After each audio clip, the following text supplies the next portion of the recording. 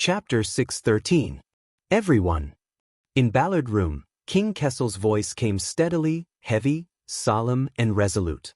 Just like in the past, every time he made a decision for the Imperial Conference. It looked like the outcome was set.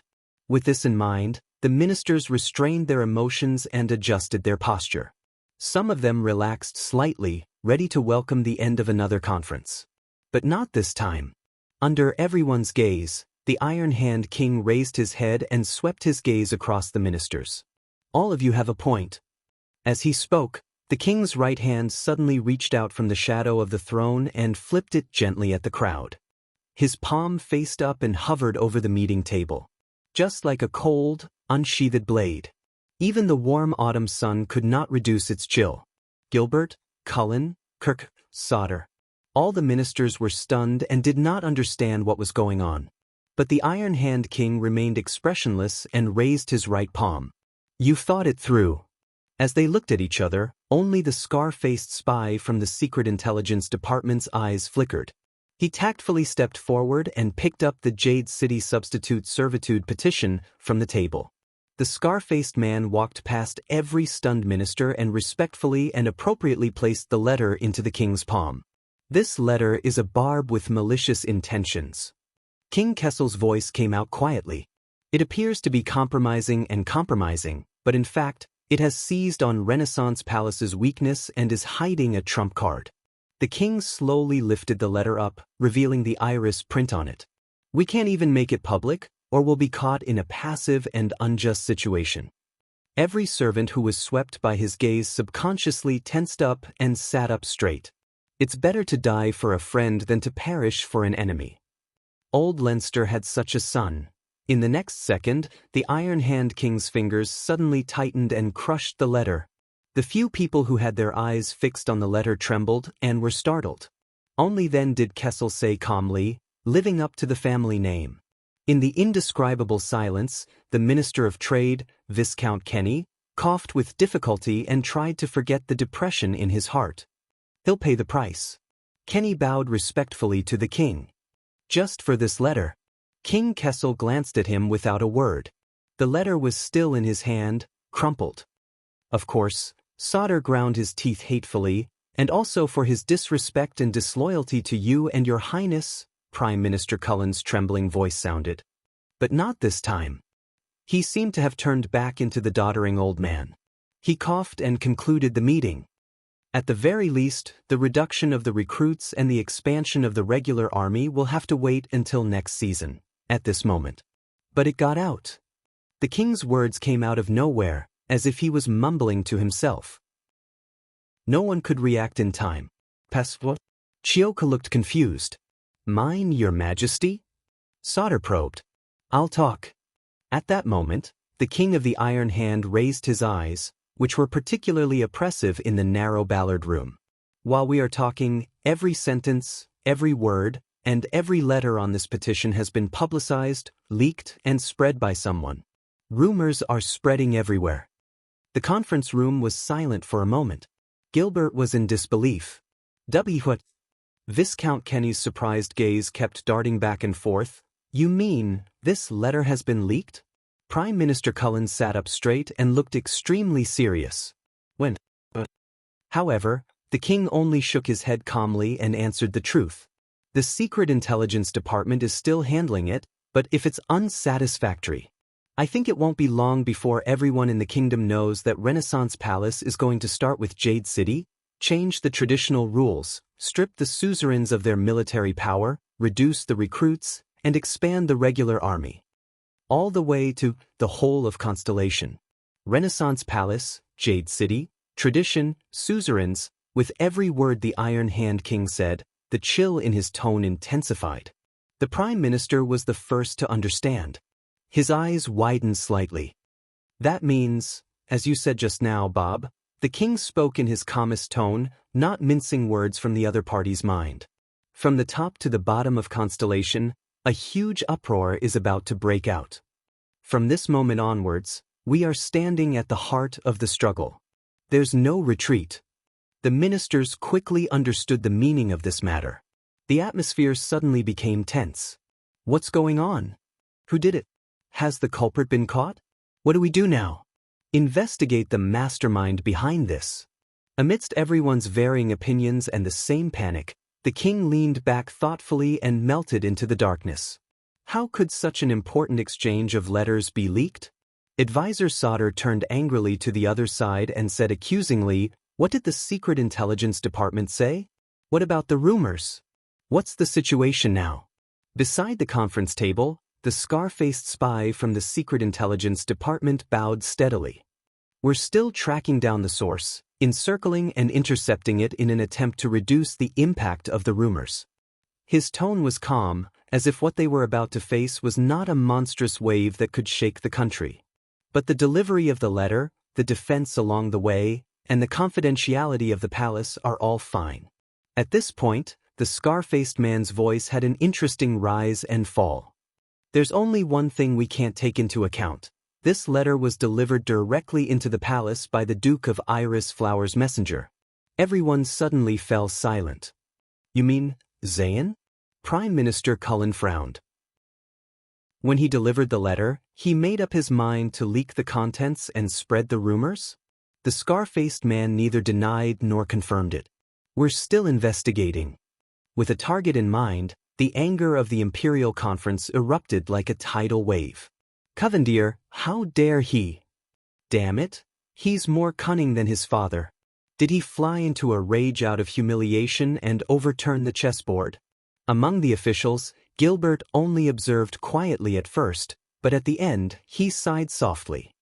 Perhaps after the banquet, when His Majesty questions him for his crimes, the Foreign Affairs Minister put away his dazed expression and said tiredly, "Jade City saw our weakness from the terms of the negotiations." But Prime Minister Cullen scratched his chin and looked solemn. "Something's not right. Xian is not a good person, but he's not a lunatic either. The fact that he wrote this letter is enough to prove his slyness and self-preservation." The Prime Minister pondered. "He's not stupid enough to force Renaissance Palace and himself into a dead end. That's even worse, it's done by someone else." Viscount Kenny looked suspicious. "Plotting against both of us at the same time. Someone is looking forward to chaos in the kingdom, just like back then." Amidst the chatter, the voice at the end of the long table rang out again. "It doesn't matter anymore." Everyone fell silent and looked at the king. "Whether he did it or not, it doesn't matter anymore." A cold glint flashed in the king's eyes. "The kingdom never lacks enemies. What's important is, how should we deal with it?" After King Kessel said this, he let the petition slip from his fingers and fall between the sunset and the shadows. The wrinkled iris insignia faced the ceiling alone. A few seconds later, like a pride of lions awakened by a crisis, the Imperial Conference was no longer languid and slow, and everyone became shrewd and capable. Let the Secret Intelligence Department work overtime. At the same time, we will send a letter to clarify and put an end to such rumors. We might be able to find some clues from the feudal nobles who have expressed their dissatisfaction recently. We have to be careful with the wording of the announcement. There may still be room for maneuver. We need to make contingency plans immediately for the reaction of the nobles, especially the feudal vassals. Send special envoys to appease the feudal lords of the grain-producing areas and explain to them. I'm afraid the preparations for the military reform will have to be delayed. We cannot leave any clues that could lead to misunderstandings. Amid the intense discussion, only Prime Minister Cullen and Gilbert remained silent. The former gazed at Covendier's letter quietly, while the latter quietly tidied up the documents beside him, both deep in thought. Meanwhile, Kessel V sat quietly in his seat, expressionless, indifferent, as if he was the only outsider. Bang. There was a muffled sound. It was Military Advisor Sauter striking the table with his palm, attracting the attention of the Imperial Conference. "Everyone." Saldus' expression was solemn. His gaze was slightly hesitant, but it quickly became focused and determined. "I think at this point, things are unavoidable. Our next choice is actually simpler." Gilbert frowned and turned his head, as if he had expected something. "Sauter," Sauter said resolutely. "Since there's no way back, why not go forward with all our might?" At that moment, the military advisor was in high spirits. Your Majesty, give Covendier a formal reply. Grant his petition, and announce to the nation that starting from Jade City, the military reform is imperative. Everyone was stunned. Or rather, they were shocked by this suggestion. Sauter, have you thought about the consequences? Gilbert said with difficulty amid the silence. Including what we just discussed, of course. Sauter turned around and interrupted him. But at this point, our plan to take things slowly has gone south. We have no chance to disguise ourselves, nor do we have room for compromise. Sauter paused. His voice turned fierce. We do it. Or never do it again. There's no such thing as next time. His gaze swept across the room. Many of his colleagues could not help but lower their heads to avoid his gaze. Some looked solemn, while others hesitated to speak. Only the king at the end of the long table remained silent, as if deep in thought. But Sauter could not care less. He waved his hand. Kirkuk, find the money. The chief of finance raised an eyebrow. What? Sauter stared at the chief of finance. If Jade City did it, then we don't have to count on their financial aid. But under these circumstances, the military reform must be put on the agenda. According to the previous plan, we should first reduce the Jade Star private army from the vassals directly under the royal family around Eternal Star City, and expand the regular army. Only then will we have the strength to deal with what comes next. Kirkuk paused for 3 seconds, then became exasperated. All right, let's not talk about the fact that the situation might not be that bad, and let's not talk about the fact that His Majesty hasn't agreed to your rotten idea. Our budget is already very tight. Once this letter is leaked and causes trouble, the financial pressure will only increase. If there's no revenue, we might even have to use other sources to make up for it, such as the salaries of the officials, or even increase taxes. That would be even worse. Kirkuk was in a great deal of trouble. Moreover, reorganizing an army is not as simple as registering and creating a register. Even if you have prepared all the officers who are waiting to be incorporated, do you know how many Jade Star private soldiers who are called up at the right time cost to maintain a regular soldier, from the salary, equipment, logistics, and station? I know. Sauter slammed his fist on the meeting table, startling everyone. Kirkuk, I know your difficulties, but I understand your anger even more. He shouted angrily, whether it's the indignation you felt when you were fooled by those southern bumpkins with their account books when collecting taxes, or the anger you felt when Covendier turned the tables on His Majesty, I can relate to it all. Kirkuk pursed his lips. Sauter stood up abruptly, pressed his arms on the table and leaned forward. But I swear to you, Kirkuk, the regular army is the key to changing all this. Expansion and restructuring are just the beginning. There was an indescribable fanaticism in Saldus' expression, which made Prime Minister Cullen frown involuntarily. The price of a moment is for the future prosperity of the kingdom. And one day, the kingdom's wrath will personally walk into Jade City's Palace of Clarity with His Majesty's decree, surrounded by countless soldiers, and persuade Zayn Covendier and his cunning accountants to pay their taxes honestly and recover all of today's costs. It's a sure win without loss. At this point, Saldus' eyes shone with an unquestionable light. A sure win without loss? Kirkuk answered Sauter with a sneer. Yes, when I was young, I had a relative who liked to gamble.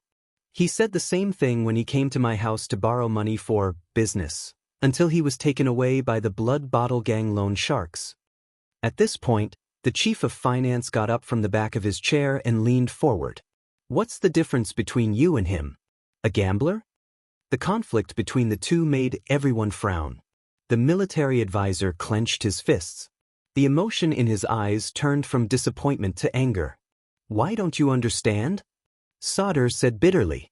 With a regular army, you'll have money. Why don't you understand? Kirkuk was equally displeased. Without money, you won't have a regular army. Then find the money. Saldus' furious roar shook Ballard Room. You're the chief of finance of the kingdom.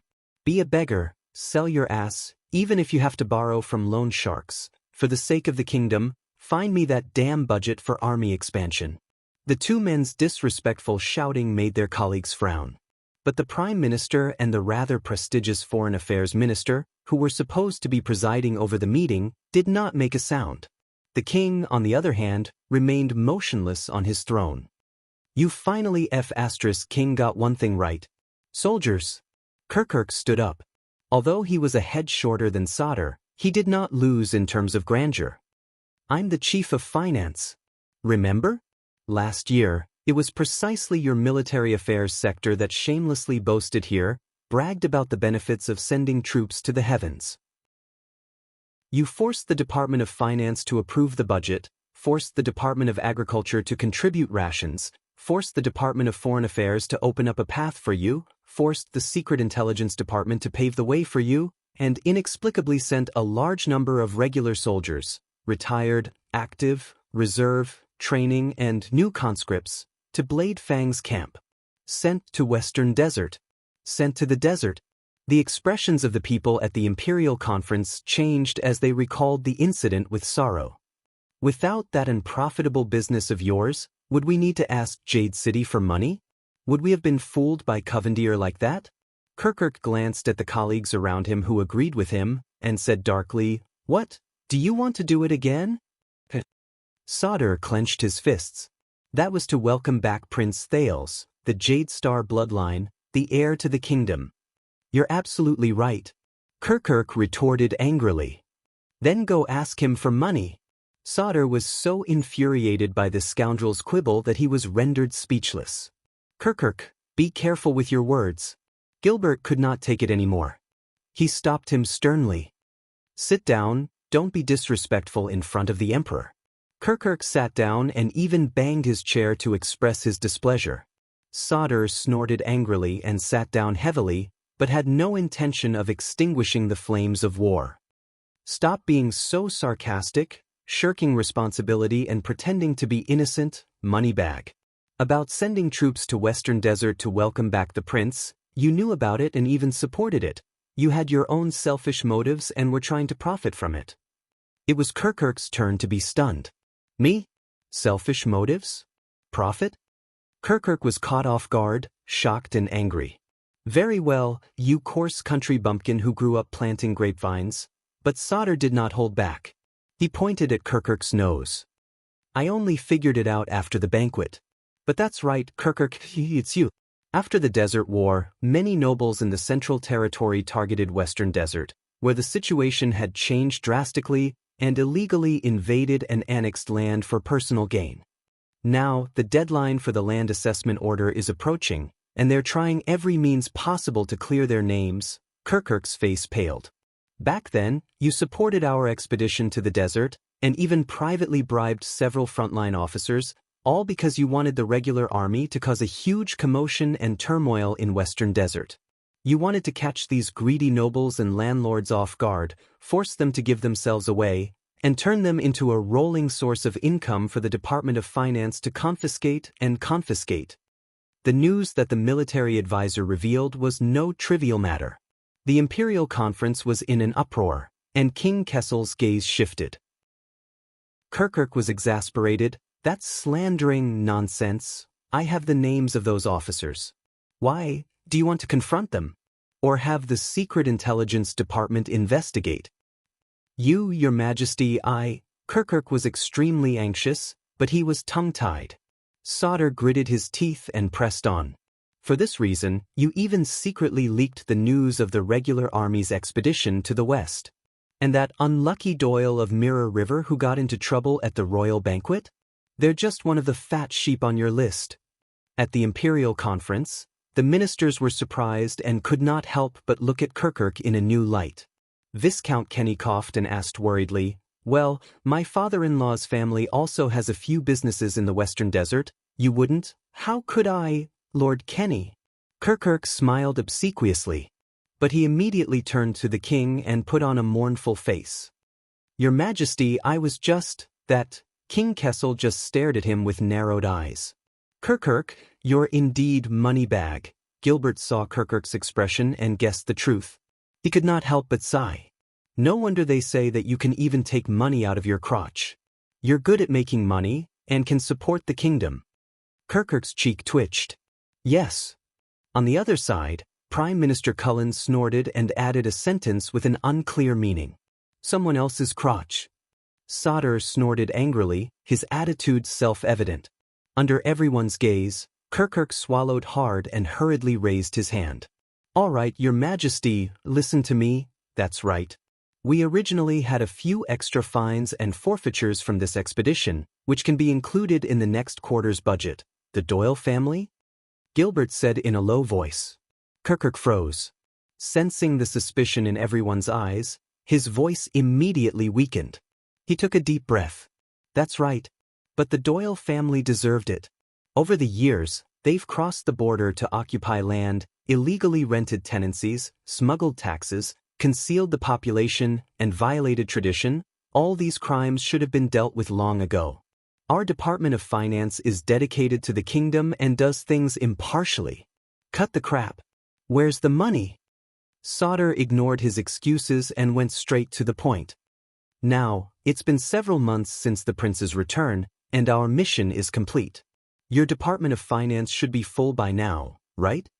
The military advisor was aggressive. Why did you make all sorts of excuses during the Imperial Conference about being poor? When South Coast Hill forced us into a corner, you still held onto your wallet tightly and obstructed His Majesty's military reform. Kirkuk was both shocked and angry at the same time at this accusation. He looked around, but none of his colleagues dared to interrupt. Saldus' gaze was sharp and threatening. Kirkuk felt dizzy. He had to take a deep breath and yelled at the top of his lungs, "Prince Thales!" As soon as these words came out, everyone was stunned again. What? Sodder asked, puzzled. Kirkuk panted a few times and said angrily, "I'm sorry, I didn't want to say what I'm about to say here. After all," he calmed his breathing and said in resignation, "That's right. Sodder, based on the standard of the regular army, Doyle's case is enough for you to expand the staffing of 800 to 1,000 heavy cavalry, plus their squires, equipment, logistics, and perhaps more." Sodder slammed the table and mouthed, "I knew it." But Kirkuk changed the topic. "But, after Prince Thales, I mean the incident at the banquet, Doyle's case was exposed to the public. From a simple case, it became a hot potato that attracted the attention of the entire nation. Even the case files were taken away by the kingdom's secret intelligence department overnight. Someone could not help but turn around. The scar-faced man from the kingdom's secret intelligence department was expressionless, as if he had not heard anything. Sodder frowned. "Western Desert is vast. Your sources of income are definitely not limited to just them." Kirkuk sighed pitifully. "Yes. But don't forget, Prince Thales stood up for the Doyle family last night in the name of His Majesty. Now everyone thinks that Doyle is backed by the Duke of Star Lake, the heir to the kingdom. This has implicated our other cases. Now, no one dares to touch anything that involves land annexation or the old and new nobles, let alone handle it." Saldus' expression changed slightly. Kirkuk said angrily, "So when I said, ask Prince Thales for money, that's true." Gilbert rebuked him angrily. Kirkuk reacted and waved his hands regretfully. I know. That's why I said sorry. I didn't want to say that either." No one dared to speak rashly when the matter involved the royal family. Many stole glances at the king at the end of the long table. But King Kessel remained unmoved, as if what Kirkuk had just complained about was not his son and heir. The chief of finance regained his composure. Seeing that no one spoke up, he regained some of his confidence. "All right, let's not talk about the prince. So don't always blame it on me, soldier. If you had done a better job in Western Desert, more frugal, more efficient, and more profitable, would we have ended up in this state?" Sodder wanted to retort, but hesitated again and again. "For more than half a year, we mobilized a large force, traveled a long distance, and even fought a war with our own family for no reason. How much money and rations did we waste in total?" Kirkuk spoke more and more smoothly, to the point that he slammed the table fiercely. His voice spread clearly throughout the narrow meeting room. "And what did you bring back?" A report saying that you were going to expand the army."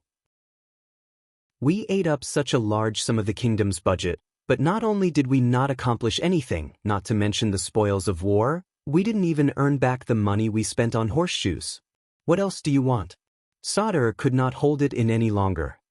He slammed the table and stood up. Do you want my warriors to shed blood in Western Desert and attack the ruins? Plunder Wing Fort? Or take over Brave Soul's fort?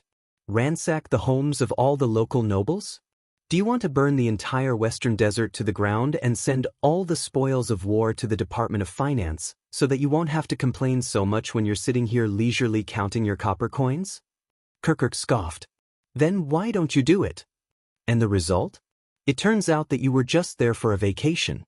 Even the prince himself was sent back by the Western Desert nobles. The military advisor said angrily. Do it? His Royal Highness' whereabouts are uncertain in Western Desert, and you even took a sword and a flag from them. Chroma and Bosdorf escorted him back to the capital in a grand manner, and they were very respectful. What can we do? What should we do? What should we do? Kirkuk, who had regained his confidence and was knowledgeable, said without fear, Then why are you yelling at me? To find the prince. Why don't you tell him about your suffering? Ask him why he mixed with the enemy, blocked your army, cut off my source of income, and even gave Covendier an opportunity to take advantage of him. Everyone was at a loss, and His Majesty was in a dilemma. In the end, he ruined the kingdom's military reform. Enough, both of you. Gilbert reminded him sharply. You'll never understand, Moneybag. Sauter was so angry that he laughed. He did not hear the Foreign Affairs Minister's reprimand at all. You'll only see the reflection of copper coins and hear the hum of gold coins. You'll never understand the meaning of us sending troops to Western Desert. You won't understand that for the kingdom. Thud. Thud. Everyone turned in unison to see the scar-faced spy from the Secret Intelligence Department standing apologetically. On the ground was a broken teapot. I'm sorry. The scar-faced man hurriedly bowed. It's my fault. I was just thirsty. Only then did the officials turn their heads around. Yes, Prime Minister Cullen mumbled with his head lowered, but his eyes lit up. It's indeed your fault. Interrupted, Sauter and Kirkuk snorted and sat back in their seats, turning their heads away from each other. But the Foreign Affairs Minister was furious. Sauter, Kirkuk, watch your language. This has nothing to do with His Highness Thales. Gilbert's words were harsh. His Highness's body is priceless. His safe return to the capital is the greatest contribution to the kingdom. Nothing else. And don't forget, we are here to discuss countermeasures to deal with the predicament brought about by the leak of this letter. This is a kingdom's official business. Don't turn this into a personal grudge. Sauter and Kirkuk's expressions softened a little, but the Prime Minister coughed at that moment. Don't blame them, Count Casso. Sauter and Sir Kirkuk had no choice either. Duke Cullen shook his head. Whether it's the expedition to Western Desert or the royal banquet, it's His Highness's fault for appearing at such a coincidental time, just like this letter. The Prime Minister shook his head at the king, implying something. He's forced us into a tight spot. There's no other way. Chapter 6:14. The ministers shuddered as they listened to Prime Minister Cullen's words. Gilbert could read between the lines and could not help feeling anxious. Prime Minister. At that moment, a third voice joined the discussion. In fact, if the kingdom has no other choice but to bite the bullet, perhaps, the unfamiliar voice attracted the attention of most of the people. The ministers turned to the interlocutor, the only participant in the imperial conference who did not speak, the Archdeacon of the Sunset Church, Stylia Nysides. Stylia Nysides nodded slightly. I can try to persuade the Sunset Church to invest in solving the problem of expanding the regular army? Many people frowned. What? Sauter asked suspiciously. In the corner of the conference table, the Archdeacon smiled and nodded humbly. Guy Stylia Nysides, the Archdeacon of the Central Diocese of the Sunset Church, attending the imperial conference in place of the ailing Archbishop Zenon. I know who you are, kid, Advisor Sauter interrupted rudely. Say, you can find the money we want? The Archdeacon named Guy smiled slightly, then closed his eyes in a prayer gesture. I can't guarantee anything, but I'll try my best. Seeing how straightforward the Archdeacon was, Advisor Sauter looked doubtful. If I remember correctly, in the central sunset temple of the king's city, Chief Priest Diallo was the one who opposed the standing army system the most. He once said, "The standing army fights for money, greedy and despicable, while the conscripts fight for their duty, holy and respectable." Guy's tone was modest.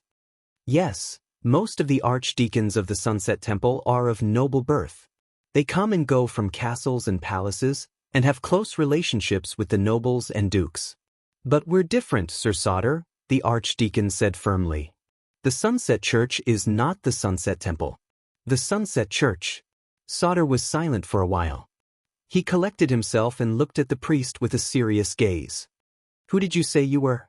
On the other side, Prime Minister Cullen said with a look of understanding, A battle of faith between the temple and the church, the ministry of priests and the ministry of evangelism, the archdeacons and the bishops."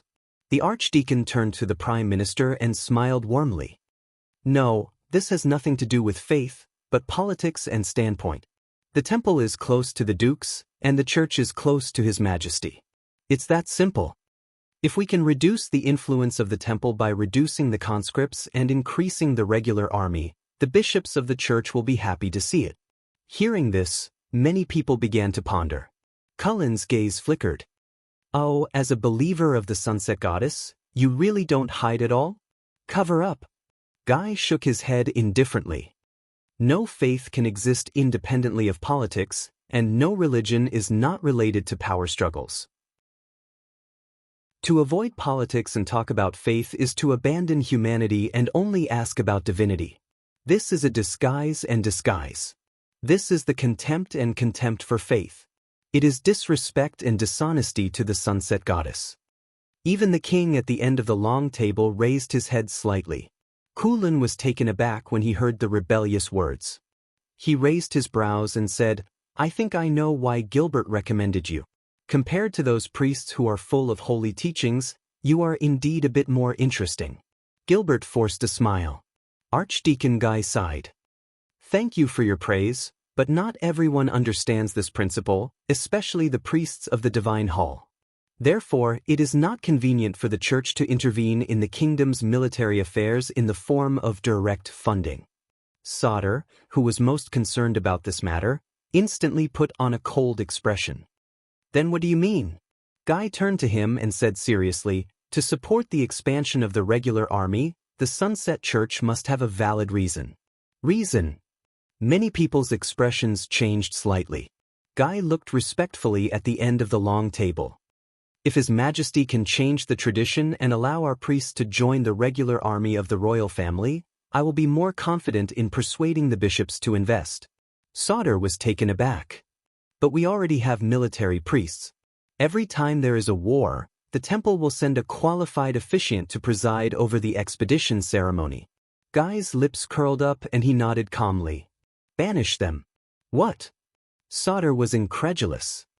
"I suggest, Sir Sauter, that you banish the regular army's military priests and replace them with military priests," Archdeacon Guy explained patiently.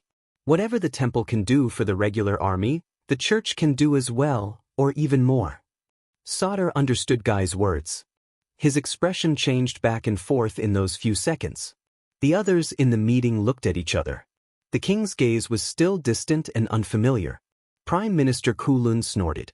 "The Sunset Temple's officiants will never like it." Guy turned his head around, and his words were sharp. "The temple doesn't like many things. For example, the regular army of the royal family. But this was originally a political issue. With your intervention, it has become a religious conflict." Kulun shook his head and said, "It has always been a tradition for priests to accompany the army, no matter." Guy calmly replied, "Yes, just like how suzerains regularly recruit militia, it has also been a tradition until the emergence of the regular army of the royal family." Saldus' eyebrows twitched. The archdeacon looked at the dispirited chief of finance. "And if we have military priests, the Sunset Church will be able to allocate a permanent fund from the believers' donations, justifiably subsidizing a portion of the regular army's costs, and relieve the pressure on the Department of Finance. This is something that the lofty and self-proclaimed Orthodox temple cannot do. The initially bored Kirkuk perked up. His beady eyes sparkled. It's not that we can't consider it? On the other side, the military advisor was silent for a few seconds. He asked cautiously, in that case, the Sunset Church can fund the expansion of the regular army, provided that His Majesty grants permission for your priests to join the regular army of the royal family to replace the military priests, right? The archdeacon smiled. Of course not. But his gaze changed. But without this bargaining chip, I'm not that confident in convincing the bishops. Sauter scoffed. This is blackmail and profiteering from a burning house. This is more for the kingdom, Guy swiftly retorted. The priests of the temple are basically of noble birth and are related to the various feudal lords. They are naturally at odds with the regular army. Following the army is just a story. And us priests are mostly born poor and are used to educating the lower classes. We will be more competent, more capable, more passionate, and more suitable for the regular army than the priests. Yes, that's exactly what I'm worried about, Sauter sneered. At this point, King Kessel suddenly snorted. His meaning was unclear and intriguing. I say, Guy, you're a priest who serves the gods. On the other side, Prime Minister Cullen narrowed his eyes. Full of benefits and calculating bargaining chips, don't you think that's too vulgar? Vulgar? Stylianides smiled. The king of Renaissance's faith teacher and close comrade, Brother Mohatsa the prophet, famously said, theology is the knowledge of men. Gilbert stirred slightly. Divinity exists in human nature, and human nature carries divinity. Only by exhausting every corner of human nature can we hope to find that glimmer of divinity. Guy smiled. Who says the secular world isn't holy? There's a kingdom of heaven in the mortal world. Ah, you're not just a little interesting, Guy, the Prime Minister's tone changed. You're also very scary. The archdeacon made another prayer gesture, very devoutly. The goddess test always makes the path of truth seem more treacherous and rugged. No. After a few moments of hesitation, Sauter figured it out and firmly rejected the offer. The regular army of the royal family does not require priests to accompany them. He said decisively, the regular army cannot be restricted by forces other than His Majesty, especially in terms of financial resources. As Sauter said this, he glanced at King Kessel. But to his disappointment, the king remained unmoved. Guy was unperturbed and continued the discussion. If it's limited by the form of payment, we can discuss it. For example, the church can donate the money to the Department of Finance, and the Department of Finance can allocate it to the budget of the Ministry of Military Affairs. Sure. The Chief of Finance's eyes lit up. If this succeeds, you'll have saved my life, Guy. Stylianides nodded politely. Thanks to the goddess, I dare not claim credit. But Saldus' attitude remained the same. What's the difference? Constellation spent 500 years, with endless sacrifices and bloodshed, to drive religion and theocracy back to the temple. As long as I'm in charge of the Ministry of Military Affairs, history will not regress. Sauter spoke with certainty and uncompromising. That's not necessarily the case, Kirkuk muttered. Based on your stance just now, you're probably willing to make anyone prime minister if they can help you expand the regular army. Saldus' expression stiffened. Then I'll thank the heavens. Prime Minister Cullen sighed and shifted his large buttocks that covered the entire chair. Please do, Archdeacon Guy? Archdeacon Guy smiled humbly at them. I understand your concern, Sir Sauter, but what you've said is a lesson learned long ago. The priests of the temple fell into the self-righteous path of the youngest, arrogant, greedy and corrupt, allowing their selfish desires to overshadow the public, condoning lies to obscure the truth, flaunting the might of the gods for worldly gain, fighting for power through faith, and never turning back. Archdeacon Guy nodded, as gentle as ever. And it was precisely because my ancestors, the priests of the missionary department, saw their mistakes that they broke away from the temple and established themselves, upholding the teachings of the goddess, and established the Sunset Church. It's been nearly 4 centuries since then. The head priest and the archbishop are not subordinate to each other. The priest department and the missionary department abide by their boundaries, we do not. Sauter waved his hand impatiently and cut him off. The temple or the church, the priests or the priests, in my opinion, there's no difference, they're all jackals of the same tribe. When we were weak, we asked for help, of course we'd be obedient. When we're strong, we're greedy and bound to take a mile when given an inch. He said warily, times have changed, the days when the Sunset Temple had unlimited authority and hundreds responded to a single call, and even dared to challenge Renaissance Palace and interfere in the succession of the throne are gone forever. These words sent a chill through the entire Imperial Conference. Guy heaved a long sigh, making no attempt to conceal his disappointment. I understand, Sir Sauter. It looks like the wishes of the priests to serve the country can only be realized in the future. At the end of the long table, the king's cold gaze was once again overshadowed by the setting sun. In that case, in the face of such a dilemma, it's unlikely to force through military reform, Prime Minister Cullen, who presided over the Imperial Conference, said with a sigh. Hearing this, Sauter glared at Kirkuk again. Don't look at me. If you want money, Guy and the church have it. Kirkuk knew what the other party was thinking and was unconcerned. As for whether you want it or not, it's up to you, it's not just a matter of money. Unexpectedly, Prime Minister Cullen spoke up again, interrupting the dispute over military wealth that was about to erupt once again. This caught the attention of all the officials. In fact, speaking of the prince's banquet, I thought of something else. Duke Cullen's eyes burned. Last night, that minor Western Desert noble made a scene at the royal banquet, but was saved by Duke Thales. Gilbert furrowed his brows. This inevitably reminds people that His Highness returned to the country under the protection of the Western Desert Army, and that sort of fakenhas. This could easily give people false expectations, or even be interpreted as the royal family's stance. Things will be troublesome, especially at this juncture. Cullen shook his head as he spoke, seemingly extremely regretful. Prime Minister, Gilbert reminded him sternly. Cullen shuddered slightly, as if he had just understood, and smiled apologetically. But after hearing the Prime Minister's words, many people nodded thoughtfully. Right, the Doyle family in question, the Minister of Agriculture, Lord Croppen, who had not spoken much all day, spoke up. Their Mirror Lake district has been a major grain-producing region for the past few years, and also an important source of soldiers for the Jade Star Private Army and the Central Regular Army. Moreover, they are part of the 7 Jade Star attendants, which may affect the attitudes of the other families. This will also affect the process of military reform. He looked at everyone cautiously. I think we need to determine the nature of the case as soon as possible, sort out the clues, and make a judgment.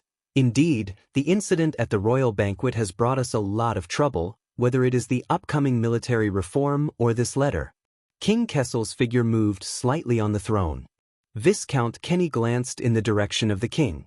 Seeing that he did not react, he cleared his throat. Forgive me for being blunt, but I heard that Mindy's Hall has become the new place that everyone in the capital flocks to. Look at the Doyle family, they made a huge mess, but His Highness still risked his life to protect them. I do not want to criticize Duke Thales, but his attitude at the banquet is sometimes easy to misunderstand. Kenny. Gilbert sensed the direction of the meeting, and he was shocked and angry. There is no problem with His Highness's handling of the matter at the royal banquet. He is merciful, magnanimous, and impartial. Governor Kirkuk shrugged his shoulders. But now, looking at this letter, what we need the most is merciful and magnanimous. Viscount Kenny nodded in agreement and added, and impartiality. Gilbert was incredibly anxious. Regardless of the consequences, His Highness has saved 2 lives and 2 families with his superb skills, preventing a worse situation. But it is a barbaric method of a bloody duel, another voice said. May the setting sun forgive him. Gilbert turned his head around in disbelief and stared at his best friend. Guy. Archdeacon Stylianides nodded apologetically. Before I entered the palace, the bishops were discussing this matter. The officials exchanged glances and understood each other's intentions. The archdeacon made a penitential salute. With the setting sun as witness, the Duke of Star Lake dueling in person and resorting to the ancient rites of barbarism and heresy, that's a terrible signal and demonstration. No, that happened at night, Prime Minister Cullen scoffed sarcastically. It should be, witness of the North Star. All the officials in front of the Emperor lowered their heads. Gilbert sucked in a deep breath and explained to his good friend. Guy, my friend, as far as I know, the duel was unreasonably proposed by the other party, and Prince Thales agreed to the duel out of pity. Putting himself in danger was just an expedient measure. Guy nodded in understanding. Of course, I understand the prince's difficulties, and I admire his benevolence, magnanimity, intelligence, and wisdom. But do you think that after this story spreads throughout the kingdom? Duke Cullen clicked his tongue and shook his head. When people mention a duel, well, the first thing they think of is the prince's benevolence or Jadestar's violent duel. Gilbert furrowed his brows. The archdeacon smiled as well. What Lord Cullen said is not without reason, just like how the bishops of the church are also worried. In Northland, the Extension warriors may have given His Highness the courage to fight to the end, but they also numbed His Highness' thoughts in the midst of violence and bloodshed, causing him to not reject the barbaric and backward ancient rites. Gilbert stared at his good friend deeply. He could not hide his disappointment. And the king still did not move. As time goes by, His Highness, as the heir to the kingdom, has not avoided heretical beliefs and rites time and time again. Guy's tone became worried. This will have a profound impact on people's attitudes and ways of doing things, causing young people to be hot-blooded, desperate people to take risks out of desperation, and imitators to advance wave after wave. This will be greatly detrimental to the kingdom's existing governance. Moreover, the goddess will not be happy to see her believers bleed because of barbaric duels, and the same goes for her believers. Count Kroppen looked at everyone's expression and interjected with great interest. That, I also think, enough. The Foreign Affairs Minister's rare outburst of anger silenced the gossiping crowd. Everyone. His Majesty did not summon us to this room for us to judge right from wrong and pursue the matter to its roots. Gilbert's breathing quickened. He stood up and glanced angrily at each of his colleagues. Sire, I know that the regular army's expedition to the Western Desert has involved a great deal of effort, but it was not a complete success. You have your own difficulties and are brooding over it. The military advisor pursed his lips. Chief Kirkirk, I also understand that the accident at the banquet caused the Department of Finance to lose a considerable amount of forfeiture money, and caught you off guard. The Chief of Finance crossed his arms in annoyance. As for the Prime Minister, you are trying your best to avoid unnecessary conflict between Renaissance Palace and the vassals, so you have used His Highness as a target to divert attention. The plump old Duke chuckled nonchalantly.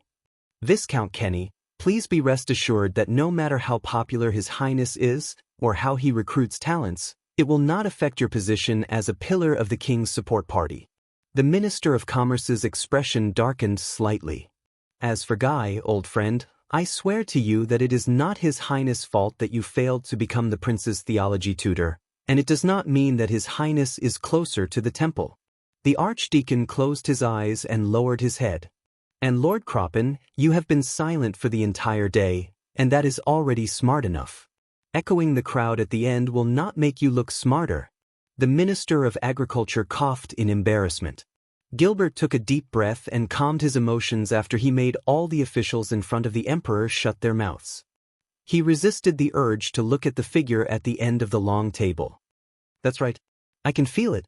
I know that all of you have your reasons, your thoughts, and your resentment, the Foreign Affairs Minister said solemnly, but, all of you, I implore you to put yourselves in the prince's shoes and understand his situation. Then you will understand that for the kingdom, His Highness has many times no choice, many things he has to do, and many encounters are beyond his expectations. And he has done his best in those tasks that he should have completed.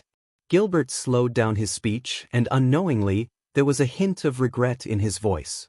From the National Conference to Dragon Cloud City, from the Great Desert to Mindy's Hall, in the face of the covetous Northland vassals and the turbulent domestic politics, any one of us, even His Majesty, even Prince Midier back then, could not have done better than him.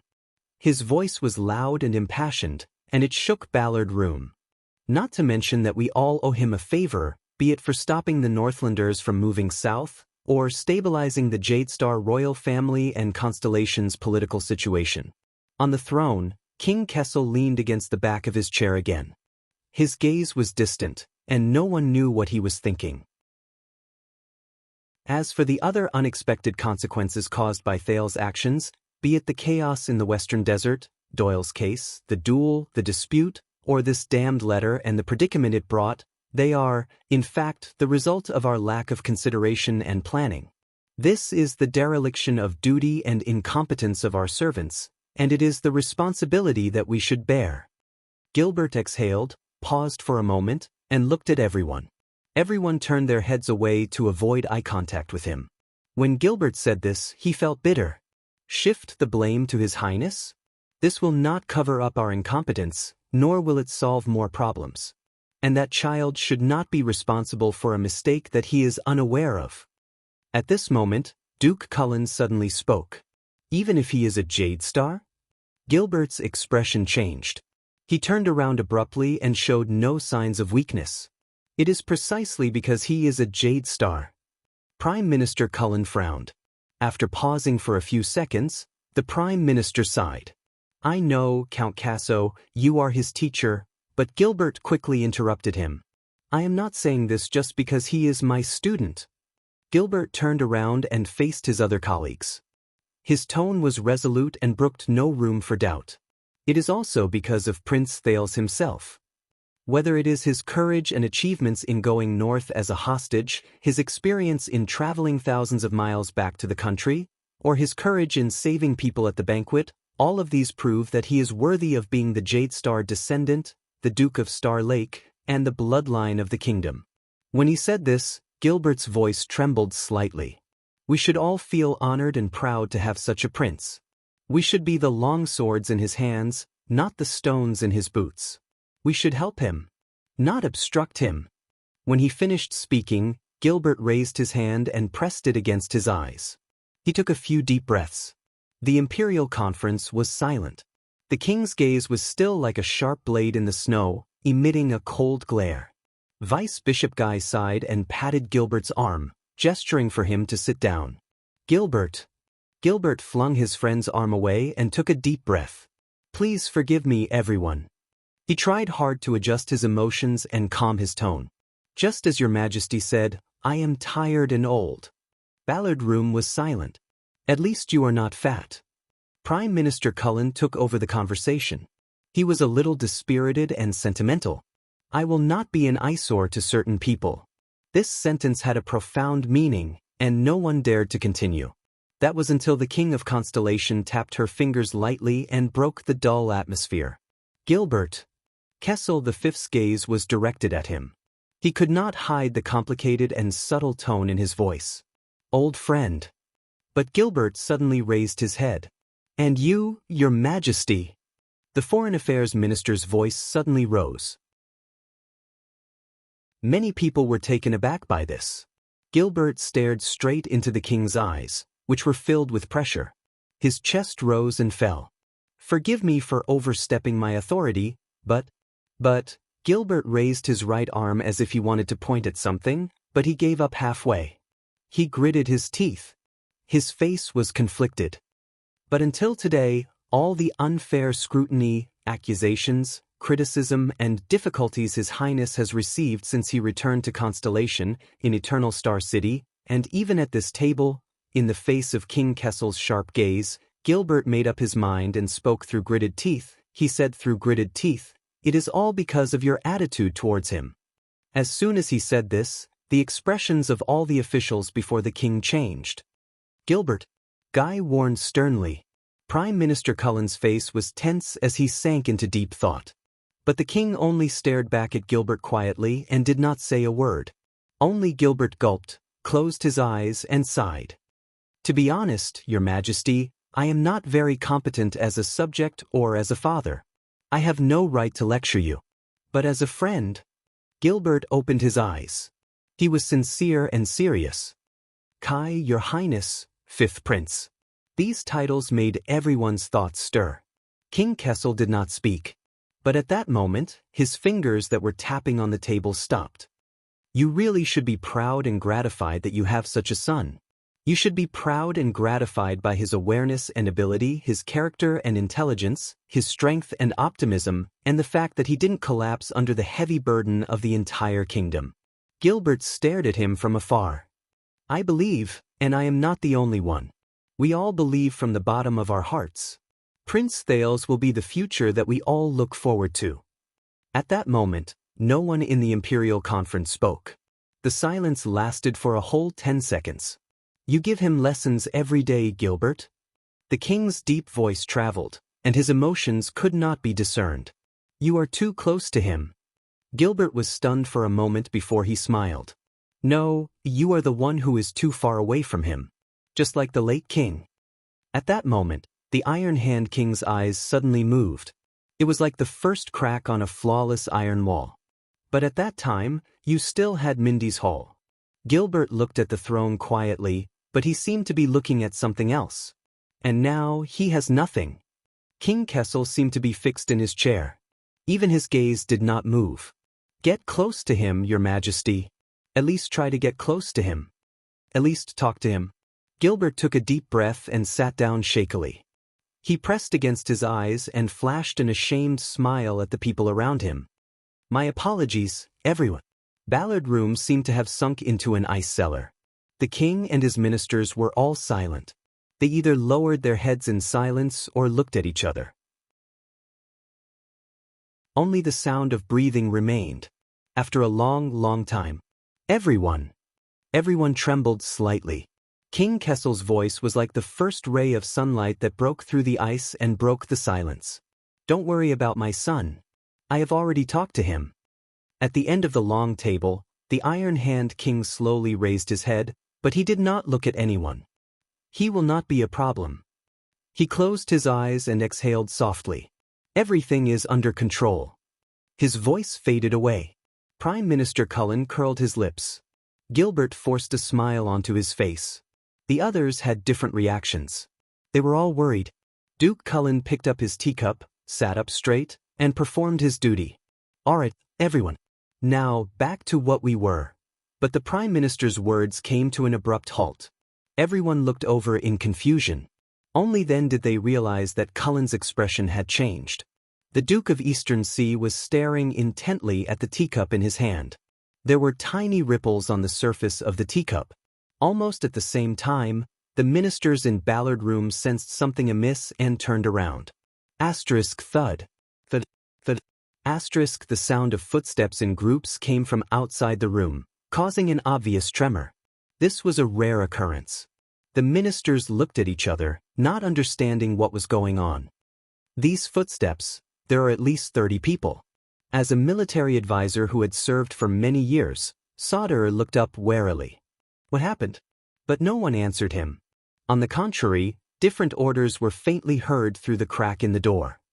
Vanguard Division, gather reinforcements. Run. The situation is unclear. Guard Division, deploy on the spot. Something was not right. The ministers were alarmed and uncertain. The king also frowned. Strange. Gilbert frowned. Is the Royal Guards having a drill today? Near Ballard Room?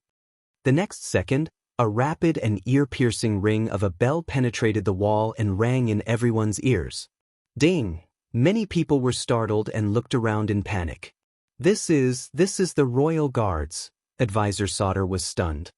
He blinked and stared at the dark stone door, unable to believe his own deduction. An emergency alarm? The king remained calm, but his frown deepened. The scar-faced spy from the Secret Intelligence Department was the first to move. He reached for the door. But before he could touch the doorknob, the door to Ballard Room was flung open. Chapter 6:15. Your Majesty, gentlemen. The head guard of the Royal Guards, Lord Fabio Adrian, carried an everlasting lamp and walked through the door in a dignified manner. A few well-trained Royal Guards followed behind him. Forgive me for interrupting, but it's time for dinner. Although they were acquaintances, the sight of them fully armed and ready for battle still gave everyone a fright. Fabio, you look good.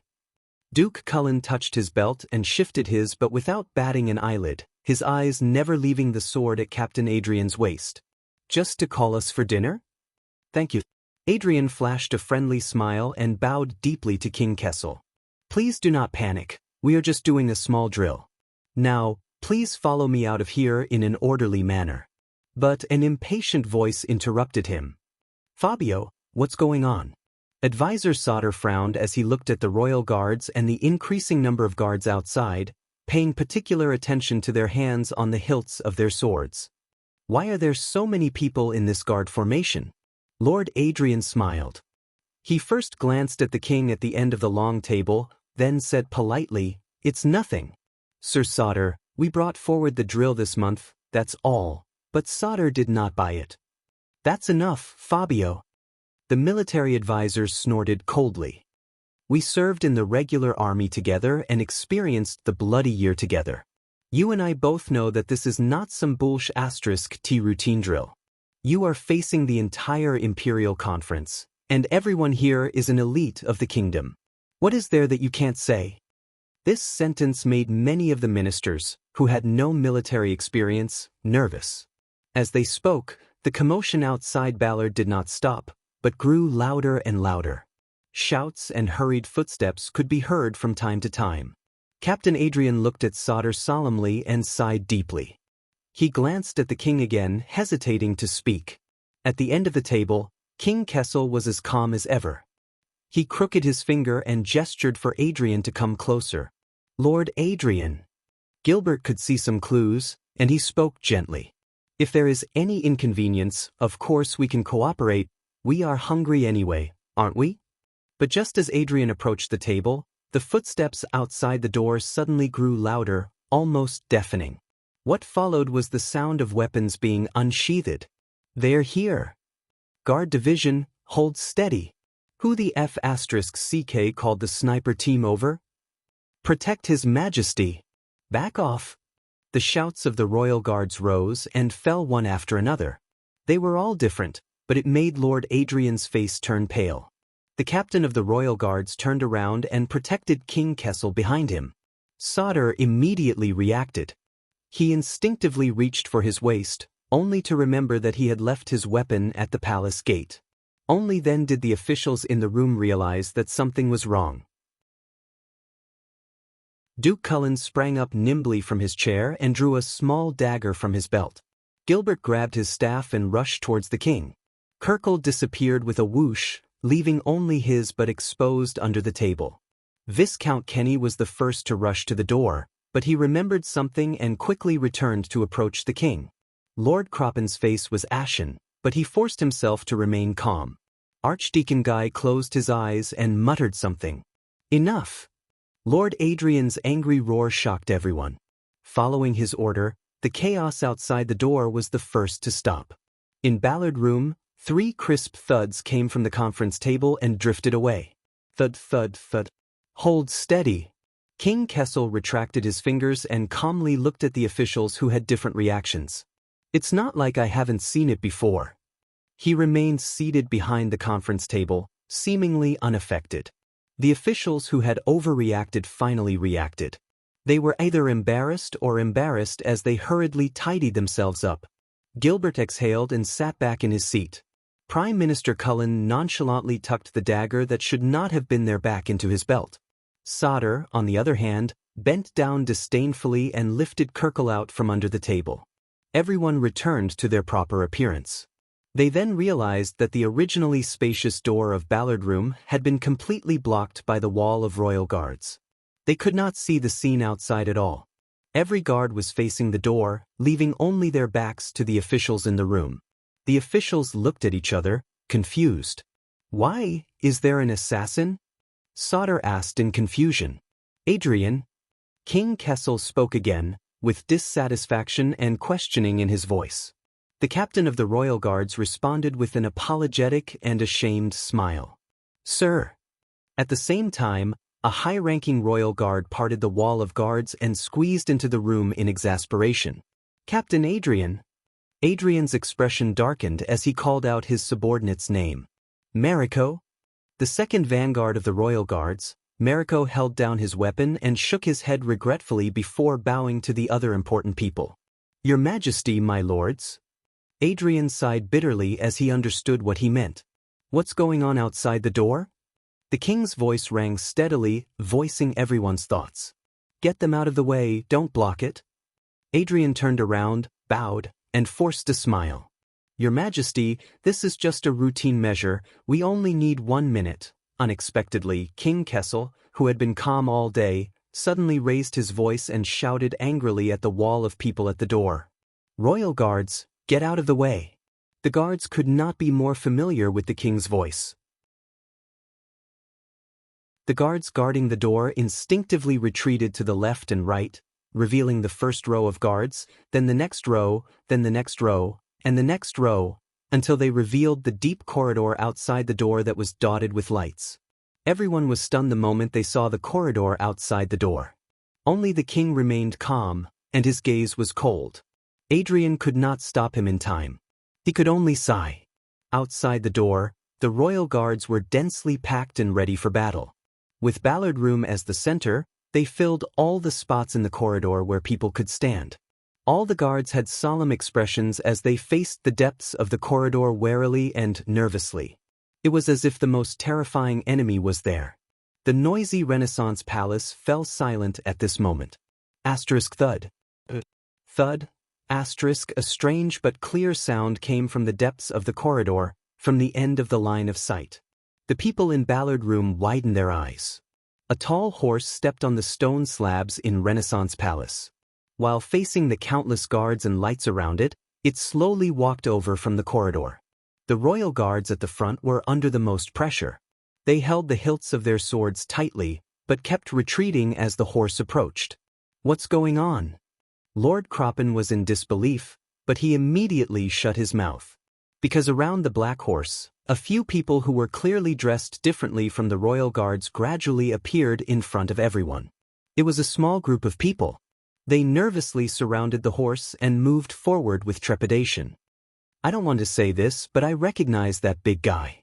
Sauter looked at the tall man leading the group with a headache. The latter was sweating profusely as he looked at the royal guards around him and raised his hands. It's the boy from the Caribbean family. His father sent him to the army for training. He seems to have made some contributions. I even praised him when I went to the Western Desert to work in the army. Caribbean? Everyone was stunned. Damn it, that's the youngest son of the Glover family. Jolene narrowed her eyes and looked at the companion beside the tall man who was even stronger than the former. Lozano asked me to do him a favor and help his younger brother solve the problem of jealousy in Red Street Market. Lin Yun said.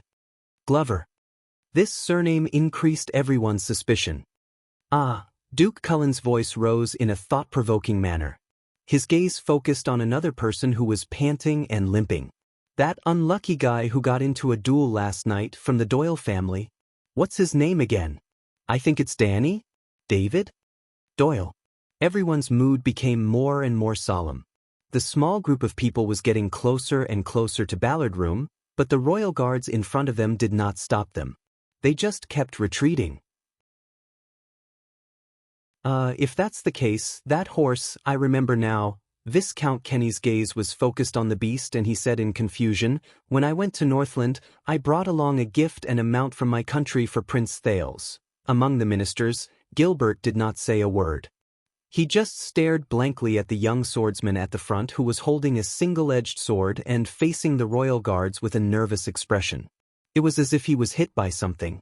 However, these invaders of extraordinary origins were nothing. When their figures dispersed and revealed the person they were escorting, the air completely froze. It was a teenager. Compared to the nervous expressions of the people around him, he strolled forward leisurely, as if he was not worried at all. At that moment, behind the meeting table, King Kessel's pupils suddenly constricted. And in Ballard Room, all the ministers sucked in a cold breath. Prince! What the hell? The Duke of Star Lake. Prince Thales. The troublemaker is in trouble again. May the setting sun protect him. No one noticed that the scar-faced detective from the Secret Intelligence Department clenched his fists tightly under his sleeves. The king's voice rang faintly. Fabio Adrian. The Iron Hand King slowly called out the full name of his personal guard captain, as if it was chilling to the bone. What happened? In Ballard Room, the ministers immediately quieted down. Lord Adrian's body stiffened. Then he turned around and responded with a salute. His words were formal. Your Majesty, Prince Thales missed his father dearly and came back carelessly. Looking at the tall horse approaching, Adrian's eyebrows twitched. Speak human language. The king's reply was simple, slow, and strange. Adrian took a deep breath and continued. The prince is still young and accidentally entered the palace gate. Thud. A soft knock cut off Adrian's words. Obviously, the Iron Hand King's voice was very soft, as if he was speaking quietly with his breath, gentle and indifferent. Your commanding officer does not know how to speak human language, Mariko. The second vanguard, Mariko, trembled slightly. Adrian closed his eyes and sighed, but this could not stop the king's request. You answer. Within 2 seconds, Mariko's chest rose and fell. He glanced at his commanding officer and gritted his teeth.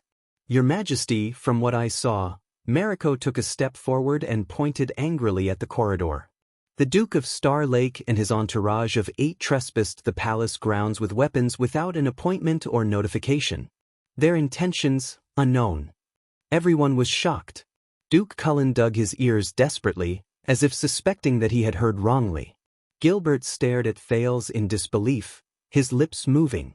At first, the air in Ballard Room was only stagnant, but after these words, it turned cold. At the end of the long table, King Kessel's pupils reflected the slowly approaching Thales. He snorted nonchalantly in response. And you let him in just like that? Mariko frowned and was about to respond, but Adrian beat him to it. Your Majesty, the guards on duty at the palace gate today are not good with words and are rigid in their actions. They had a conflict with His Highness men. There was some verbal friction and some pushing, but the king's voice rang again. Mariko? The second vanguard gulped and glanced at his commanding officer again. Adrian looked at him, troubled. In the end, Mariko no longer hesitated and said indignantly, Your Majesty, just now, Duke Thales tried to force his way into the palace. The guards at the gate were loyal to their duties and refused to let him in, so they fought with the Duke's men. There was blood on both sides. Since you are loyal to your duties, King Kessel interrupted him mercilessly. His tone was flat, but inexplicably frightening. Then how did he get in? Mariko shuddered and immediately lowered his head, unable to hide his shame. The vassals' gazes moved back and forth between the slowly approaching Thales and Mariko, and finally returned to the king. Mariko! Adrian reminded him softly by the side. But Kessel glanced at him and cut off Adrian's words. Mariko took a deep breath and gritted his teeth. After the blood, things became strange. Many people quickly gathered at the palace gate to watch, and the scene was very big. Adrian coughed and continued Danger's line of thought. I was the one who made the decision. We had to let His Highness in and deal with this matter in the palace, or else the entire Eternal Star City would have seen that scene. For the sake of the kingdom, bang. There was a loud sound, but it was the king who slammed his fist on the table. What followed was his extremely cold and angry rebuke. Is there no one who saw it now? Once he said this, Adrian and Mariko bowed together and knelt down on one knee. The vassals in the room did not even dare to breathe loudly. At that moment, Father! The unique voice of a young man came from afar. Why are you angry? The vassals turned their heads in unison. At some point, Thales had already walked to a distance where they could see his movements clearly. In this tense moment, the prince's voice had a hint of laziness and ease. The strange thing was that the prince was actually carrying a sword on his shoulder. The blade of the sword was pointed backwards, and as he walked, it swayed and swayed, pointing straight at the ceiling of Renaissance Palace. King Kessel frowned. Mariko, what happened? The second vanguard who knew his mistake was shocked and did not know how to answer. Adrian, who was beside him, immediately understood. He knew what the king was asking and he answered respectfully. After entering the palace, we were about to capture him, but His Highness immediately put the sword to his own neck. He used so much force that it even drew blood. The vassals were shocked. They focused their gazes, and only then did they realize that there were traces of unusual red on Thales's collar. He walked forward step by step, and his sword never left his neck. We did not dare to act rashly. To prevent accidents, we could only retreat. After listening to the royal guard's explanation, Duke Cullen's gaze on Thales became more and more interesting, while Gilbert became more and more worried. Compared to his previous rage, King Kessel did not immediately reply. He leaned his back against the chair again, and his brows were tightly furrowed. "So, these are my royal guards." The king exhaled. His tone returned to its previous calmness, but there was a hint of mockery in it. "Now, I finally know how my father died." Everyone's breathing froze. These words were extremely heavy. Lord Adrian could only lower his head, close his eyes, sigh, and apologize. On the other side, the younger Mariko gritted his teeth and said indignantly, "Your Majesty, please let us." But Thale's words came again, interrupting everyone's thoughts. "Father!" Everyone looked over. The Duke of Star Lake and his attendants had stopped at some point in time, and they stopped in front of a row of guards who would rather die than retreat. The prince laboriously shifted the heavy sword to his other shoulder, causing the royal guards around him to feel nervous. But he did not look at the people in Ballard Room. He only scrutinized the portrait near him. Sand King Kessel IV was fully armed and riding on a horse. He raised his head and looked into the distance. His gaze was firm, his posture was straight, and he looked heroic. But Thales knew that a century ago, the direction the Sand King in the portrait ran to was a war that was destined to be lost. "The meeting has been going on for so long. Aren't you tired?" Thales shifted his gaze back to Ballard Room. He activated his hell senses, allowing him to see King Kessel clearly under the lights and the setting sun. He ignored the royal guards who had terrifying gazes around him, smiled slightly, and raised his voice. "Shall we talk?" In Ballard Room, everyone's gazes returned to King Kessel. Behind the meeting table, the Iron Hand King stared coldly at his son. After a while he spoke. "Let him in." Mariko quickly turned around. "Your Majesty?" King Kessel sneered. "I said let him in." Adrian shook his head at Mariko, then ordered the royal guards inside and outside the room. On the invader's side, the prince's attendant, Wuxia, gulped when he saw a gap in the royal guard's defense line. "Your Highness." Thales exhaled. "All of you stay." The prince bared his teeth as he felt the soreness in his shoulders and the cut on his neck. "Cooperate with us later, don't resist." Cohen, who was in charge of clearing the path, was stunned. His face was pale from fear. "Huh!" Ralph, who was at the back of the formation, also turned around.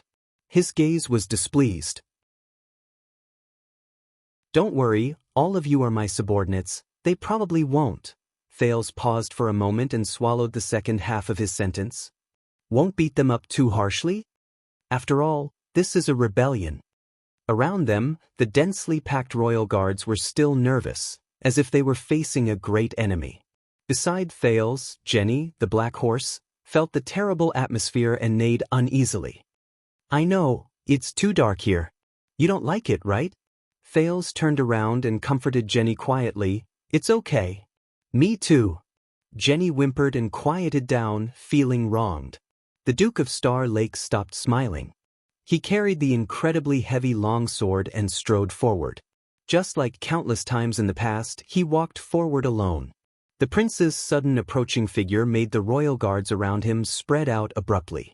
Like a whistling arrow shooting into the forest, it startled countless birds. Thales could feel that when he crossed the threshold and brushed past the royal guards, the vanguard named Mariko stared at the longsword on his neck. His muscles twitched rhythmically, as if he was waiting for an opportunity to attack. But Adrian, who was beside him, held him down firmly. Finally, Thales stepped through the door of Ballard Room and scathed and saw King Kessel behind the meeting table. This journey was really not easy.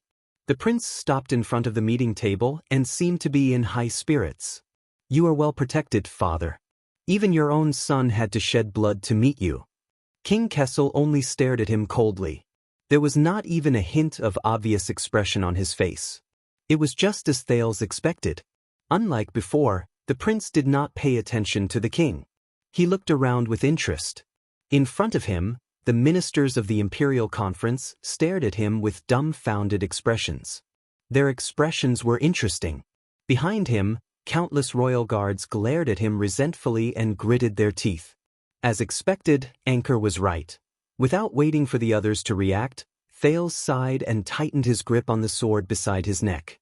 He lamented to himself, "That's right." He sighed and lamented, "If I don't kill, no one will listen. Even if it's my own life."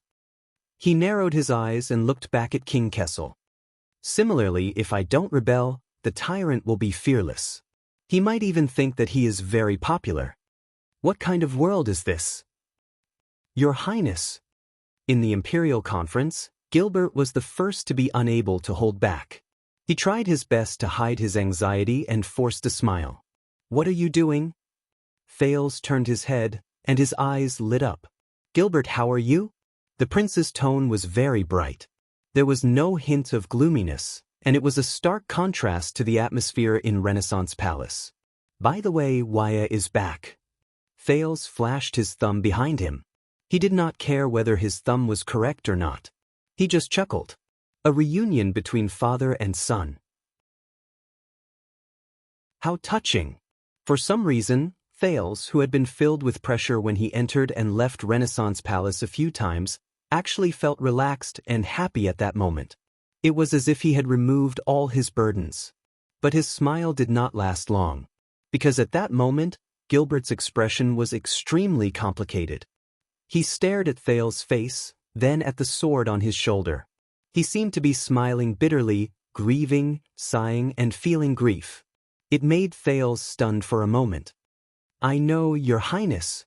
Gilbert sucked in a deep breath and lowered his head. When he looked up again, he was beaming with joy. "You are not satisfied with your marriage."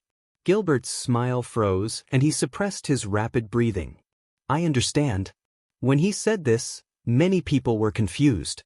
Thales was also stunned. "Marriage? What marriage? But you don't have to be so anxious." Gilbert cut him off fiercely. While he talked to himself, he gave Thales an anxious look. "I told you, just wait for me at the entrance of the palace. I will explain it to you." Gilbert laughed, turned his head, and smiled bitterly at the others. "You know, young people are not satisfied with their marriage candidates. They are a little impulsive and wanted to clarify things with me, and our meeting went on for too long.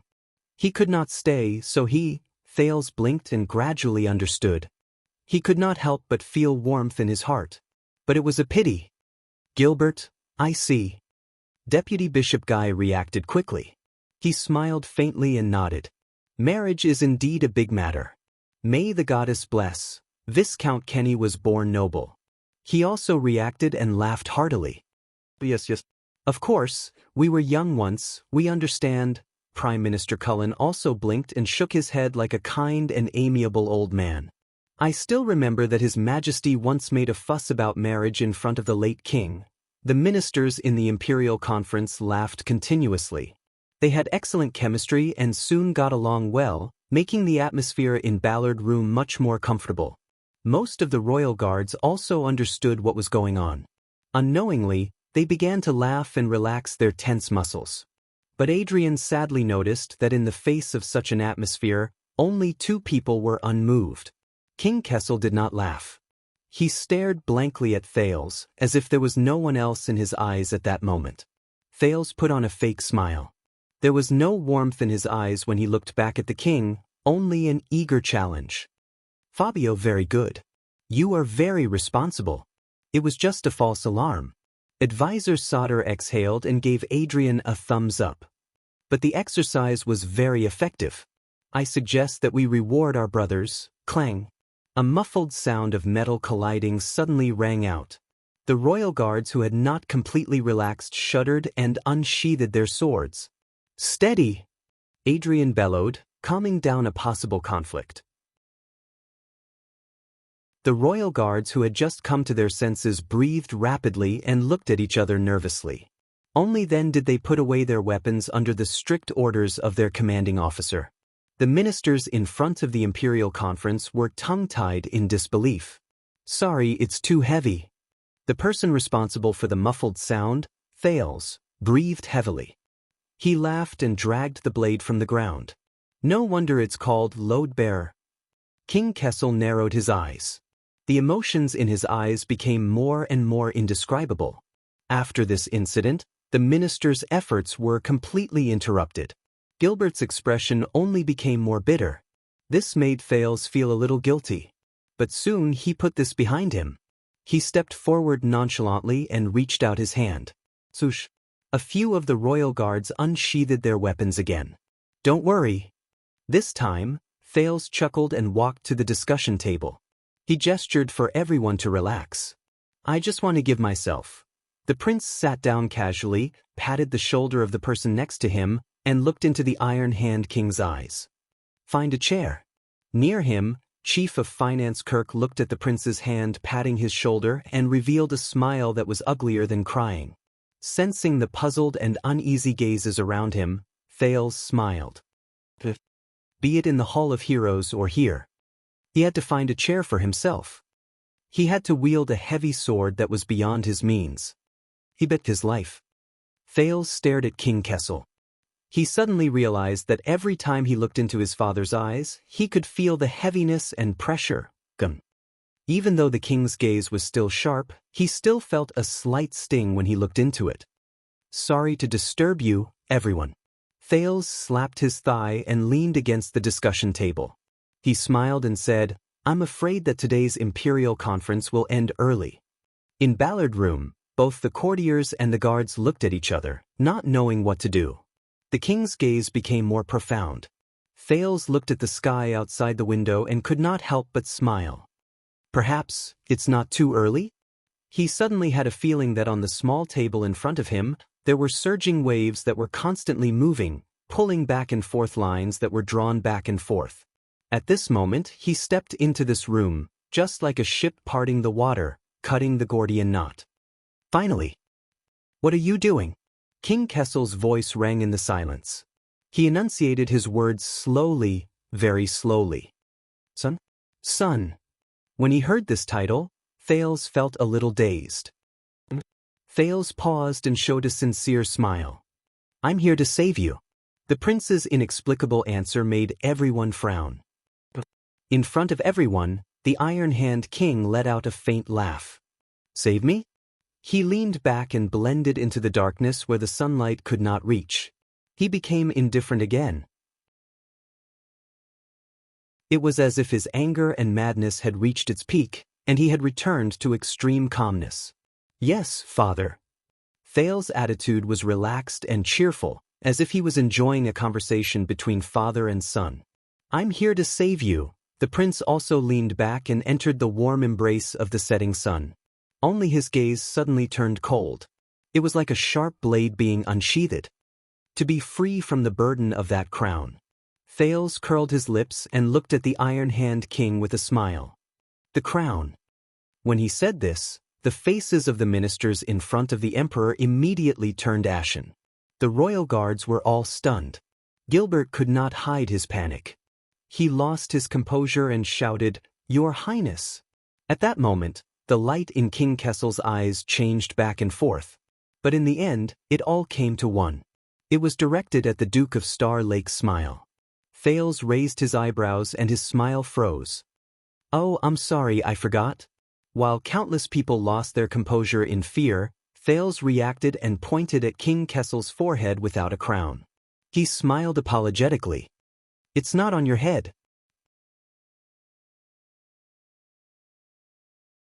Chapter 616. Other than the indistinct sound of breathing, Ballard Room was so quiet that a pin drop could be heard. But as the chief commander of the royal guards, Lord Adrian felt that this was one of the most torturous and painful moments of his life. Flames flickered and the shadows of the blades swayed. The setting sun illuminated the wall, blood red. Separated by a table, the Supreme King and the Duke of Star Lake faced each other in silence. Everyone else went silent like cicadas in the winter. Amidst their fear and nervousness, they waited for this strange and fragile silence. Finally, after an unknown amount of time, King Kessel's deep and forbearing voice slowly rang in the room. "Why?" But the king's words were calm and slow, but contained an unbearable weight. The young duke's low laughter responded to him. Thales rested his forehead on the hilt of the load-bearing sword, exhaled, and stopped laughing. "Shouldn't you have expected this to happen?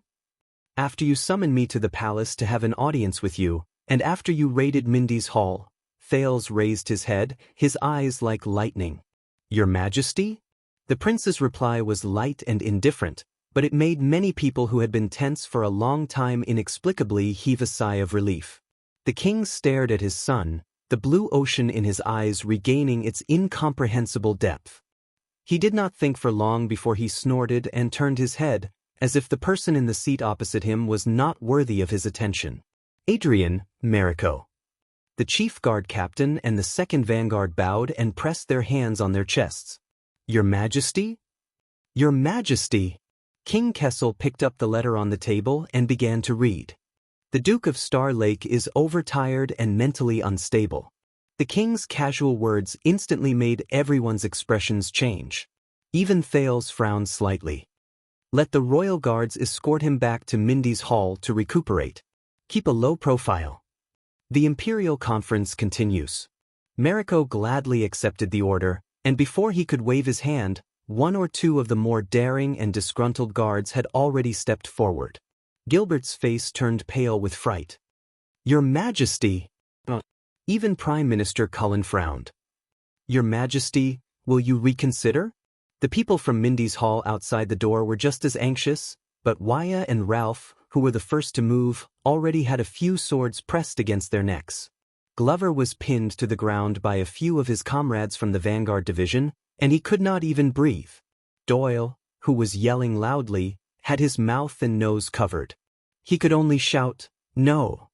The battle-hardened Cohen used the black horse as a barrier and struggled back and forth, causing the royal guards to panic. But at some point, a scar-faced man from Ballard Room appeared behind him. He said something, but the ferocious man suddenly froze.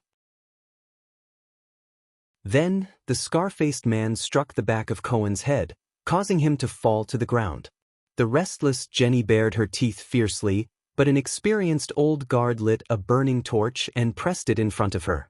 The big black horse whimpered and immediately became obedient to protect itself. Thales looked away from the corner of his eye. He knew that he had no backup, even though they were muddle-headed when they entered the palace. "But your Majesty!" Adrian, the captain of the guards, raised his hand to placate Mariko, who was about to make a move, and said tentatively, "From here to Mindy's hall, Fabio Adrian." The king was so absorbed in reading the letter that he did not even raise his head. When his full name was called, Lord Adrian immediately lowered his head and shut his mouth. "I've been lenient enough today. No matter who it is." Even though he was speaking to the captain of the guards, everyone present, including Gilbert, the vassals, and the guards felt their hearts tremble. "Don't test my patience." At this moment, ding, a sharp sound rose, and the group was shocked. They turned their heads around simultaneously. Thales held the hilt upside down and smashed the tip of the load-bearer against the floor tiles of Ballard Room to check the quality of the ancient empire's sword. Clang, clang, clang.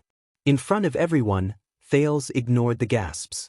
With the help of the Sin of Hell's River, he lifted the load-bearing person onto his shoulders and clicked his tongue in amazement.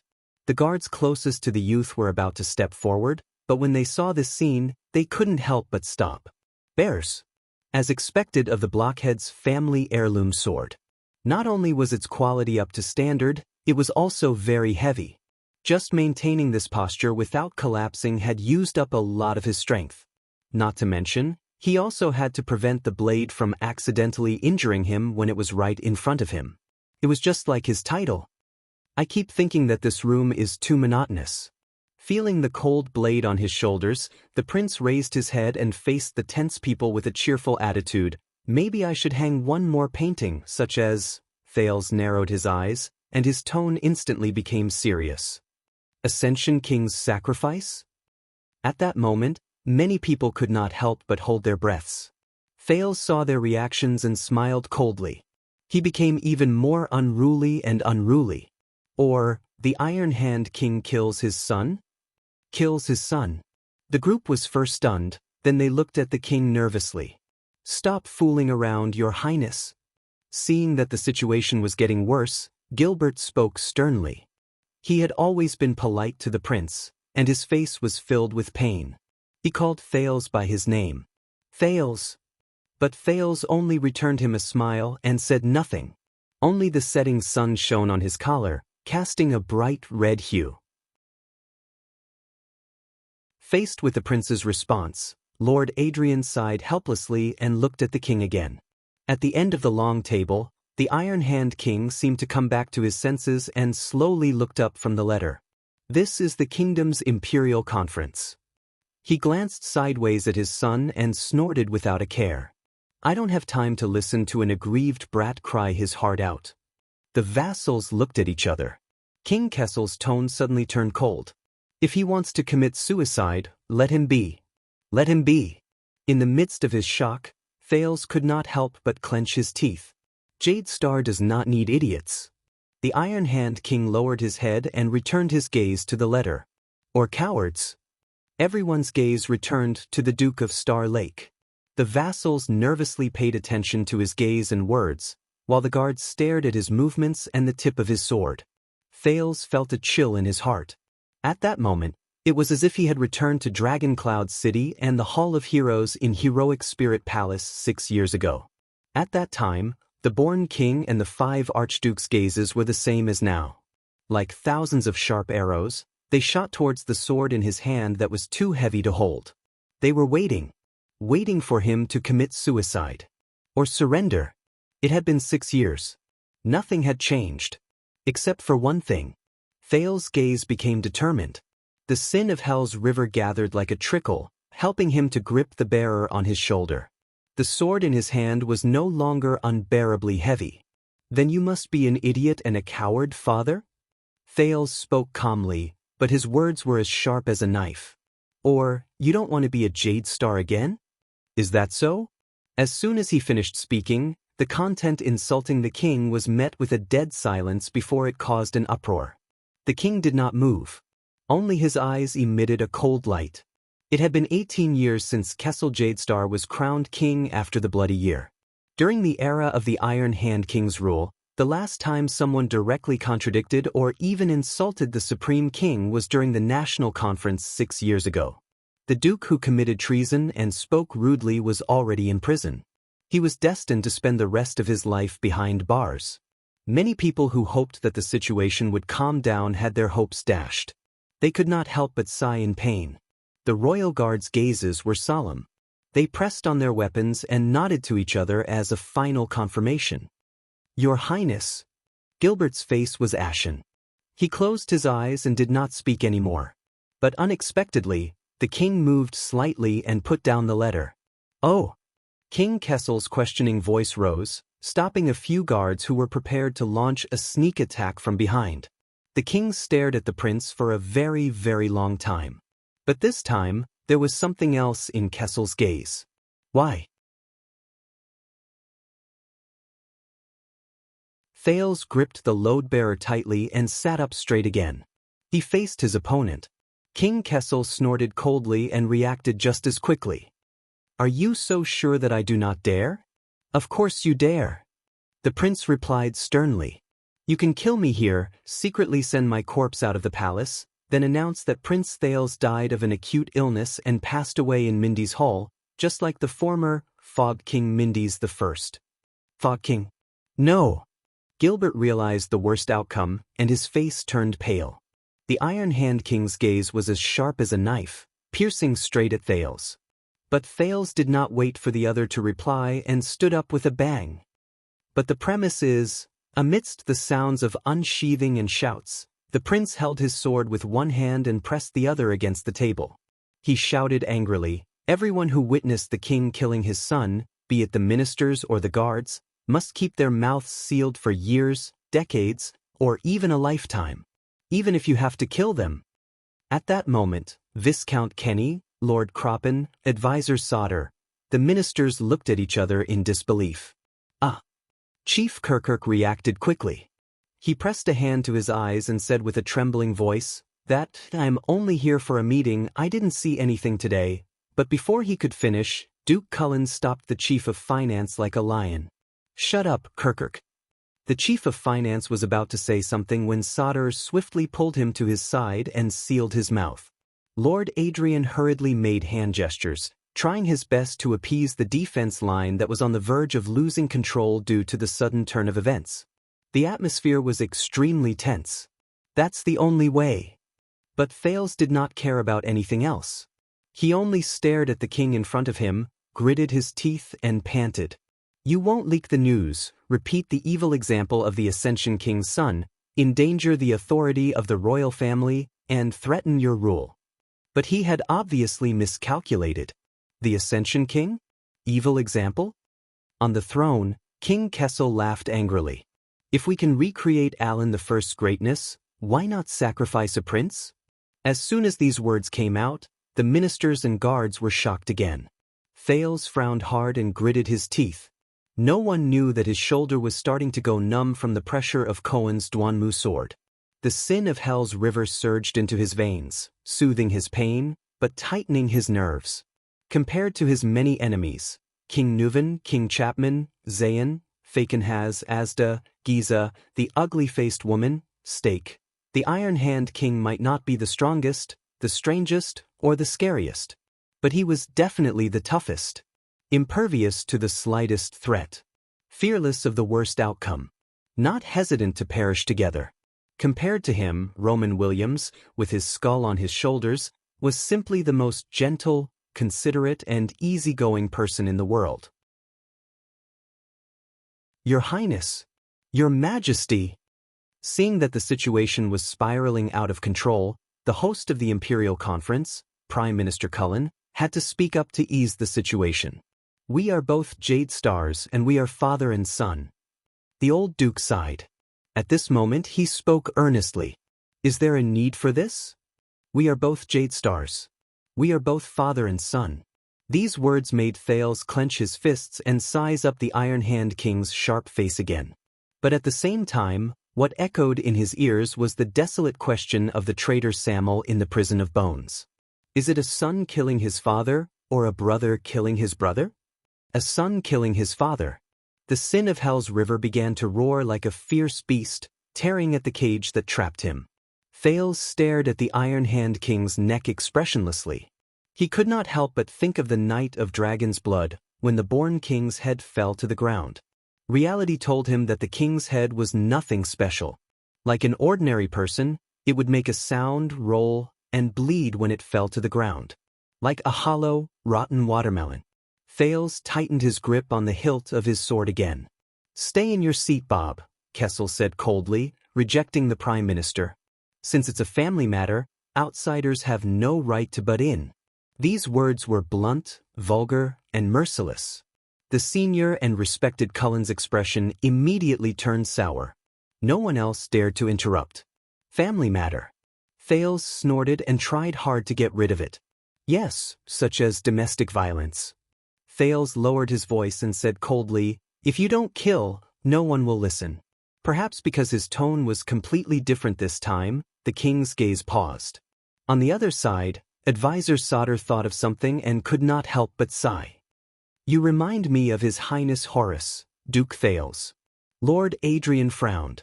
For the first time, he put his hands behind his back and gave a secret order to the guards. "Horus? Horus?" The king sneered. "He's still a long way off." The next moment, Kessel V did not give him a chance. "The farce is over, child. You have 10 seconds to put down your weapon." The Iron Hand King's smile faded and he raised his hand coldly at the royal guards. "Or your head will fall to the ground." The sin of Hell's river boiled restlessly. Hell's senses were activated naturally, allowing Thales to hear the shuffling of footsteps and clothes as countless guards quietly surrounded him. "Put down your weapon, or your head will fall to the ground." 10 seconds. All of this. In exchange for his 10 seconds. The sin of Hell's river surged uncontrollably. Thales stared hard into King Kessel's eyes and resisted the urge to leap up and swing his sword. He knew that King Kessel was serious. But it was a pity. So was he. "I know, father." Thales' expression was grim and his tone was cold, just like his opponent. "You disdain compromise and never show weakness. You still want to solve the problem as resolutely and decisively as before." Thales knocked on the spine of the load-bearer's sword and was greeted with a dull metallic sound. "But in the end, you're not doing this willingly." The young man forgot the different looks of the courtiers, forgot the footsteps of the guards following the king's gesture, and even forgot the heavy sword on his neck. He only had eyes for the end of the long table, for the opponent he could not choose and could only face. The sin of Hell's river kept surging. "You don't want to lose the entire game because of one chess piece." Thales looked deeply at King Kessel and moved the blade in his hand an inch closer to his neck. "The entire game?" The Iron Hand King sneered. 10 seconds are up, and you're not as important as you think, child." "Then the same goes for you, father." Unexpectedly, Thales shouted. He held the hilt of the sword with both hands and placed the blade horizontally in front of his throat. The sin of Hell's river surged wildly. "Compared to a kingdom of 680 years and an empire of 2,000 years, you and I are nothing." Thales glared angrily. His abdomen pressed against the table and his body leaned forward to the limit. The heavy sword on his shoulder trembled due to the lack of strength. "Just a speck of dust." The sin of Hell's river roared, unwilling and indignant. King Kessel sneered and raised his hand to swing down. "Unless, father," Thales gritted his teeth, ignoring the stinging pain in his neck. He felt that everything around him except for the pair of blue eyes had become dazed. "We were born for constellation." Born for constellation. The Iron Hand King's expression changed. His hand gesture stopped in mid-air, motionless. Time seemed to stop at this moment. "Stop. Retreat. Retreat. Retreat." Lord Adrian spoke hurriedly, stopping a few royal guards who could not restrain themselves and wanted to make the first move before His Majesty gave the order. "Well," Viscount Kenny took a deep breath and mustered up his courage to smooth things over, "why don't we?" But Prime Minister Cullen's large palm hit him hard on the shoulder. The Minister of Trade's sincere words were smashed back into his stomach. The Duke of Eastern Sea was expressionless. He just put his index finger to his lips. Accustomed to all sorts of situations, he knew that this was a conversation that only Jadestar could participate in, a language that only the royal family could understand. The silent oppression lasted for a long time. Until the king's voice came faintly. "What are you going to do?" His voice was like fine sand, and his words were like a blade hidden in a sheath. Thales took a deep breath and smiled. At this moment his tone was relieved and relaxed. "A quarter of an hour." The prince said absent-mindedly, "Constellation, the entire kingdom, all we need is for us to be alone. A quarter of an hour." Gilbert's eyes widened. A few drops of scarlet blood seeped out from between Thales' sword and his collar and fell onto the meeting table. King Kessel did not answer. His gaze was fixed on the blood on the meeting table. 1 second, 2 seconds. Finally, the king slowly put down his left hand that was poised to strike. Instead, his right hand clenched into a fist and slammed it on the table. "Everyone." King Kessel's voice was cold and stern. "Stand down." As soon as he said this, the crowd burst into an uproar. Only Thales exhaled fiercely when he heard that. Damn it. The sin of Hell's river subsided unwillingly. The prince took a few deep breaths. He fell back into his seat and put the load-bearing sword down between his knees.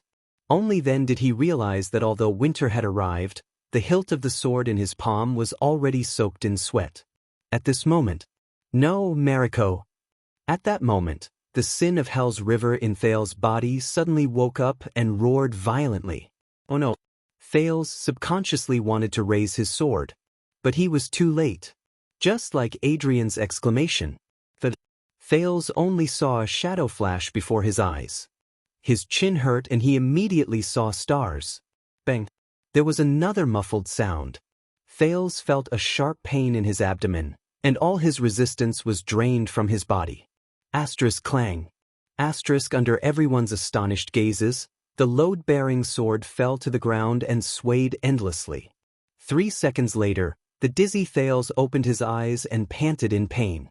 "The rebellion is over, Your Highness." The second vanguard of the royal guards, Mariko, pressed him firmly to the ground. His arms were locked under his armpits, and his knees were pressed against his neck, making it difficult for the prince to breathe and make a sound. "This punch is for our brothers who guard the palace gate." The vanguard looked at the blood at the corner of the prince's mouth, and furiously retracted his fist before spitting to the side. "Brat."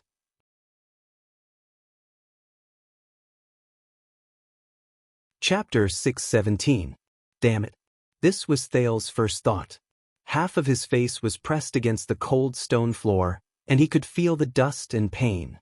From the moment the prince entered the room to force the emperor to abdicate and raise his sword against his neck, to the moment he was careless and was captured, the situation had changed in the blink of an eye, beyond imagination.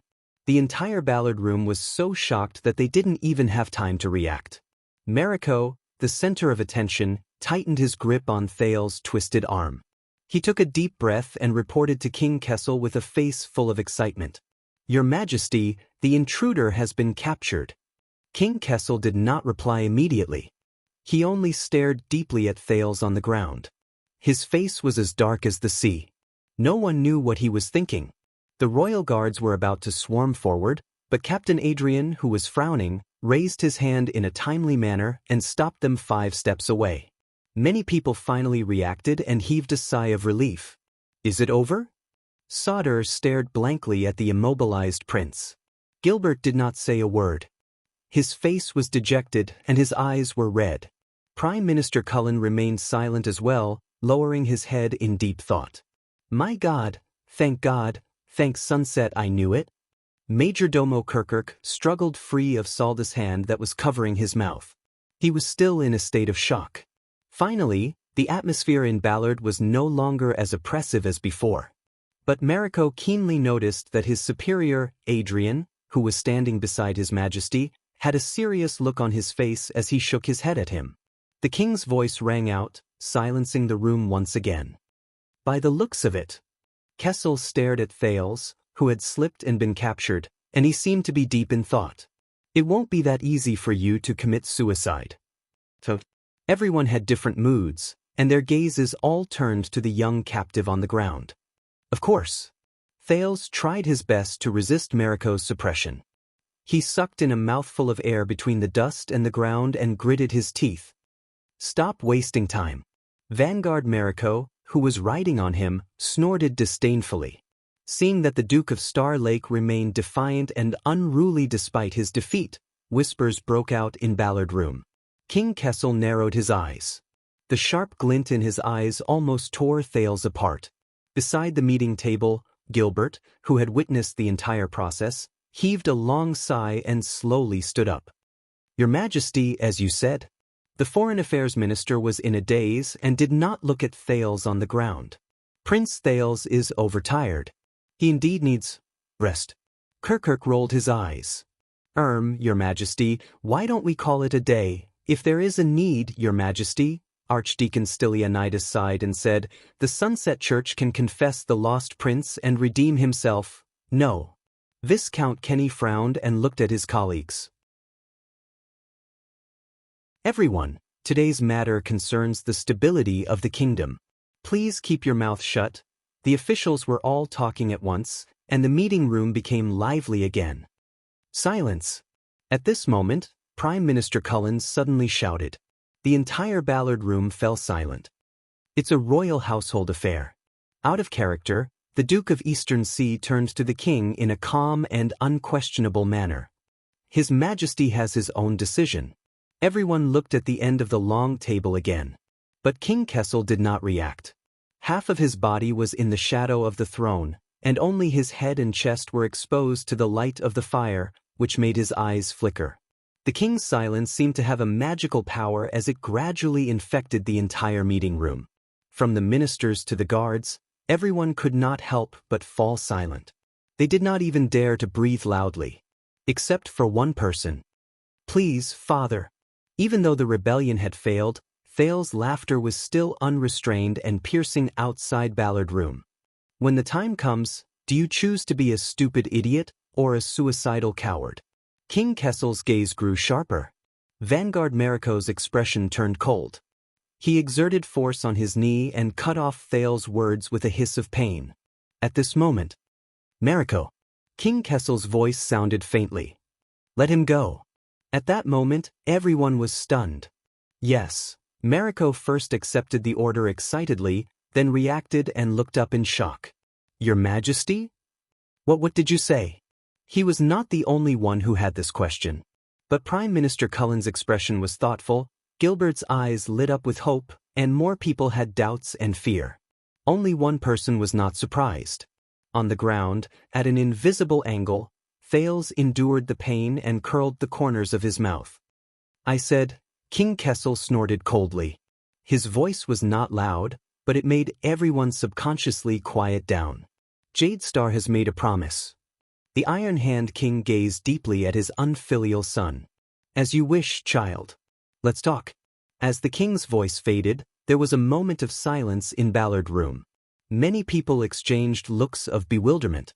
Mariko took a deep breath, violently pulled Thales up from the ground, and pressed him heavily against the table, causing the latter to groan in pain. Your Majesty, Prince Thales is plotting a rebellion. Once he escapes, he may harm you. He was not the only one worried. The ministers in front of the king spoke at once. Alone. Advisor Sauter looked at the load-bearer's sword that had long been confiscated by the royal guards. But Your Majesty, at least let Adrian be present to protect. Well, if we want to interrogate him, we can find a cell, the kind with bars. This was the shaken Chief Kirkirk. What about the Secret Intelligence Department? Let them handle it.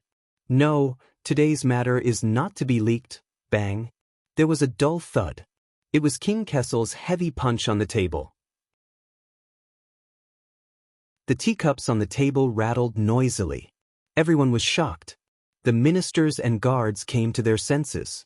They lowered their heads and waited nervously for the king's reprimand. The room was instantly silent. But the Iron Hand King said nothing. He merely lowered his eyes and maintained his silence, calm and steady, like a hunter patiently waiting for his prey. A full 10 seconds. During this time, everyone lowered their heads and dared not breathe too loudly. Thales was still pinned against the table. He panted as he waited for the oppressive silence. Finally, Lord Adrian, who was closest to the king, sighed and took a step forward. His Majesty has made a decision. Royal guards, everyone, leave the room immediately. When the guards heard this order, they looked at each other in dismay. Sir, Mariko looked up hurriedly. We can't take the risk. The Emperor's Praetorian Guards. Guard Captain Adrian's expression changed, and he yelled, Why do you wave your sword? As soon as he said this, all the royal guards, including Mariko, were shocked.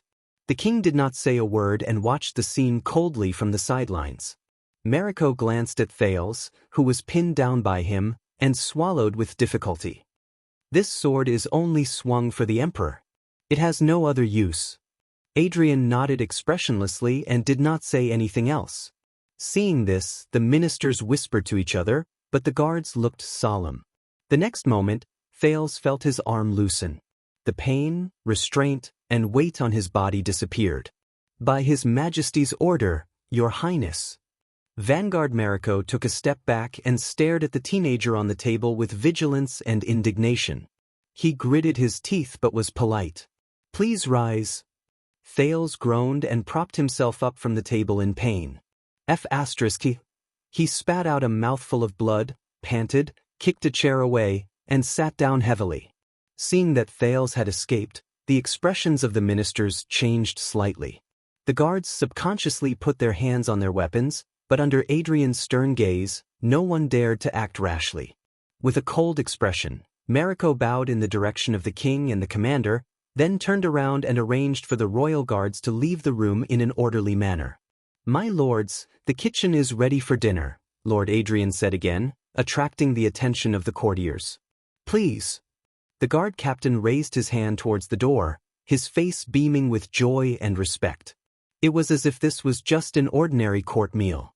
From Gilbert to Sodder, from Kirkirk to Kenny, the ministers looked at each other. They looked troubled, doubtful, or worried, but none of them moved. King Kessel's gaze gradually turned cold.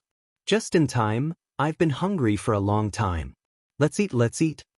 Duke Cullen's cheerful voice rang out just in time to break the tension and awkwardness. The Prime Minister stood up excitedly and stuck out his belly. At that moment, he seemed to have reverted to the charmingly naive, pot-bellied Duke.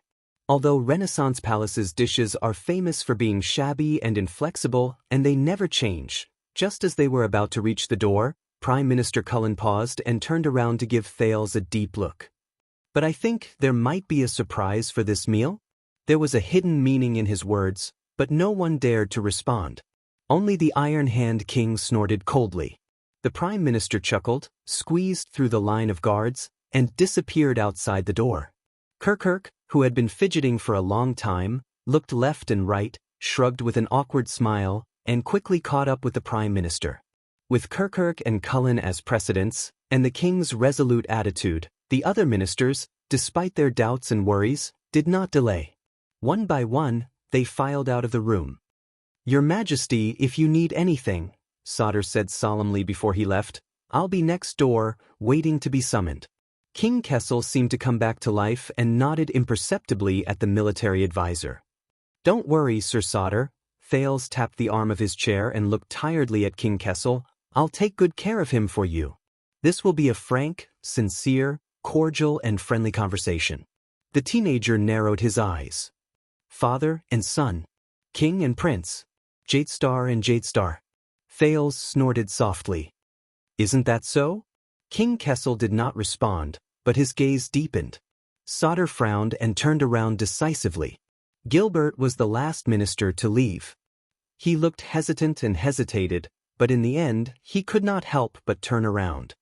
"Your Majesty, even if the knot in your heart is difficult to resolve, please consider the fact that you are related by blood, and that His Highness is still young." King Kessel's gaze, sharp as a sword, turned and landed on the Foreign Affairs Minister. Gilbert paused for a moment, but Thales' voice rang out again. "Thank you, Gilbert." With his back to Gilbert, Thales smiled and said in an unquestionable tone, "But according to the standards of the age of the Empire, I am already an adult." Gilbert was startled. Thales turned around and flashed him a bright smile. "I can already wield a sword and fight, marry a wife and have children." King Kessel did not move, but Gilbert's gaze was complicated. The Foreign Affairs Minister sighed and said nothing else. He staggered away with his colleagues. Seeing that all the important figures had left, Adrian secretly breathed a sigh of relief. On the other side, Mariko led the last few royal guards out of Ballard Room while keeping an eye on Thales. "Be careful, Vanguard." Thales' sudden voice caused Mariko, who was holding the bearer, to stop in his tracks. "That sword is the heirloom of the Caribbean family." The prince turned his head. "It's very heavy." Mariko took a deep breath.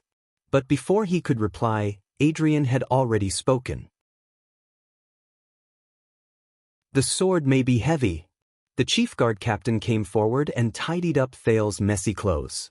He did not forget to tear off some clothes and bandage the wound on Thales' neck and shoulder. "But it is our duty to carry the burden for the royal family." Looking at Adrian, who was bandaging his wound, Thales' tone became much better. "Thank you, Lord Adrian. Please apologize to the guards at the palace gate on my behalf. They do not need to apologize." Adrian interrupted the prince. His attitude was still gentle, but his gaze was different. "What awaits them is the examination of the flag-bearer, the sentencing of the penal officer, and a lifetime record of dereliction of duty." Thales froze when he heard that. His tone became gloomy. "I am sorry." Lord Adrian smiled slightly, treated the prince's wound, and patted him on the shoulder. "I have already said, Your Highness." The chief guard captain nodded slightly. "It is our duty to carry the burden for the royal family." Mariko, who was behind him, snorted angrily.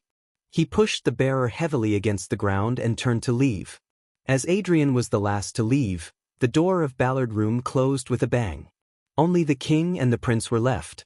They sat on opposite sides of the meeting table, facing each other under the illumination of the setting sun. Ballard Room was not large. It was crowded and lively when the Imperial Conference was held. But now that there were only 2 people left, it gave off a frightening feeling of loneliness. Speak. King Kessel did not waste any time. His cold words rang from the other end of the meeting table, as if separated by mountains and seas. How do you live for Constellation? Thales did not answer immediately. He first touched the corner of his mouth, which was gradually becoming red and swollen. He cursed Mariko's old fist in his heart, then patted the seat under his butt and sighed with emotion. He finally sat down. After all, he had risked his life to get this seat. And it was not Gilbert who gave it up for him. And now, his battle was just about to begin. If you want to fight, be fully armed. As he thought of this, Thales raised his head and gave his opponent the most sincere smile. Oh, I thought you didn't understand? The second prince picked up a teacup on the table. He did not care who had used it before, and drank the rest of the tea in one gulp. Or you simply understood, but pretended not to know. Jade Star? Hearing this surname, King Kessel moved slightly. Thales finished his tea and tossed the expensive teacup behind him. The king looked at the prince's rude and undisguised actions. His gaze turned slightly cold. Seeing his father's gaze, Thales wiped the tea stain from the corner of his mouth and snorted. All right, for the sake of this teacup, Baron Quinton would definitely criticize him in a sarcastic manner again. But who cares? I say, why don't you step down as well? Thales suddenly turned his head and looked at the void around him. Yodel? Hearing this name, King Kessel narrowed his eyes. But Ballard Room was silent.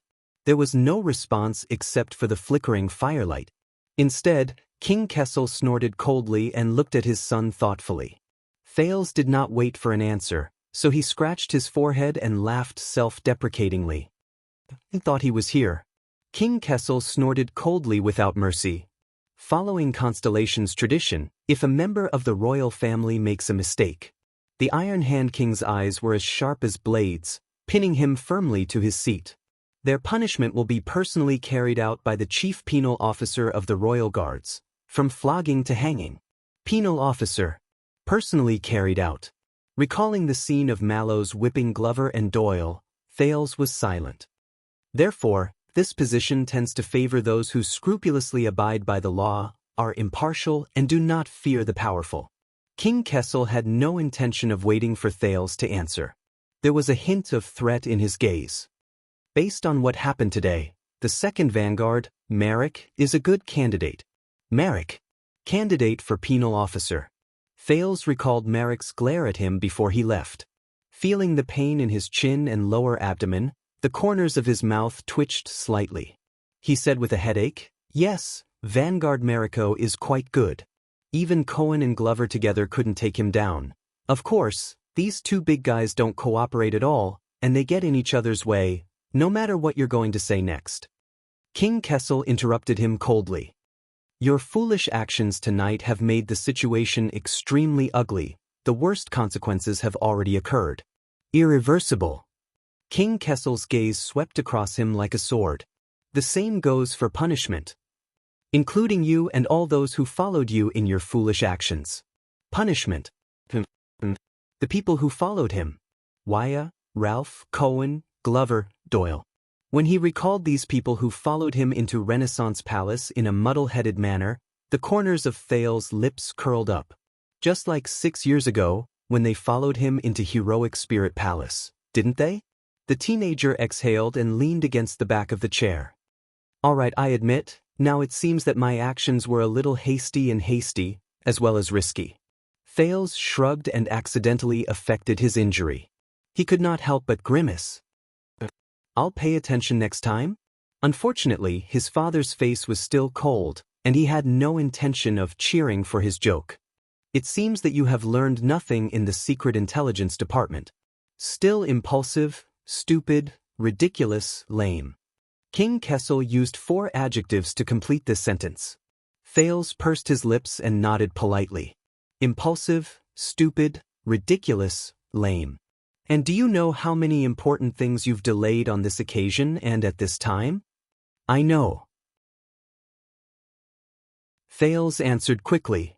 But I also know. He collected himself, returned to his battlefield, and looked up at the king. As we speak, there are still people in the kingdom who are waiting, anxious, and dying in despair. Thales' expression became serious. There are even more people who do not know what kind of fate awaits them.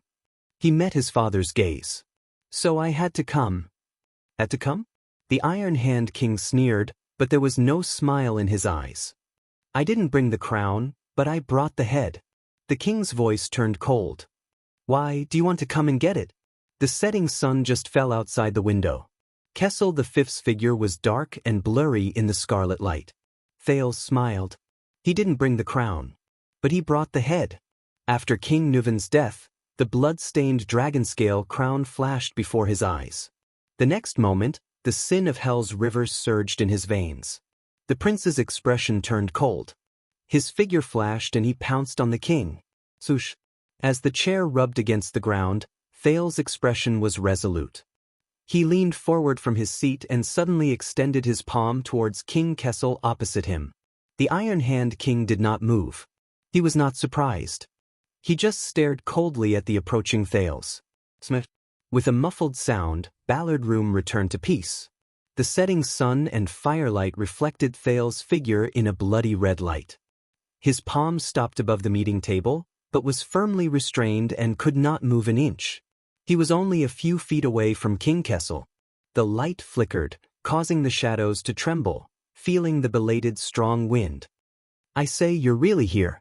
Thales was expressionless. He did not even look at the mysterious figure that suddenly appeared in front of him. Yodel. Yodel Kato, the masked protector he was all too familiar with, was kneeling on one knee on the meeting table. He held Thales' wrist tightly and protected the king behind him. Yodel did not answer. His mask was thick and rigid. His gloves were cold as ice. His movements were steady as usual. Thales looked at the place where his palm was and sighed. What a pity. Just a little more. The masked protector lowered his head slightly. On the table in front of the king, under Thales' fingers, lay a crumpled letter. On the cover, the iris-shaped wax was beautiful and exquisite. Yodel was momentarily stunned. He raised his head. The deep holes on the purple mask met Thales' eyes. Let him go, the king's voice rang coldly. Thales curled his lips. He looked at the masked protector and raised his eyebrows. I think he's talking about you? Yodel was silent for a moment. In the next second, the air in front of Thales rippled and stirred up ripples. Yodel's figure became blurry. Faced with this familiar scene, Thales just stared at the mask, as if he could stare through it and stare straight into the other pair of eyes behind it. Soon, Thales felt his wrist loosen. The ripples disappeared completely. Thales felt the lingering pain on his wrist. He sighed and chased the hint of melancholy out of his heart. Since he had already made his decision, he had no spare energy to reminisce about the past. The teenager reached out to grab the letter, retreated from the meeting table, and sat back in his seat. So, this is the letter, but leader, was talking about. But leader. King Kessel frowned. Thales explained absent-mindedly as he read the letter. Oh, you know, the Secret Intelligence Department has a group called the Princes, but forget it, it's not important. Seeing that the Iron Hand King did not care, Thales shrugged. He hastily scanned the elegant and calm words on the letter and extracted the main points. TSK, paying taxes to serve, and supporting the budget of the regular army? Thales put down the letter, his eyes shining. Congratulations. I'm sure Lord Sauter is very happy, and Lord Kirkirk is also very satisfied. Your wish to expand the regular army has been fulfilled, and everyone is happy? King Kessel was silent for a while. You broke the ban and barged into the palace, the king said faintly after a few seconds. Treason of words and conspiracy of treason, is this what you're saying? Thales laughed. His laughter was so loud that it resounded throughout Ballard Room. But the king's expression remained indifferent, and he only looked at him coldly. Until Thales' smile faded and he said solemnly, Then where's the pit? The Iron Hand King narrowed his eyes. His silhouette became brighter and clearer under the light, no longer a blurry shadow against the light. Where's the pit? Thales took a deep breath, leaned forward on the table and raised the letter in his hand. I say, this petition is both flattering and self-justifying. Not only does it want to pay taxes, it also wants to abolish military service, and it doesn't even care about tarnishing its reputation in order to make a public appeal for the nobles in the country to follow suit. Other than that, the teenager narrowed his eyes. How many pits did Zayn Covendier leave for you? At that moment, King Kessel's pupils flickered slightly. How many traps? How many difficult problems? How many obstacles? How many flowery, beautiful words? How many of his smiling, sinister intentions, while you clenched your teeth in exasperation and could not do anything to him? King Kessel did not answer, but the atmosphere around him grew colder. Seeing the other party's reaction, Thales snorted and shook his head.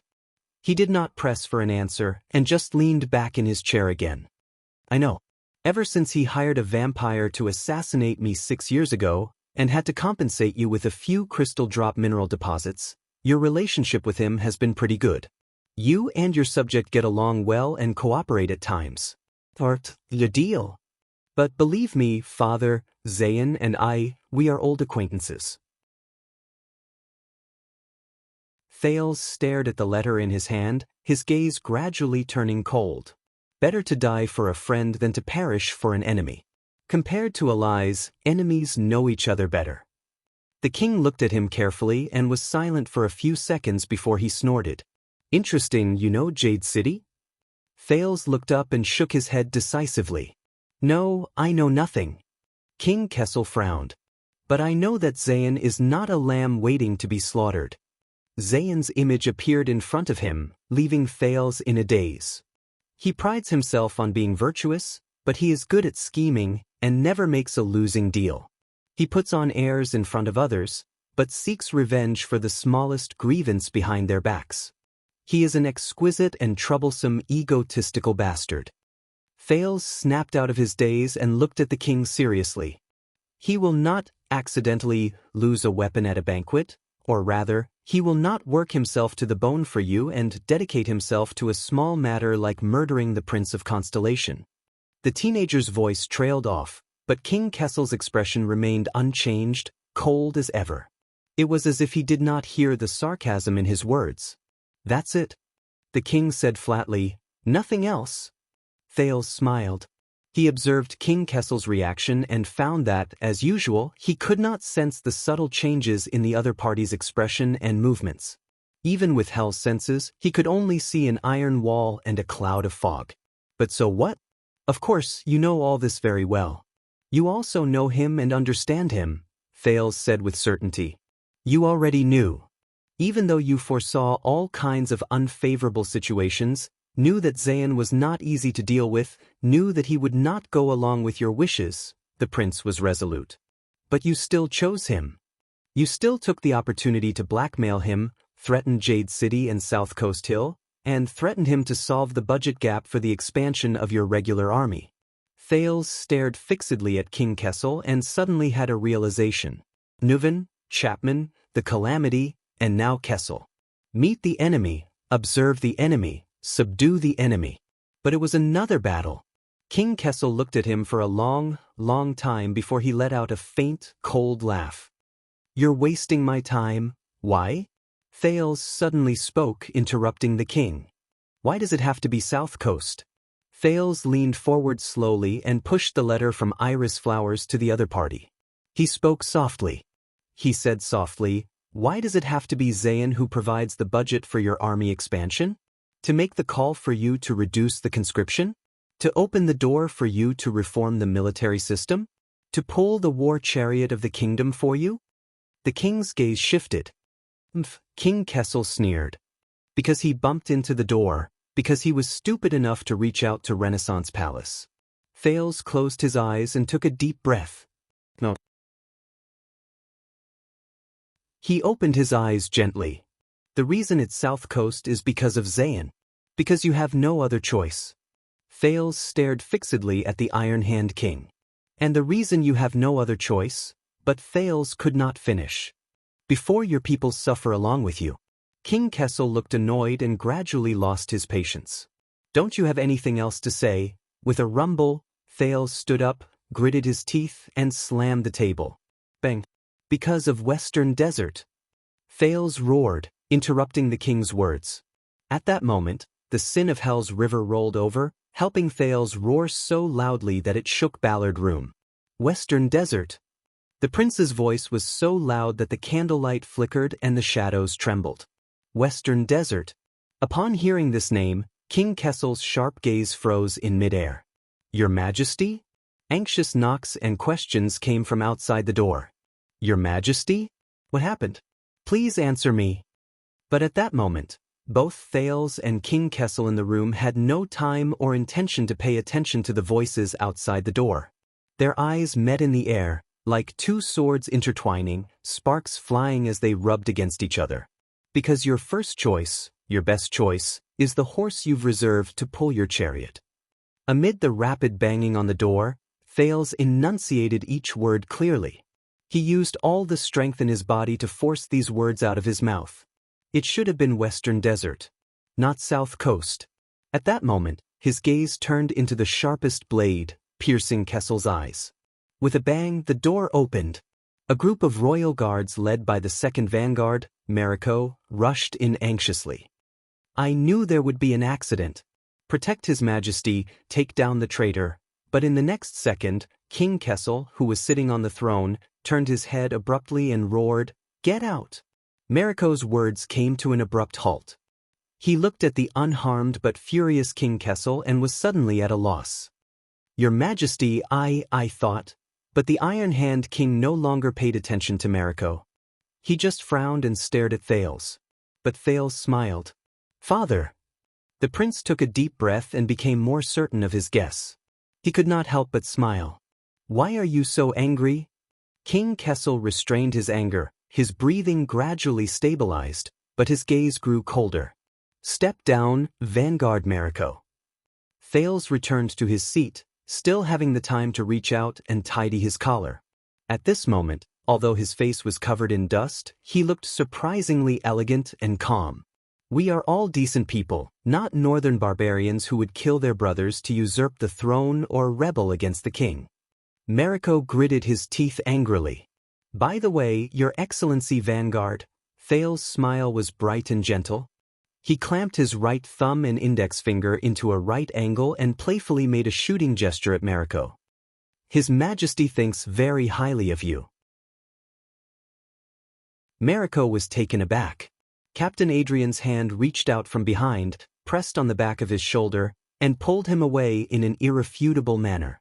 Only then did the dutiful Mariko realize that the Jade Star's conversation could not be understood with common sense. The door closed again. Only then did Thales notice that at some point, the sunset outside the window had completely disappeared. All that was left was the chill of the night. But the king's voice rang coldly. Although it was only a question, Thales knew what he wanted to ask, just like before. A few months ago, when I was still in the headquarters of the Secret Intelligence Department in Dragoncloud City, worrying about how to escape back to the kingdom, Putray told me that behind the rescue plan, countless people in Constellation worked hard day and night. Thales' thoughts flew back to Dragoncloud City. He said faintly, so I asked him, was it worth it? Putray, King Kessel repeated the name, his eyes bright. Putray Nemain, he told you? But Thales ignored him. He was just immersed in his own past in a daze. The entire constellation mobilized, thousands of soldiers went deep into the desert, countless officials came one after another.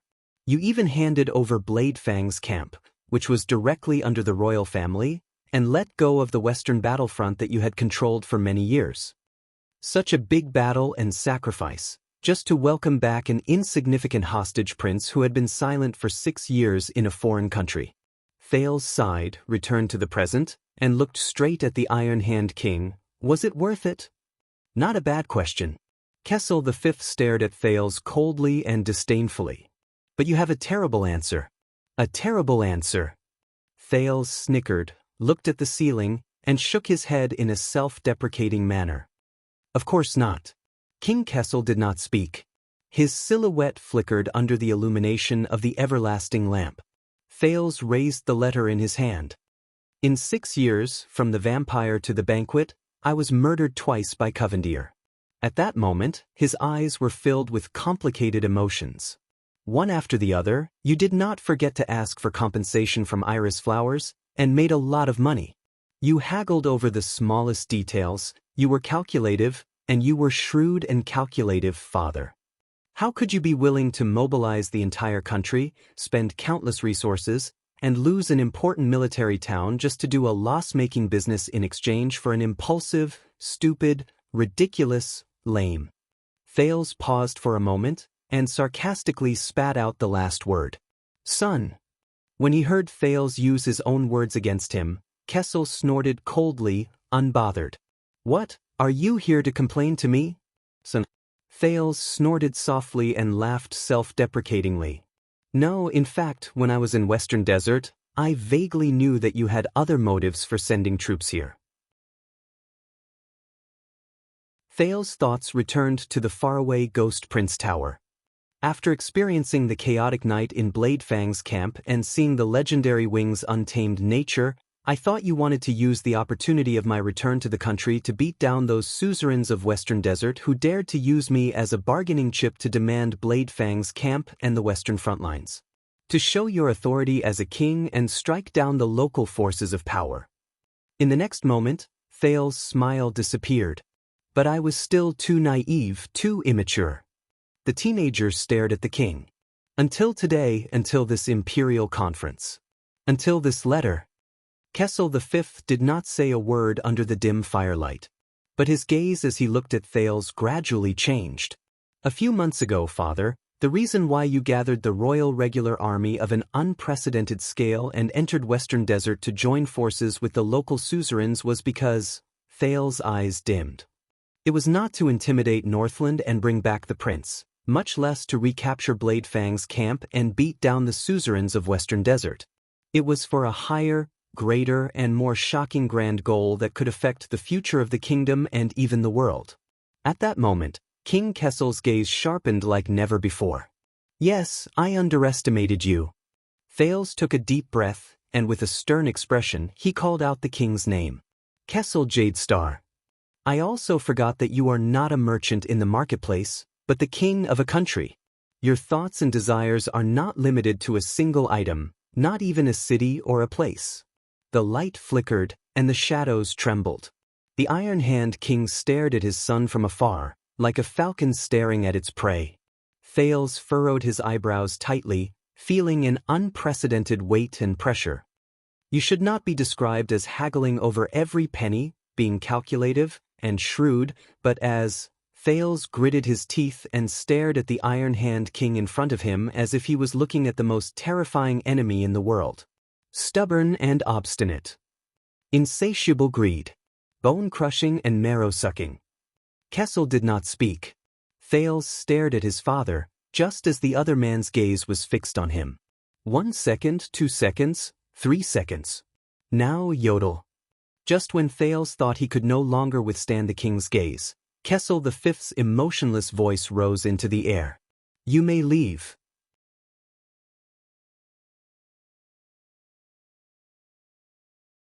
Chapter 6:18. Thales subconsciously turned his head to look around, but the narrow Ballard room was still quiet. There was no movement at all. The sun had set, and the lights were faint. Only King Kessel's cold gaze pierced towards him from afar, like a knife to his throat. How nice. Thales sighed and gave up on trying to find Yodel. He's never been so obedient when we were outside.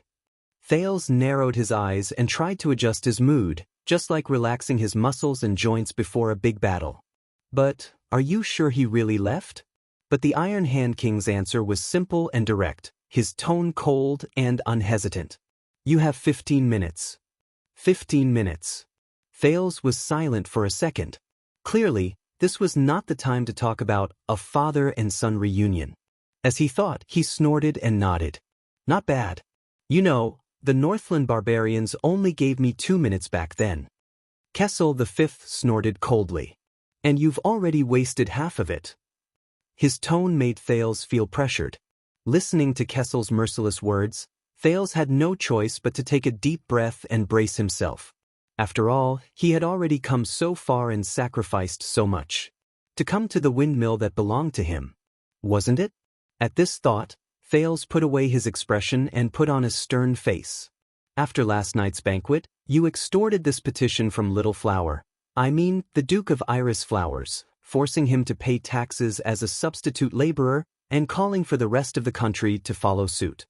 Thales leaned forward slightly and pressed the letter on the table. Now it seems that you did that to solve the problem of today's Imperial Conference.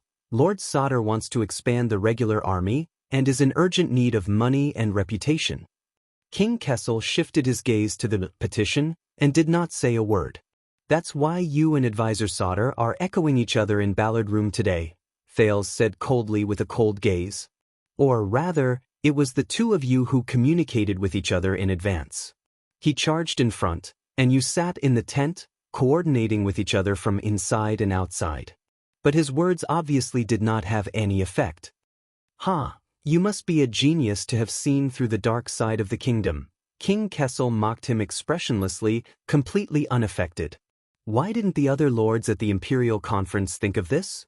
Thales frowned slightly. Yes, this matter is very obvious. Perhaps even the Star Killer can see it. The ministers just don't want to expose it. Or he didn't dare to say it out loud. In the next second, Thales' expression changed. But something isn't right. The youth picked up Zayan's letter and leaned forward. Timing. King Kessel narrowed his eyes. Thales fixed his gaze on him. Neither of them spoke. The flame of the everlasting lamp flickered, and the entire conference room was illuminated by ripples. Shadows flickered. It was as if he was at the bottom of the sea, enduring the surging undercurrents. An accident that happened last night has solved this morning's problem? Thales spoke slowly, his eyes never leaving the Iron Hand King's face. What a coincidence! King Kessel did not react, as if this was just a bunch of nonsense to him. Thales flung the letter in his hand and shook his head gently. But there are no coincidences in politics. You want it? Did you foresee and arrange the accident at the banquet in advance? Waiting for Zayan to come knocking on my door and offend me so that I can use him against me? Extortion. You want it? Did you improvise and force Zayan to write the petition on a whim after the accident at the banquet? Instructed Lord Sauter to propose it in front of the Emperor? Made a prompt decision and did it in one go. Ballard Room was silent for a moment. Self-righteous? Baseless assumptions. King Kessel appeared disdainful. The Secret Intelligence Department's evaluation of you is indeed correct. But Thales smiled lightly. He nodded. That's it. This letter? Whether it was premeditated or impromptu, I still feel that something is wrong. Thales' gaze froze. Until I obeyed your orders and went to the Secret Intelligence Department. At that moment, the Iron Hand King frowned slightly. Thales' speech sped up and became urgent. First of all, I confirmed that Anchor Biral's assault at the banquet was not instigated by anyone, at least not by you. The motionless King Kessel made Thales feel as if he was talking to a stone statue. But he knew that he was not. If I hadn't shouted in public, no one would have known that it was Zayan who brought the weapon. Putting the conflict between Biral and Doyle on the table is not beneficial to the kingdom's governance, nor is it in your interest. Thales shook his head and said with certainty, At least I can confirm one thing. The accident at the banquet was not part of your plan. King Kessel did not comment. He only added a few words softly. They're letting you meet the felon. The Secret Intelligence Department is too lenient with you. Thales smiled politely in response. Secondly, let me go to the Secret Intelligence Department to take a look at my mess, so that I'll be more obedient. The king snorted coldly. Obviously, you didn't learn anything. Thales adjusted his breathing and looked down at the cut on his left hand. He recalled what the Black Prophet had said in the interrogation room. What's important isn't what you do, whether you do it or not, or whether you do it right or wrong. It's just that you are there. It's your position and existence. Under the power of power, your position is different from others and the gap is set. No matter what you do in the upper reaches of power, what's bound to happen will happen. Thales looked up. That's right. Sitting in this position, every move I make is of great significance and far-reaching. Whether it's because I don't like to drink, or only eat lettuce, or accept duels, or help the Northlanders smuggle, whatever is good at the top is bad at the bottom. I should see, know, and be responsible for the consequences of my actions. Very well, King Kessel said with a light snort. Then have you thought about how you're going to be responsible for the prince's rebellion? But in the next second, Thales' expression turned serious and he changed the topic. But what's bound to happen will happen. Thales paused for a moment and said decisively, later, someone told me, do you know how many hurdles you have to go through, from finance to the market, from taxes to the budget, from administration to the people's livelihood, from top to bottom, from one end of the chain to the other? Thales sneered and pointed at the darkness outside the window. Do you think this is a marionette show, where the gangsters on the streets will start when the king moves his fingers? At that moment, the king's gaze flickered. Who said that? He said coldly. But Thales shook his head and did not answer. So, after connecting it with what I saw and heard at the royal banquet, I thought of more. As Thales spoke, he propped himself up on the edge of the table and locked his gaze on the king. These days, the Central Territory, especially the agriculture, medicine, tobacco, alcohol, forging, leather, textiles, and other industries around the capital have all experienced a rare, substantial, and long-term upheaval. And that is not something that can be affected by Thales Jadestar's behavior alone. At that moment, King Kessel raised his chin slightly. Even though it was only for a moment, Thales captured this detail. So I began to suspect that behind the prince likes lettuce, but the farmer starves to death, public opinion and propaganda. He took a deep breath and recalled the series of encounters from the banquet to the Secret Intelligence Department, to Red Street Market and Lower City District. Thales' gaze sharpened. What is the Secret Intelligence Department trying to hide? What is happening in the kingdom? Thales' voice faded away. The cold wind poured into the room, blowing the flame of the everlasting lamp into a mess. The light and shadows were a mess. What answered him was the king's snort. Groundless accusations and baseless conjectures. King Kessel turned his head and buried one side of his face in the darkness. He seemed to be in low spirits. Are you done with the conspiracy theories? A wave of indignation welled up in Thales' heart. It was both familiar and unfamiliar. So I saw it. The teenager unconsciously raised his voice and spoke faster. Whether it is the gap between the supply and demand of food and wine production, or the unprecedented shortage of various medicinal herbs that has raised the market price of medicine, or the conflict between the criminal gangs that revolve around the imbalance of market interests, the Northlanders who want to privately buy food for the winter but run into trade barriers, the abnormal flow of people from the frontier to the inland, and the craftsmen of the foundry industry are constantly being secretly recruited by the army, and perhaps even more. Thales subconsciously clenched his teeth. At that moment, it was as if he had returned to heroic Spirit Palace and faced the 6 archdukes of Northland, and the archduchess. All of these tremors at the end of the power chain, they are not the normal state of the market, nor are they the effects of a prince has a thin waist. They are more like the mess left behind after a certain power intervenes in various industries: mass production, material hoarding, population movement, goods movement, centralized allocation, and they have to be carried out in secret to deceive the public. At this moment, the king suddenly spoke and interrupted him.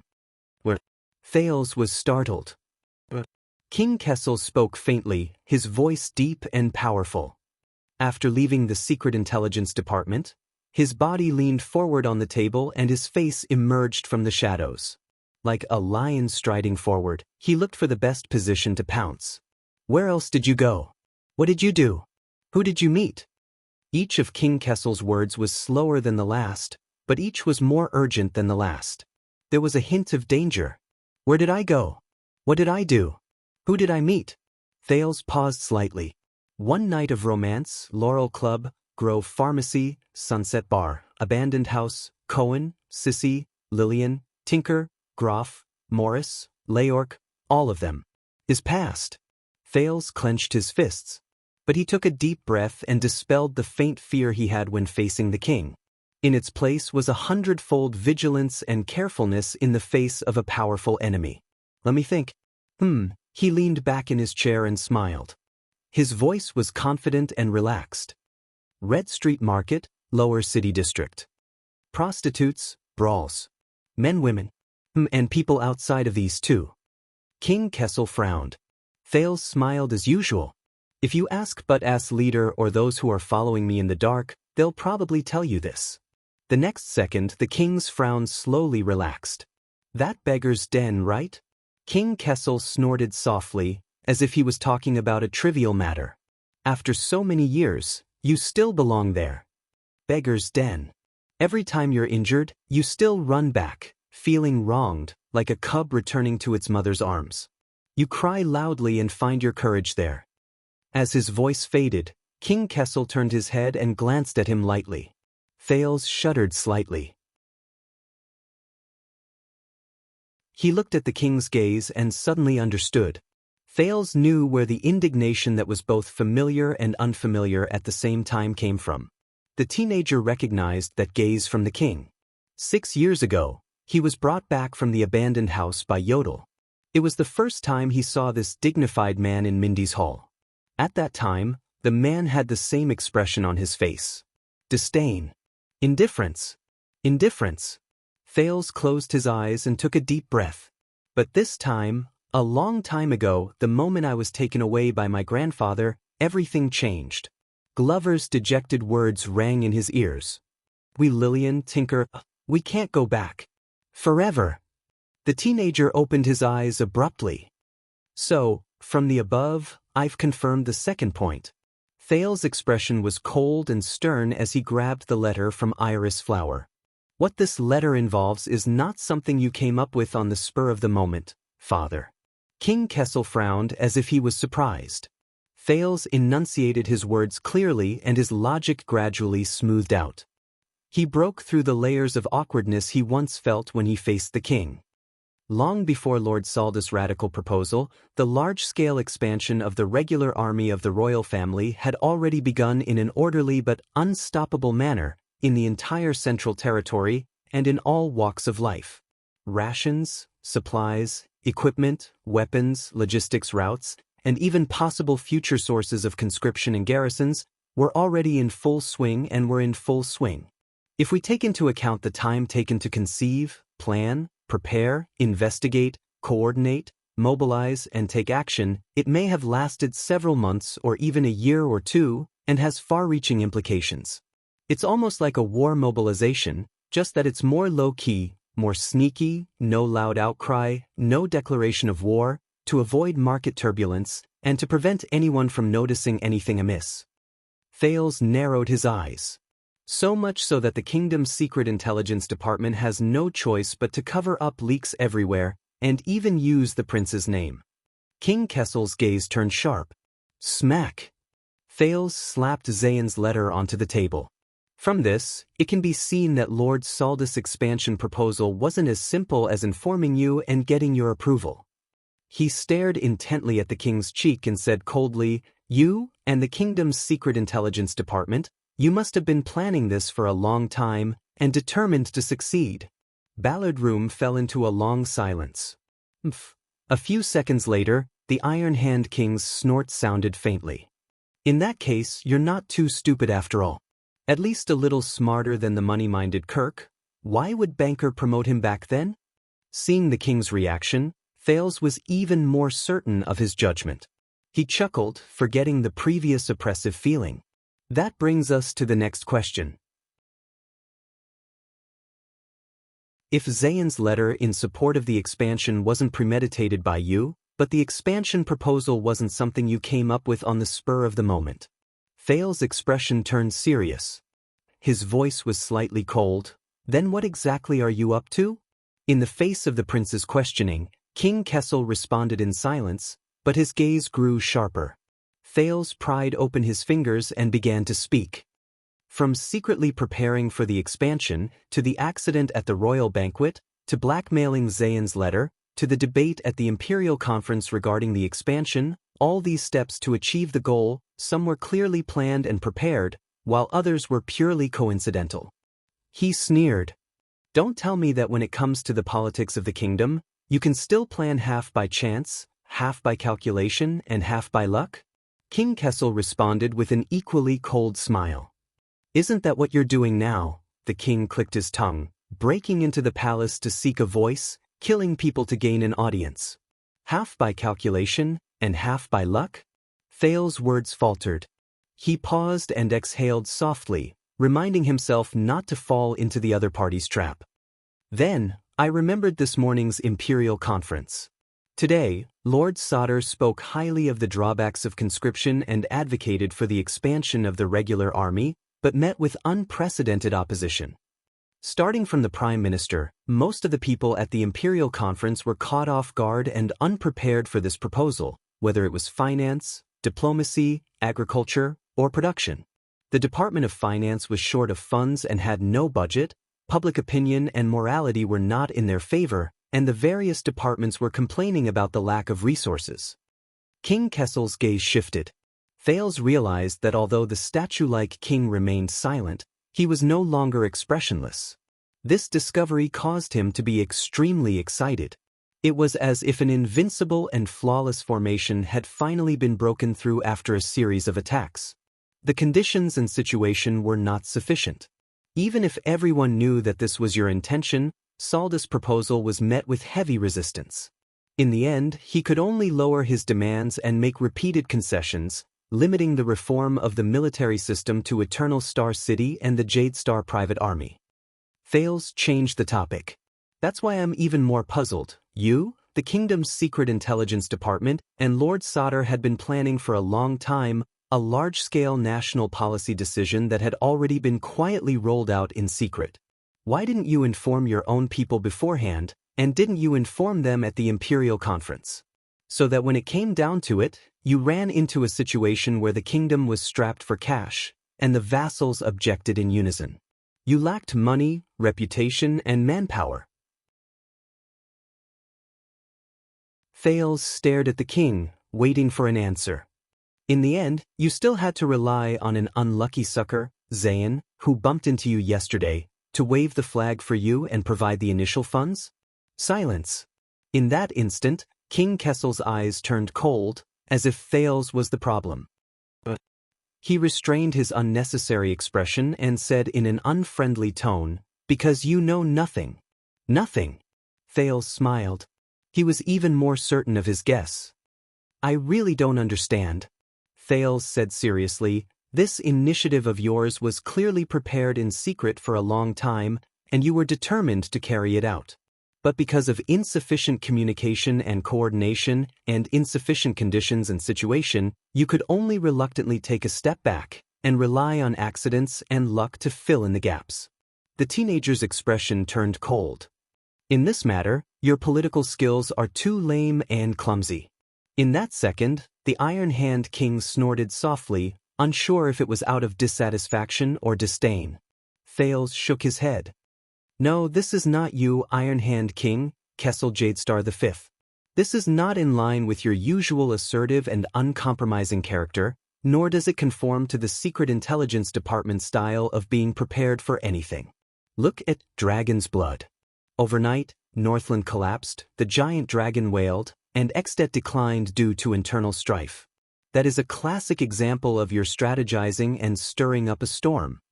Kessel V was expressionless when he heard Dragon's Blood. Thales raised his head and straightened his clothes. There is only one explanation. First of all, you have indeed planned for a long time for the expansion of the regular army.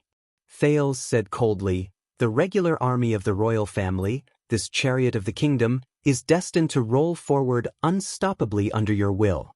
King Kessel did not speak. But sometimes, silence was the greatest response. Thales continued in a low voice. However, this extortion letter was indeed an impromptu idea. The prince smiled and said softly, because in your original plan, the warhorse that was supposed to pull the kingdom's chariot for you accidentally ran out of control and lost its footing. In that instant, King Kessel's fingers moved imperceptibly. So, you can only settle for the second best, making do with what's available.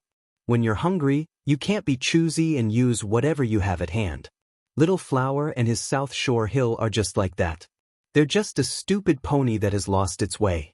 They walked into the stable in a muddle-headed manner, and you immediately put the bridle on them, nailed them to the saddle, and hurriedly pulled the cart. Thales fixed his gaze on his father. He pushed Zayn's petition to the middle of the table so that the iris emblem was facing the king. Using shoddy goods to make up the numbers. Thales waited for a few seconds after he finished speaking, until King Kessel's face finally showed a few unusual changes. Warhorse pulling the chariot. The king snorted and reached out to pick up Zayn's letter. Interesting. Thales took in the entirety of his expression. The youth smiled slightly. But as I said, Little Flower is not a lamb waiting to be slaughtered. The prince's smile faded and he said solemnly, "It can be foreseen that this new fake horse is not only dispirited, but also unsteady in its steps. The boss is unwilling, and it will puff and puff when it pulls the chariot. At best, it can only be considered inferior." Thales' tone changed. As for the original, the genuine horse. At that moment, King Kessel's gaze was like the edge of a sword.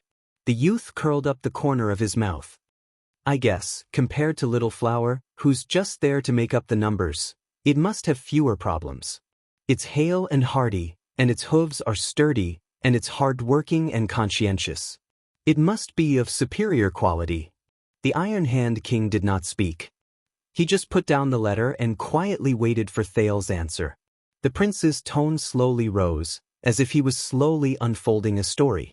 For example, it allows you to expand the regular army without having to worry about the shortage of money and food budget, without having to worry about the pressure of public opinion, and without having to worry about the ministers in the imperial conference.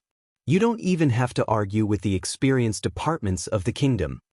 Thales spoke slowly, but saw King Kessel's frown deepen.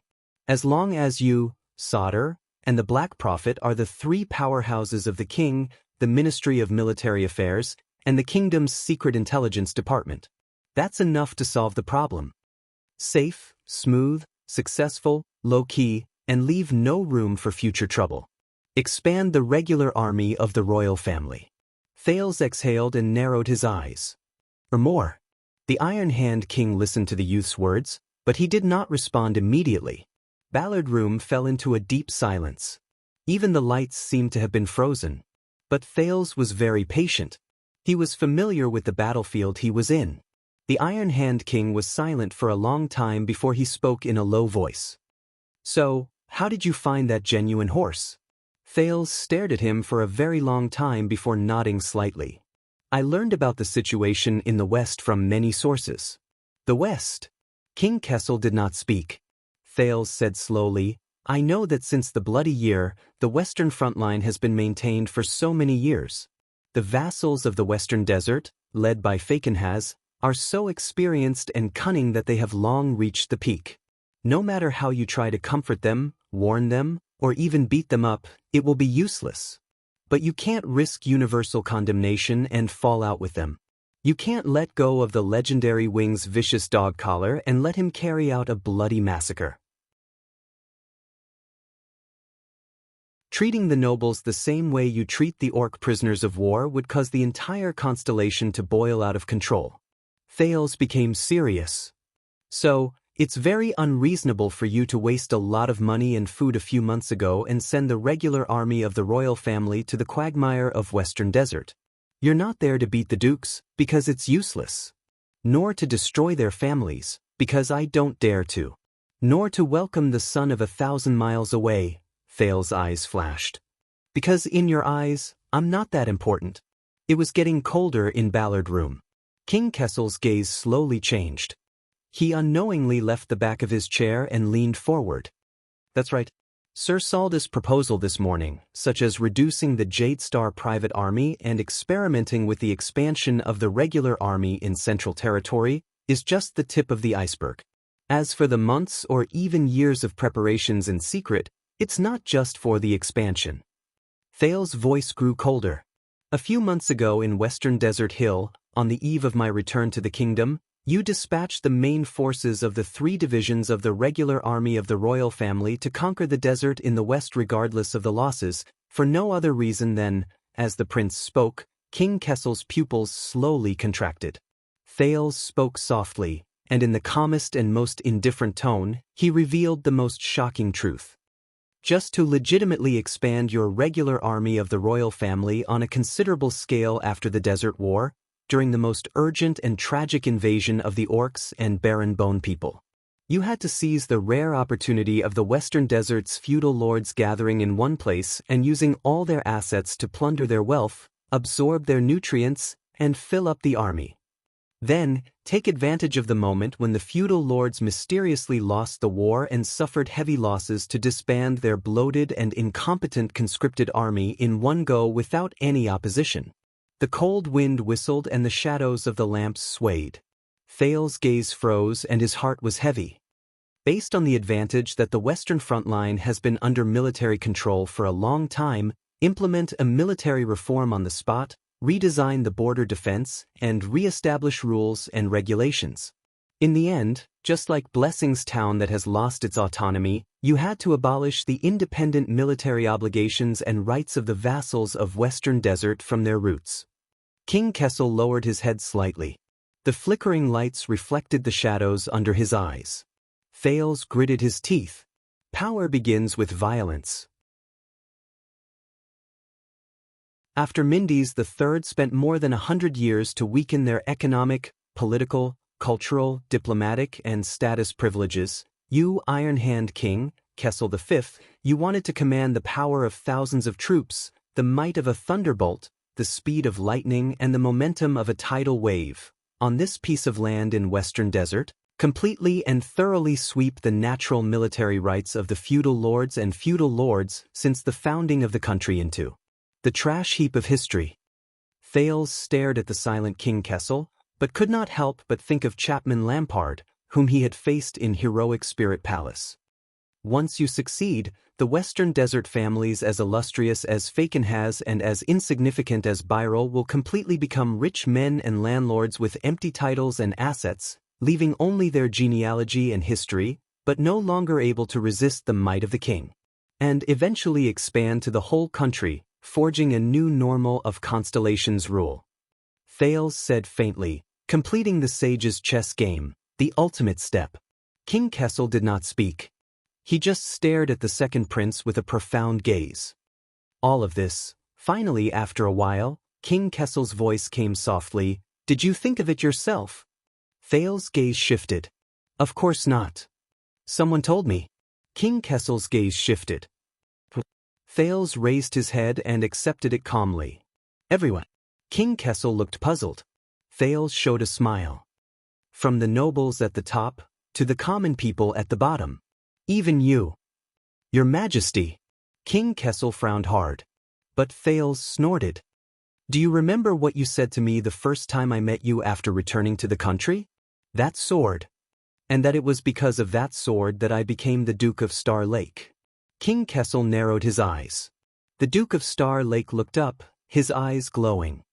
"And the reason why you were so dissatisfied with me accepting Fakenhaz's sword," Thales said coldly, "not because of what has already happened, but because of the things that should have happened in Western Desert in your plan, but did not happen in the end."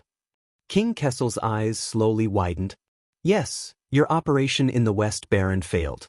You didn't follow your original plan to complete your military reform in the West Baron under the rare conditions. And the horse stumbled and fell short of success, not because of anything else. It is precisely because..." Thales raised a finger and pointed at himself gently. The prince's voice faded away.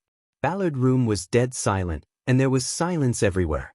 For a full 10 seconds, the Iron Hand King did not respond at all. But the way he looked at Thales slowly changed. From the previous disdain and indifference, it became, "Now I know." Finally, Kessel V spoke softly. "How did you survive in the north?" "Polaris. Polaris." Under the table, Thales clenched his fists tightly. He was not mistaken. At that moment, the king's eyes revealed a deep solemnity, unfamiliar, and wariness. Thales smiled faintly and spoke more briskly. Now, have I grown fast enough? King Kessel's eyebrows twitched. Enough to bear the weight of constellation? Thales narrowed his eyes and sized up the king. Enough for me to participate in this game of chess? Thales' tone was relaxed, with a hint of mockery. But at that moment, the Iron Hand King suddenly looked up, and his aura suddenly changed. From just now until now, Kessel's tone was extremely cold, and his gaze was incomparably sharp. Can these things you have said make up for the stupid consequences of your brazen intrusion into the palace? Thales was stunned. Maybe these are two things, but King Kessel snorted disdainfully and rudely. Then what's the use of saying these things? Bearing the weight of a few swords. Hearing this vulgar response, Thales could not help but be stunned. I admit, your performance was quite good. But unfortunately, the 15 minutes have been used up. Tell Vanguard Mariko that I have granted him permission to carry out the prince's punishment, because he trespassed into the palace and committed the crime of treason. After saying that, the Iron Hand King turned his head and coldly and rudely ended the conversation. Thales frowned tightly. As expected, his father was not a man who would be easily shaken by accidents, even if he was facing his son. But just a second later, Thales' expression relaxed. Do you want it? King Kessel furrowed his brows. In the narrow, dark and cold Ballard room, Thales rubbed his arms and did not look at the other side of the long table. Do you still want it? The Iron Hand King did not look up, but there was a hint of doubt in his eyes. Thales took a deep breath, pointed at the letter on the table, and said faintly, As I said, Zayn will not let you take advantage of him easily. This inferior horse will only walk into a pit, and is not easy to ride. But do you still want it? At that moment, Thales recalled Stake's tone when he bewitched others in the tavern. Do you still want to complete it? Do you still want to complete the unprecedented change in the history of Constellation, or even the entire world of Errol? King Kessel's expression changed slightly. The prince's voice grew quieter, and his tone was thought-provoking. Reform the military system, reverse the legal system, take in the soldiers of the feudal lords, and promote the army of the king. From then on, let the regular army of the royal family become the only orthodox, legal and powerful violent force in Western Desert Hill? Ballard Room returned to silence. Until a few seconds later, the king's voice also rang out, hoarse, cold, and enunciating each word clearly. What do you mean? Thales clenched his fists tightly.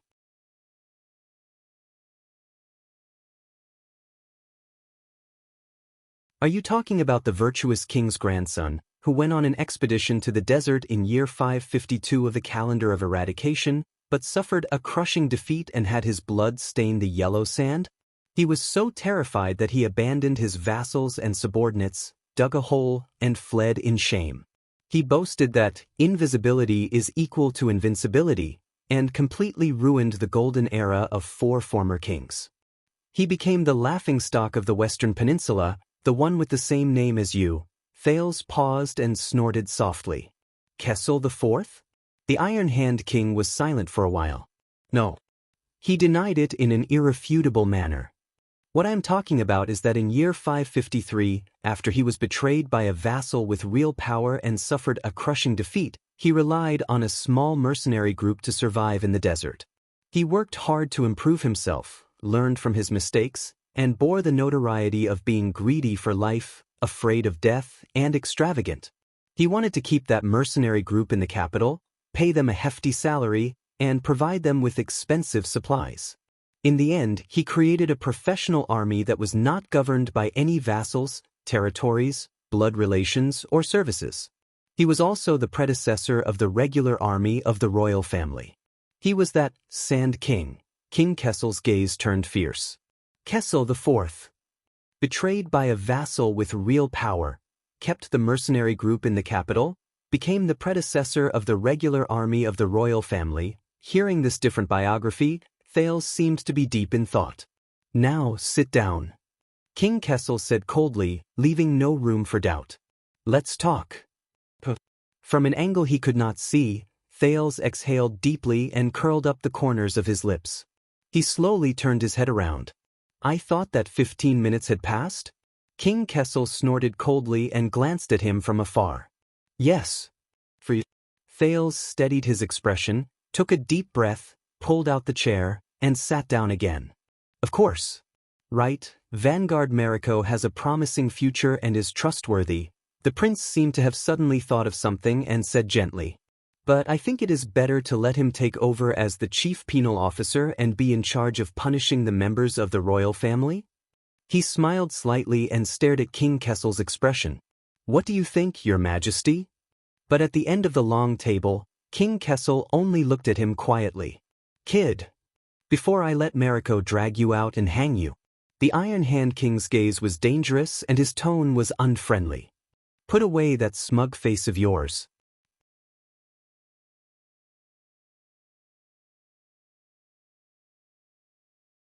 Chapter 6:19. Cold wind blew into the room. Thales could not help but tighten his clothes. So, since last year, you instigated the Alliance of Freedom to rebel against Extet, stirred up a political storm in Dragon Cloud City, sent Constellation's cavaliers through the desert, and made me return to the country via Western Desert. All of these are part of the Sand King? The fire was faint. The king across the long table was silent for a while. Some of them are. King Kessel looked up and stared straight at Thales. Some of them are not. Thales exhaled and connected all the things that had happened since the previous year until now. Then why not the Northern Territory? The prince sounded slightly tired. Why not the place where you also have Broken Dragon Fortress as a fulcrum and the Duke's family has been completely overthrown by you? It's almost like a direct jurisdiction? The king did not answer. He only stared coldly. Thales sighed and looked back at the king. Please, if you don't tell me, I can't help you. King Kessel did not reply. His gaze was deep, and no one knew what he was thinking. Thales stared into the king's eyes, trying to find something in those blue eyes. Finally, King Kessel snorted and looked away.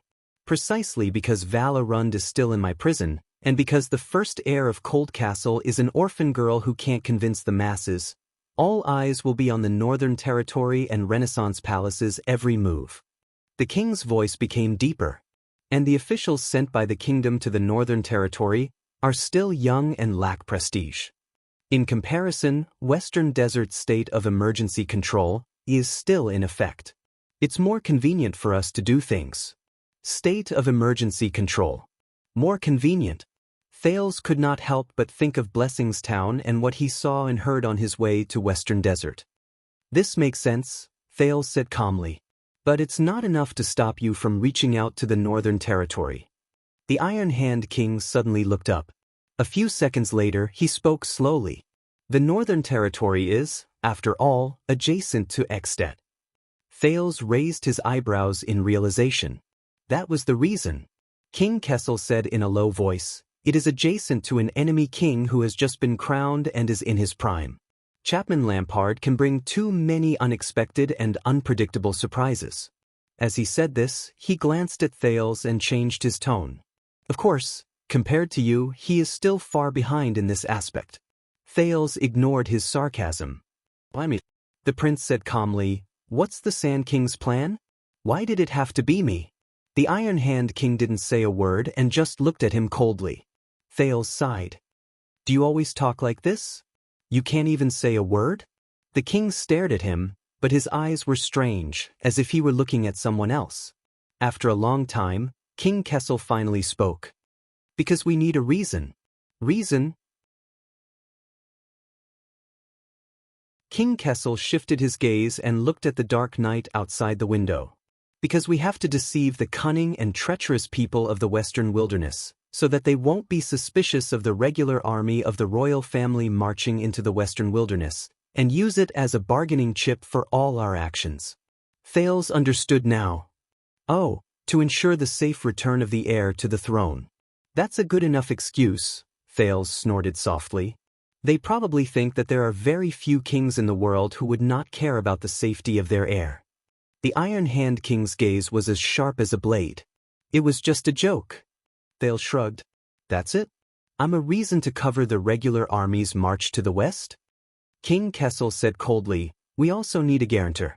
Thales frowned. King Kessel continued, so that the people of the western wilderness will believe during the bargaining that the regular army of the royal family was forced to give up Blade Fang's camp and withdraw from the western front line, in exchange for the support of the troops mobilized by the dukes of the western wilderness so that you can be protected and brought back to the capital. And I will be that guarantor, Thales said faintly as he came to a sudden realization. He said faintly, I guarantee that there is nothing fishy about the western front line that is within their reach. I guarantee that this bait is not harmful and can be taken without worry. The Iron Hand King nodded, seemingly disdainful. Because there are very few kings in the world who would not care about their heir. Thales was stunned at first, then he snorted in displeasure. Petty. I just made a sarcastic remark. How vengeful. Thales sat up straight and stopped thinking about it. So, in order to carve up the vast territory in the western front line that you gave, the suzerains of the western desert who took the bait will gather their troops, willingly walk out of the castle that they have been entrenched in for many years, and walk into the camp of the regular army of the royal family without any precaution, so that you can capture them all in one fell swoop and save yourself the trouble of taking them down one by one? King Kessel was silent for a while. More than that. The king said in a deep voice, for this once-in-a-lifetime opportunity, and to seize the huge profits from the desert trade route, the dukes of Western Desert who have been envious for more than a decade have prepared their assets, prepared their supplies, and even found business opportunities to make money from the war. They have done everything they can. King Kessel looked at the door. All of that will become the budget for the expansion of the regular army of the royal family. Thales snorted softly, not surprised. Sure enough, it saves time and effort to make up for lost gains on the spot. The prince lowered his head, his gaze frozen. What happened to Anchor Byril and his father was not an isolated case, much less a coincidence.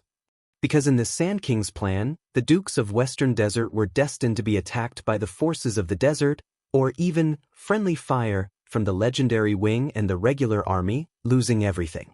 Queen Kessel leaned back in her chair and nodded. When Western Desert suffered a crushing defeat and the war situation became urgent, his gaze sharpened. For the sake of the overall situation, in order to recapture the extraordinary Blade Fang's camp, the regular army of the royal family, who came late, had no choice but to break tradition and act at their own discretion. They punished and deprived the incompetent noble generals, and dispersed the defeated soldiers of the conscription army and reorganized them. Naturally, it was only right and proper, and they had no reason to resist. Thales exhaled and continued, but accidents always happen in war. If things don't go well during the reorganization, and progress isn't good. King Kessel's gaze shifted and looked at him. Thales paused. He recalled his first meeting with Mallows and understood a little. I'm guessing that since the heir of the kingdom is in Western Desert, for the sake of the kingdom's bloodline, Renaissance Palace would also be justified in sending reinforcements there to deal with accidents, such as the troops you sent to welcome me. Thales recalled the confrontation between the Western Desert Army and the regular army on the Avenue of Blessings. King Kessel did not speak. Thales said in a daze, as for the aftermath, what's done can't be undone. Whether it's the disbanded and reorganized conscription army, the nobles who are punished and stripped of their commanding rights, the families who have their conscription rights revoked, or Western Desert Hill, which has its military jurisdiction redrawn. Everything you want will be temporarily passed down in Western Desert under the guise of the Emergency Control Order and in the name of wartime exceptions, just like Blade Fang's camp and Blessings Town. Thales recalled what the Count of Wing Fort, Derek Chroma, had said to him during the escort. He could not help but be lost in thought. 1 year, 2 years, 5 years, 10 years, until forever. King Kessel snorted disdainfully, seemingly dissatisfied. The lights flickered, and the shadows in the room swayed back and forth, illuminating the surroundings so that it was bright and dark. It was turbulent. Thales took a deep breath. He returned to the present and adjusted his state of mind. So, from the moment you negotiated with the Western Desert vassals and used the Western front line in exchange for them sending their troops, to when the regular army marched westward to rescue the prince, to when the foreign enemies took the opportunity to invade Western Desert and suffered a crushing defeat, to when the regular army was forced to resort to extraordinary measures to act on the spot. Until the flames of war subsided and the dust settled, Thales's tone grew heavier. After such a combo, you will truly be able to twist the scattered and disordered military forces of the vassals of the Western Desert into a rope. Change the military conscription system that has a long history. Thales restrained his expression and slowly raised his head. He took in the king's figure across the long table. The name, reason, power, and benefits are all in your hands. Even if the other Western Desert vassals and the other nobles of the kingdom have doubts, they can't say anything, let alone raise their troops to resist. There was no response from the end of the long table. Moreover, the Western Desert's matters have been settled in Western Desert. At the end of the day, this is just a sudden incident in a local area. It is not a mandatory decree that affects the entire territory, so it will not cause the masses to be agitated and pay the price of chaos in the kingdom. There was a sentimental tone in Thales's words. Of course, the wool comes from the sheep's back. Be it the expansion of the army or the restructuring of the system, the source of the budget funds and conscription will be the money, land, and people of the Western Desert vassals. We won't even need to use much of the national treasury's budget. We won't suffer any losses. The prince crossed his arms and took a deep breath. He recalled the warmth and dryness of Western Desert while he sensed the darkness and coldness of Renaissance Palace. Once this is done, from now on, from Bladefang's camp to Blessing's town, from Rick Keenan to Brave Soul's fort, even Wing Fort and ruins, there was a hint of reverence in his tone. In the land of Western Desert, unless Renaissance Palace allows it, the local suzerains will no longer be able to conscript soldiers and command battles. The regular army of the royal family will become the only reliable source of legal armed forces and military service. The king did not answer. Ballard Room was silent. The everlasting lamp that was drifting about slowly became stable. It cast its own unique shadow on every single item in Ballard Room. Thales gently rubbed the back of his hand. More importantly, this is just the beginning. He looked deeply at the Supreme King. With the precedent set by Western Desert, suzerains conscripting soldiers and vassals owning soldiers are no longer an inviolable natural tradition. When people slowly got used to the idea that only a king can have an army, the reform of the military system in all of Constellation also had precedents to follow. When the conditions were right, success would follow. Thales suddenly remembered the great battle he saw in the desert. Just like a cavalry charge. No matter how flawless a defensive formation is, once a gap is breached and the flanks are exposed, he said in a daze, what's left is a wave sweeping through, like a hot knife through butter. King Kessel still did not speak. But this time, he turned his gaze away and no longer looked at Thales. What a sand king. Thales could not help but sigh. In that case, Western Desert is really a good horse. It can completely pull the chariot of the kingdom. But, until you appeared. The king's voice suddenly rang, interrupting Thales' thoughts. The prince could not help but frown. The Secret Intelligence Department's report after the incident stated that you encountered the regular army's patrol unit in the Great Desert, but you did not meet up with them according to the plan. Instead, you concealed your identity and disappeared without a trace. The king's words seemed to have power. Accompanied by the howling of the cold wind outside the window, the everlasting lamp in the room kept flickering. Thinking of the past, Thales hesitated. But King Kessel did not allow the prince to interrupt. His gaze became sharp and cold. On the night the operation started, you mysteriously appeared in the eye of the storm, and you even brought quite a lot of friends with you. Shadow Shield, Northlanders, Secret Room, and even quite a number of sword sellers followed you into the Prison of Bones. One-day tour? Thales' heart tightened. About this, the king snorted coldly and no longer looked at him. The people at the Western front lines do not have the boldness of those in Renaissance Palace. They are cowardly and hesitant, not daring to take the risk of losing their heirs, so they bided their time and dispersed their manpower, causing the operation to be seriously disjointed. And our spies should have urged the warlike orcs and barren bone people to attack the suzerain's army while the regular army was away, but they seemed to have sensed something beforehand. Not only did their main force not come, even their siege was just a feint, and they retreated the moment they came into contact. When Thales heard this, he could not help but say, Yes, I heard that there is an orc called Kandarl in the desert. But in the next second, King Kessel's gaze was like a blade. Thales put away his smile and decided not to say anything else. It's fine. The king ignored him. Instead, he stared at a weak and drifting everlasting lamp. The coldness and dissatisfaction in his gaze was clear. Williams was lying in ambush at the side of Blade Fang's camp. That idiot has always been swift and decisive, but on that day he dragged his feet and waited until the battle was almost over before he led his troops back to the camp and delayed the battle. When he heard the familiar name, Thales instantly froze. This allowed the suzerains of Western Desert in Blade Fang's camp to retreat calmly. The main forces of the Ruins, Wing Fort, Brave Souls Fort, and the three great families of Western Desert were also unusually vigilant. After they noticed that something was amiss, they stayed far away and did not fall into the trap.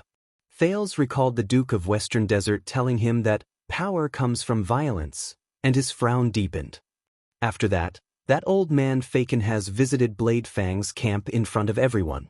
Not only did he chat cheerfully with you, he even gave you his family heirloom sword. The news quickly spread throughout the kingdom. Thales took a deep breath and remembered the sentinel sword Faken has gave him. He subconsciously clenched his fists. As for Crow and Black Lion, they acted as if they were fawning over the king. They ostentatiously and respectfully escorted you out of Western Desert. They also blocked the reinforcements sent by Renaissance Palace while they were at it. King Kessel snorted softly. In the end, the kingdom's secret intelligence department activated an emergency plan to try their best to reduce their losses.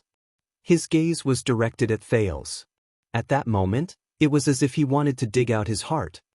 As you said, the matter in Western Desert was a failure. The Sand King failed on the verge of success. Thales closed his eyes, leaned against the back of his chair, and heaved a heavy sigh.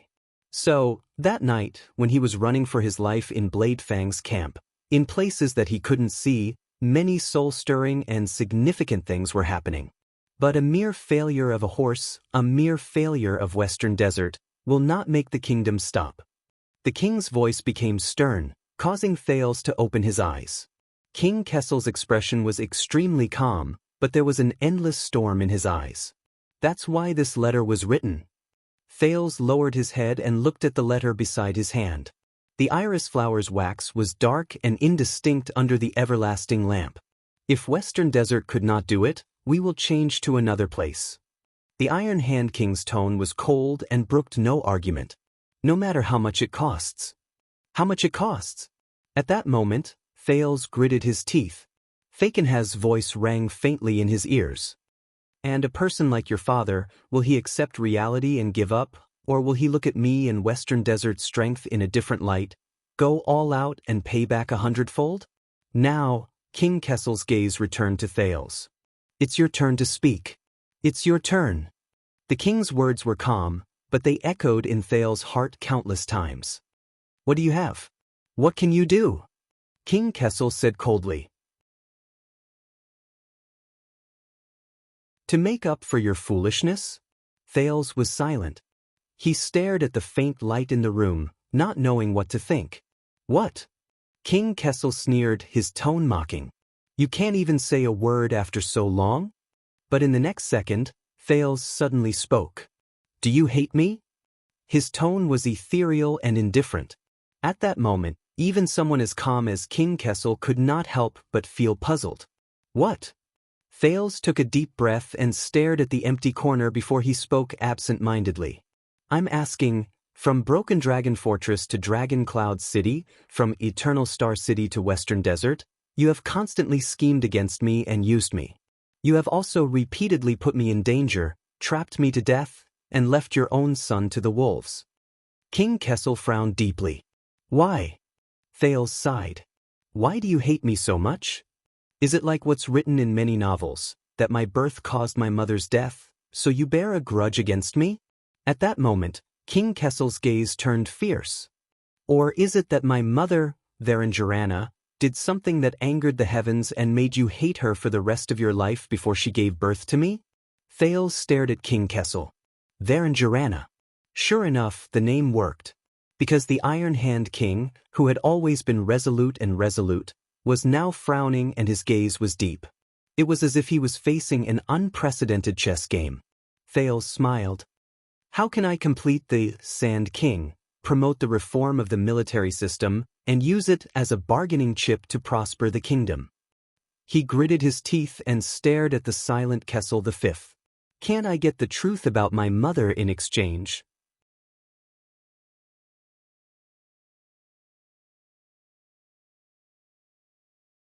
Chapter 620.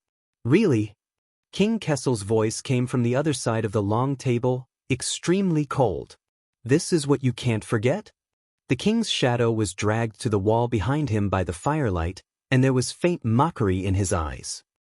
You mother? Thales stared deeply at King Kessel. Varanjarana. Head Ritual Master Licia, Queen Kia, the Old Crow, Glee Ward, almost everyone who knew his mother had a different evaluation of this woman.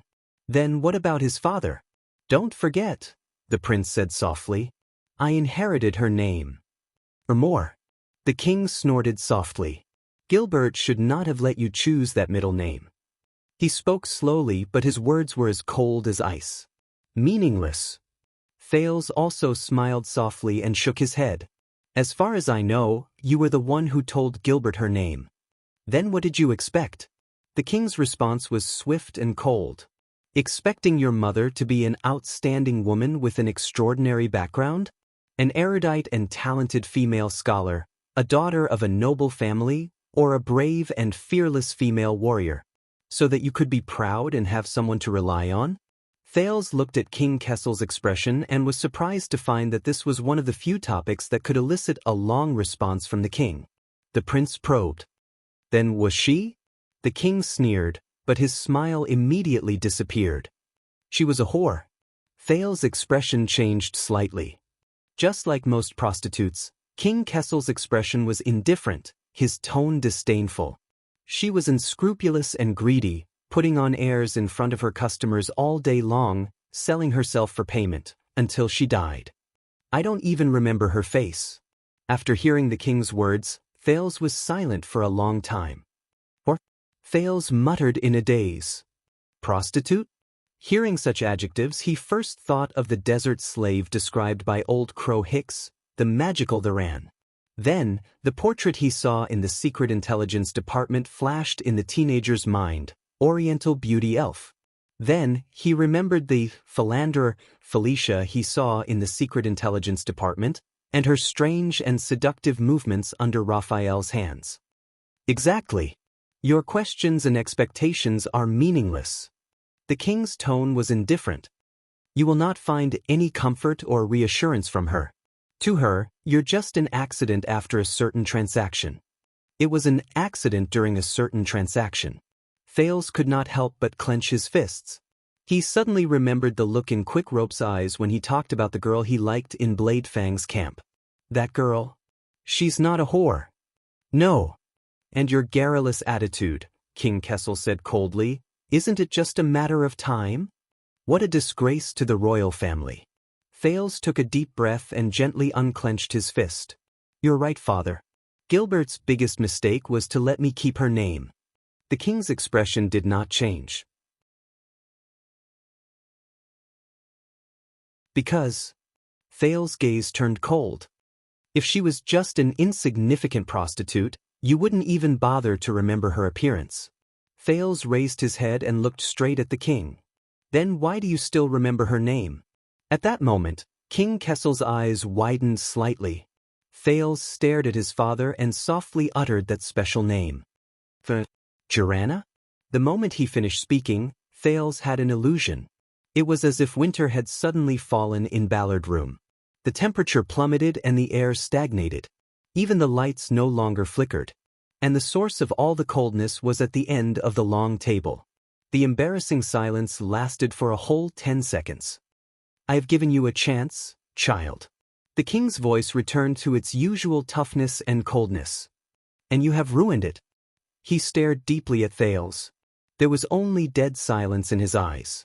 The sin of hell's river in Thales' veins began to flow again, as if it wanted to break through the frozen atmosphere. At that moment, the teenager suddenly felt that the king's patience had come to an end. His next words were to summon the guards. So Thales was faster than him. "Moi!" The prince spoke softly and successfully froze the king's gaze towards the door. King Kessel looked back. "Amore?" Thales took a deep breath and nodded. "Yes, Western Desert's Amorei town. This place is ruled by the Amorei family and has a long history. The suzerain surname is the origin of the name." King Kessel frowned slightly. Thales recalled what the two Western Desert people, Derek Chroma and Anchor Byral, had told him. Unhurriedly, he began to recount the story. A few years ago, the suzerain of this town, the Baron, suffered injustice. He wanted to turn to Renaissance Palace and appeal to the king for help. But he met with misfortune on the way, and his entire family died of an epidemic. Thales observed King Kessel's reaction. The latter did not move, but did not interrupt him. In the next second, Thales' tone changed. But in fact, as a legitimate vassal of the kingdom, Baron Amorei did not die of an illness. Thales gritted his teeth. He and his family were ambushed and silenced by the allied forces of his vassal and peers, the three major families in power in Western Desert, Falkenhaz, Chroma, and Bosdorf. Both of them were silent for a few seconds. "Interesting." The king thought for a while and said slowly, "Where did you learn of this?" Thales' eyes dimmed. In the Secret Intelligence Department's prison, Anchor's pained voice rang in his ears. "He also said that if I had to use this bargaining chip, I must give it to you. And I can only give it to you." As his thoughts reached this point, Thales took a deep breath. "It's not important." He composed himself and shifted his attention to the matter at hand. "What's important is..." Facing the king's burning gaze, Thales spoke calmly. His words were loud and clear. In year 414 of the calendar of eradication, the creditor, Hermann II, issued the No Bloodshed Order, forbidding the vassals within the kingdom from waging war and killing each other. His voice became serious. However, the vassals of Western Desert were lawless and acted recklessly. As vassals, they abused their right to armed self-defense excessively and murdered Baron Amorei to avenge a personal grudge. As Thales spoke about Western Desert, he stared at the Iron Hand King's face. Their methods were cruel and terrifying, and their crimes were shocking. The Iron Hand King's eyes brightened and the corners of his lips curled up. The prince's gaze turned sharp. "This reason, this bargaining chip, this horse, is it enough to complete the Sand King?" As Thales' voice faded, the everlasting lamps around him flickered. He stared at the king. King Kessel was silent for a long time, the light in his eyes surging back and forth. A few seconds later, the king closed his eyes gently and buried all his emotions in the bottom of his heart. "But we can't use it." King Kessel said softly, "The plague in Amorei town is no longer news. The people of Western Desert dealt with it very cleanly. Dead men tell no tales." Seeing the other's reaction, Thales could not help but chuckle. "That's right," he said confidently, "unless it's not that dead men tell no tales." Thales' words came to an abrupt halt. "Wait." He looked at King Kessel's indifferent expression and figured something out. The youth's expression changed slightly in disbelief. "You know." Thales stared at Kessel and frowned. "You knew about Amorei town and this case a long time ago?" The next second, King Kessel opened his eyes gently. The king was expressionless and did not answer. But Thales had already gotten his answer. The youth could not help but frown. "When?" King Kessel replied calmly, "When it happened." Thales was stunned. "What?" Thales realized that at some point in time, the conversation between him and King Kessel had become extremely tacit. For example, now, he did not even need to complete a sentence like, "Why did it happen?" King Kessel stared at Thales quietly. A few years ago, the Border Development Tax Exemption Order affected a group of suzerains. Lord Amorei of Western Desert was just one of them. The Iron Hand King narrowed his eyes, the most impatient one. With a little provocation, he took the bait. Thales' gaze froze in midair. With a little provocation, he took the bait. At that moment, Raven, Derek Chroma's words rang in Thales' ears once again. According to the Baron, the countless nouveau riches spawned by that decree are nibbling away at his interests every day, taking away his subjects and cutting off his livelihood. At the bottom of the Secret Intelligence Department's prison, Anchor Biral's desperate words reappeared. Obviously, Baron Amorei could not bear the pain. The king's decree dealt him a huge blow. King Kessel sighed slightly. His next tone was slightly regretful. However, that Western Desert bumpkin is especially sensitive to the slightest disturbance at his doorstep. Before he could reel in the fish, the line was cut. Thales was stunned. Reel, tangent, Derek and Anchor's words continued to appear. Baron Amorei recruited soldiers and mobilized his army, intending to cross Western Desert and create a big news for all of Constellation to protest against His Majesty and the kingdom. So much so that he decided to abandon his tacit understanding with the three main families and act rashly. Thales froze in his seat. "It's you," Thales said in a daze. "Baron Amorei raised his army to protest because you secretly pressured him and deliberately instigated him? To find an excuse to intervene in Western Desert?" The Iron Hand King scoffed. "As I said, he's just one of them." One of them. At that moment, Thales thought of Anchor, who was tortured and bruised in the Secret Intelligence Department, and his lover, whose family was ruined and whose identity was unknown. So, the tragedy of Baron Amorei being silenced and his entire family killed. Thales' voice was hoarse. "You're the instigator." Thales stared blankly at the table in front of him. The king's figure was projected on the opposite wall, dark and oppressive. These people. Their misfortune. But the dust that power crushed. "You flatter me." The king's voice was still calm, as if he did not care. "I didn't ask the Western Desert bumpkins to silence them. Nor did I ask them to be ruthless enough to wipe out the entire family in the castle, including the militia and servants. Not a single person was left alive. Looks like they learned a lot from Williams. Silence them. Everything was wiped out. Amorei, Viral, and that miserable family in Blessings Town whose name he could not recall, and that night in Bladefang's camp, where countless families were destroyed. Nobles, huh? These scumbags, what kind of F***king trash are they?" On the land of barren rocks, the sentiments of the Raven of Death echoed in his ears. At the thought of this, an indescribable weariness came over him. The youth could not help but feel suffocated. Thales took a deep breath, trying to maintain his emotions. "I understand." The prince lowered his head, avoiding the other person's gaze, holding back the disgust in his words. "I see, good plan." "No, it's not good." But King Kessel's voice still penetrated his eardrums unstoppably. "We underestimated the Western Desert people's sharpness and decisiveness. Not only did we get a headless case with no evidence, but we also alerted them and made them even more vigilant." The king's gaze sharpened. "Until now." Thales trembled slightly. King Kessel raised his head abruptly. "It's not that there's no evidence, right? You have evidence." His attitude was firm and unquestionable. Thales' arm tensed. "Evidence." Anchor's final voice echoed faintly. "No matter what, His Majesty will be very happy with this bargaining chip." "Very happy." Thales took a deep breath and swallowed. He looked up with difficulty and looked straight into the king's eyes. But at that moment, there was only endless depth in Kessel's eyes.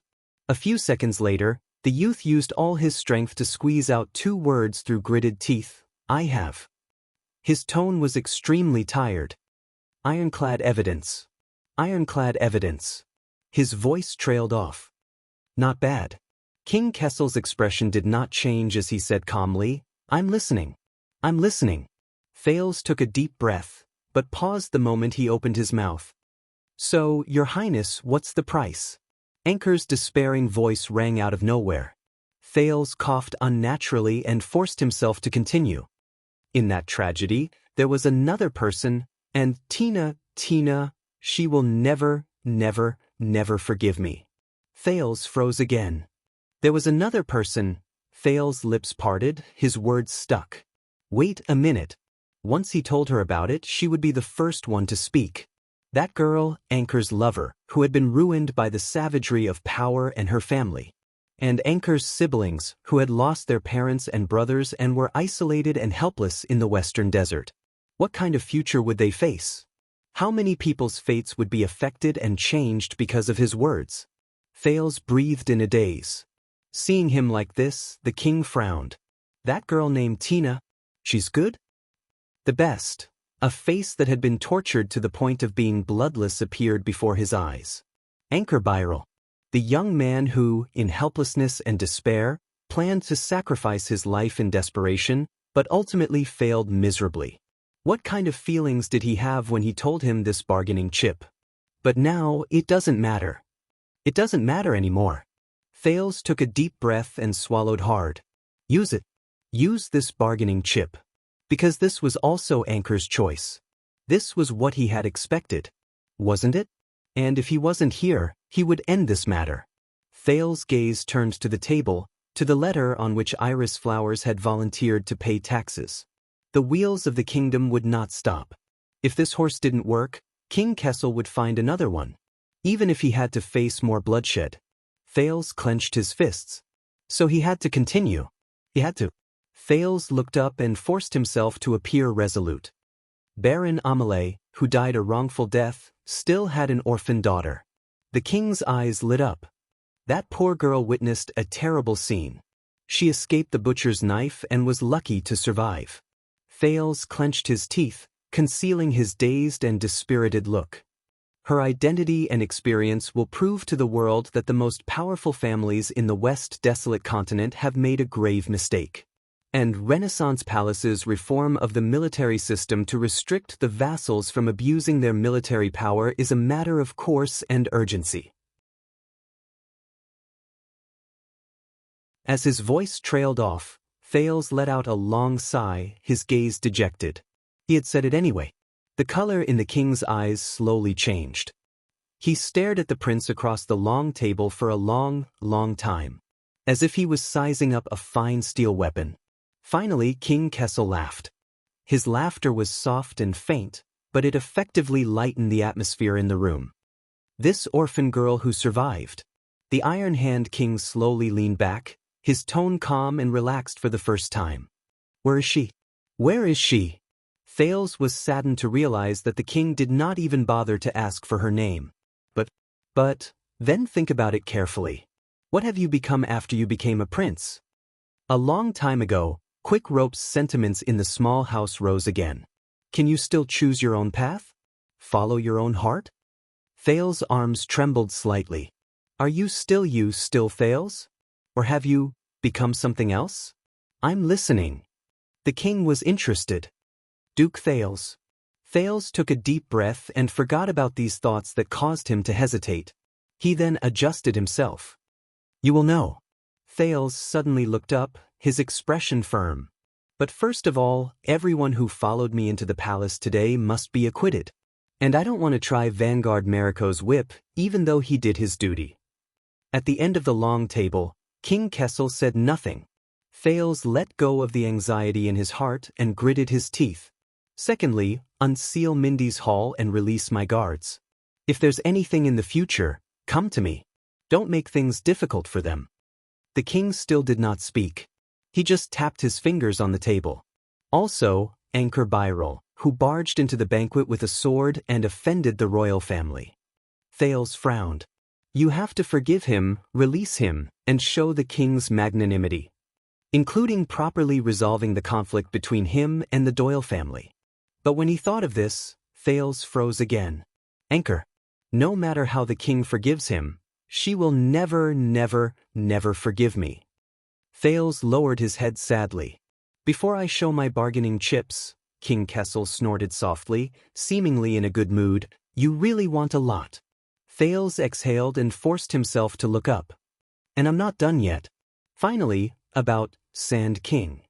Sand King. King Kessel's gaze shifted. At this moment, Thales' expression was firm and cold. Your plan to expand your army in Western Desert, including how to deal with the local suzerains, must be handled by me personally and completed by me. Asterisk thud. Asterisk the Iron Hand King's fingers knocked heavily on the meeting table, producing a shuddering thud.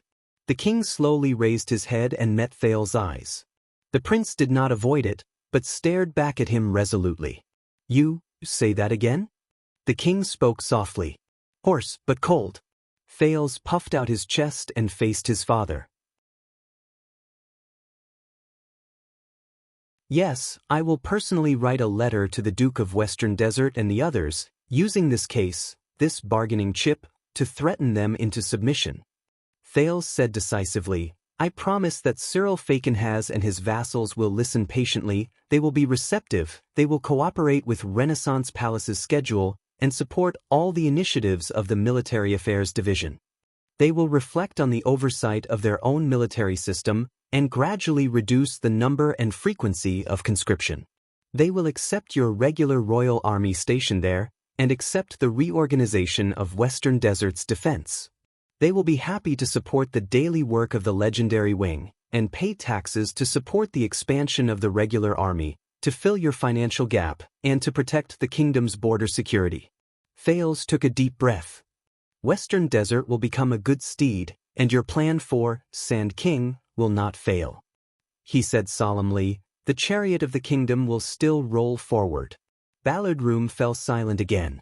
But this time, the silence was particularly ominous. A few everlasting lamps burned to the end and quietly extinguished.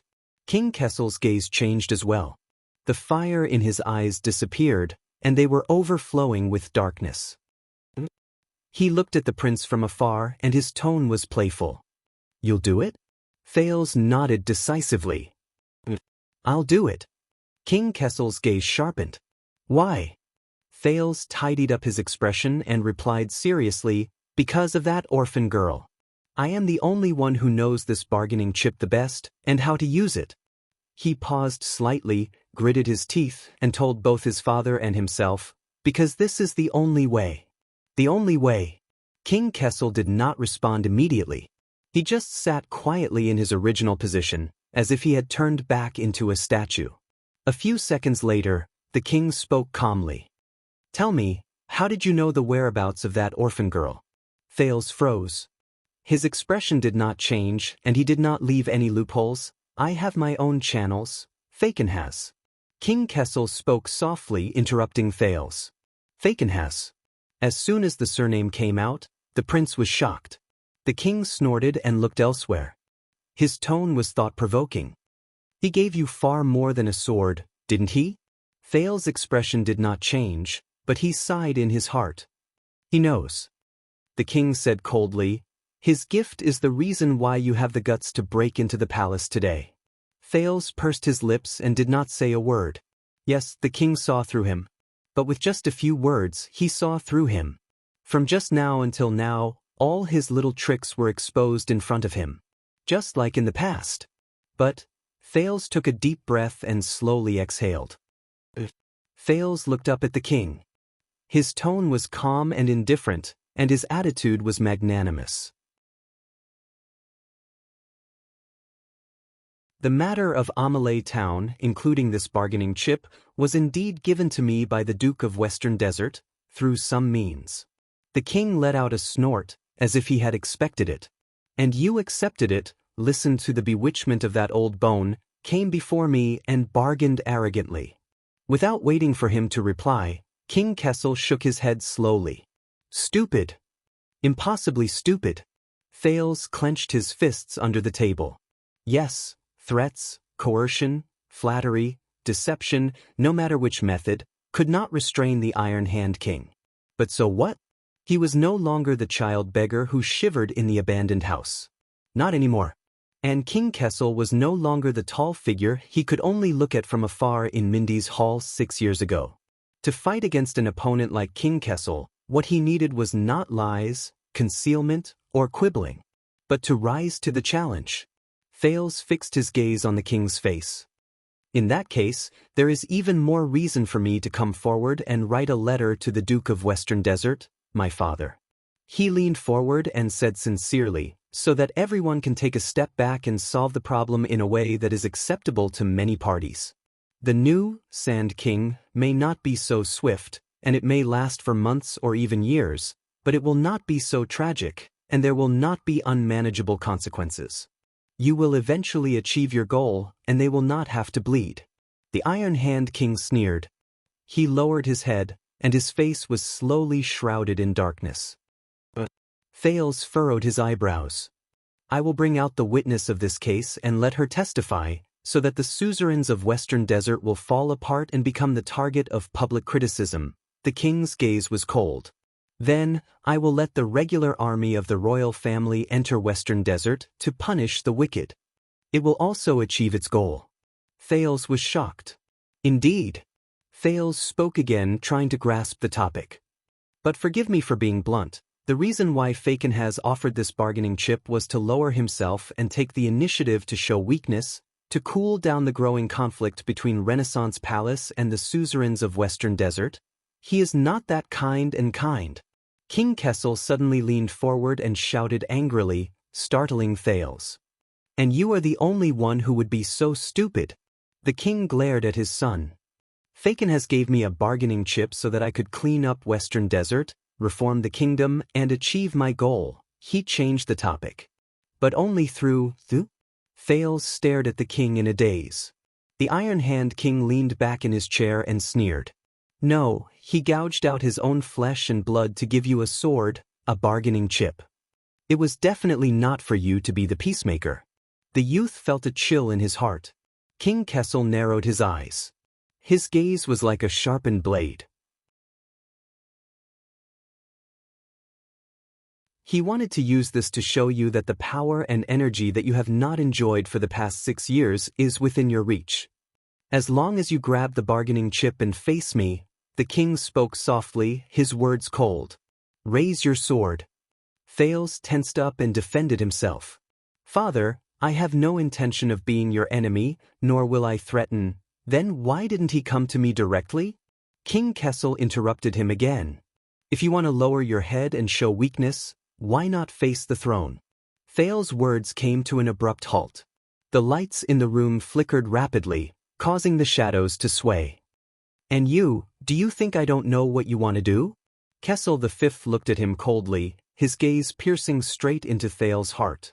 Why won't you readily reveal your bargaining chip and the whereabouts of that orphan girl? Why do you pretend to be reserved and wait for the right price? And why do you insist on personally carrying out Sand King? Hearing this, Thales shuddered and felt a chill in his heart. Ballard Room returned to silence. Because you also know, right? The king's voice calmed down and was filled with a fatal gentleness. Because you also like the sword he gave you and can't bear to part with it.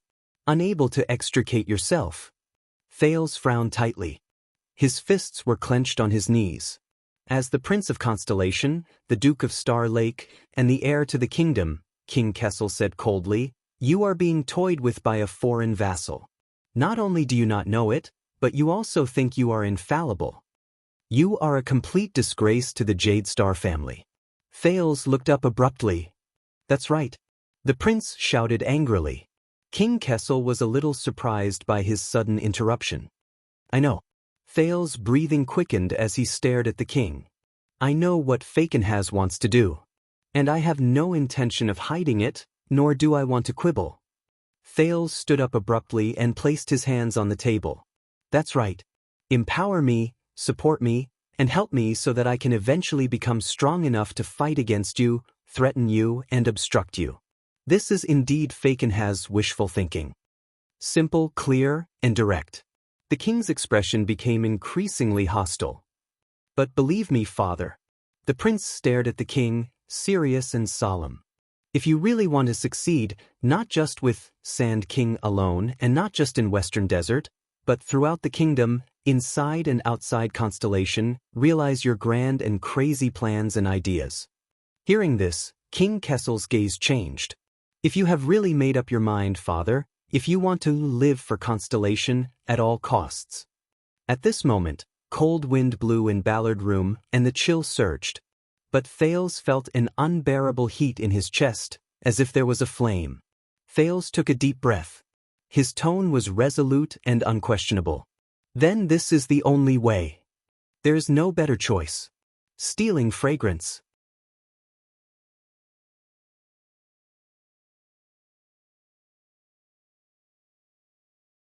Chapter 621. Trust you? The only way? There's no better choice? King Kessel chewed on these words and seemed to be deep in thought. Thales controlled his breathing and stared at the king. The king paused for a while and laughed coldly. The laughter was deafening, and the lights around them flickered. Thales subconsciously clenched his fists. He felt a heavy weight in his chest, and the air around him was heavy. But he had no way out. The laughter slowly disappeared. From what I saw, Duke Thales of Star Lake Fort. The Iron Hand King's tone was calm, but it was even scarier. The crown is not on your head. The crown. An inexplicable sense of fear came over him, causing Thales' breathing to become slightly irregular. Even if you don't take this path, the king said faintly, the wheels of the kingdom are destined to never stop. The teenager pressed his fist against the table and felt the pressure and pain coming from his fist, as well as the strange agitation of the sin of Hell's River. He knew what the other party cared about. He knew. Or did he think he knew? Thales took a few deep breaths and looked up. Of course, you are the supreme king of Constellation. The Iron Hand King was expressionless. You can ignore me, scoff at the West Baron, and reject this proposal with one vote. Thales adjusted his mood and changed the topic. Anyway, you are very confident, and you have more than just Sand King in your hands. He pointed at the letter on the table and maintained a calm tone. Just like how you can threaten Jean Inlay to replace Western Desert and force South Coast Hill to pull your carriage for you. You can do it again in another place. King Kessel snorted in disdain. But what's the price? In the next second, Thales changed the topic. In order to execute Sand King, father, how much have you invested? How much have you paid? As he listened to Thales' words, King Kessel frowned slightly. Whether it is the huge amount of money spent on preparations, the astonishing scale of the standing army of the royal family, or the western front lines that you have been operating for more than 10 years. The prince was unhurried as he continued to speak. Human, material, financial, and mental strength, including the political games behind the scenes, are not easy to do. Even the opportunity is too rare. It's not every year that there's an unlucky prince wandering outside, convenient for you to use as an excuse and bait. The king coldly snorted. If your plan had succeeded and you had reaped huge benefits, then these costs would have been nothing. But now, Thales paused for a moment and looked at him. King Kessel pursed his lips. His expression was tense. My guess is that the reason why Supervisor Kirk complained about being poor in the Imperial Conference and why the Department of Finance had insufficient budget is because... Thales spread his arms towards the table. In the end, it was because you mobilized the regular army for Sand King and emptied the national treasury, didn't it? At that moment, King Kessel suddenly raised his eyes. His gaze was so sharp that it was as if it had physical form, and he inched closer to Thales. The atmosphere in the room was extremely stifling. That bargaining chip, that orphan of the Amelie family. A few seconds later, the king spoke coldly. Where is she? The teenager exhaled and glanced at Zayn's letter. In that case, father, you're not satisfied. You don't want to give up on Sand King's efforts for nothing. You're denying yourself and wasting all your efforts. Iron Hand King's eyes grew colder and colder. However, Thales' tone became harsher. He withstood the pressure and insisted on finishing his sentence. Otherwise, father, your so-called Sand King's plan will be tantamount to a tyrannical and evil act. The gains do not make up for the losses. It will harm the kingdom. The crime lies with you. At that moment, the coldness in King Kessel's eyes reached its peak. It could not be any colder. The everlasting lamps in the room seemed to have sensed something. They flickered rapidly in that second, as if they were shivering. It seems that the sword Fakenhas gave you is really useful. The king enunciated each word clearly. It was meaningful and ominous. Who told you to be arrogant and fearless? But the prince only laughed bitterly and ignored the king's hint. But this is not the end. The Iron Hand King's gaze was fixed on Thales. It was as if his gaze was about to pierce through him. Thales said loudly, "After Sand King's failure at the last minute, the regular army of the royal family took back Blade Fang's camp, removed their armor, retreated, and ceased all activities. The people of Western Desert returned to their hometown dejectedly. They were dejected and admitted that they were unlucky. The second prince arrived safely in the capital. Father and son were reunited, and he was conferred the title of Duke. These peaceful appearances kept most of the people in the kingdom in the dark. They slept peacefully and did not know the truth." Thales narrowed his eyes. "But father, you and Fakenhas, if he is the only one, all of you know the undercurrent of Sand King. All of you know what happened a few months ago, and what did not happen." King Kessel did not say anything. Only his gaze was distant, reflecting the shadows of the lamps. When you passed by each other, you saw the sharp blades behind each other's backs. But both of you have excellent acting skills and enough self-control. That is why you pretended not to know and greeted each other with a smile. You maintained the most hypocritical peace and the most fragile tacit understanding. Asterisk bang. Asterisk Thales slammed his palms on the table, causing the everlasting lamps around him to flicker. "Trust me, father. This is the last step between Renaissance Palace and the West Baron. Behind us is a bottomless abyss." The prince stared at the king. "Next time, you will not be so lucky." King Kessel lowered his eyes. No one knew what he was thinking. One of the everlasting lamps behind him dimmed, pulling the king's side profile into darkness. Thales took a deep breath and said solemnly, "When that time comes, if you want to deprive the vassals of Western Desert of their armies and expand the regular army of the royal family, the price will only be higher, and the situation will only become worse." King Kessel did not respond. He only turned his head silently and buried the side of his face in the darkness without any light. "Admit it, father. Sand King's failure left behind a huge mess that pushed you and Western Desert to the edge of a cliff. You no longer have any room to maneuver unless you completely give up on Western Desert."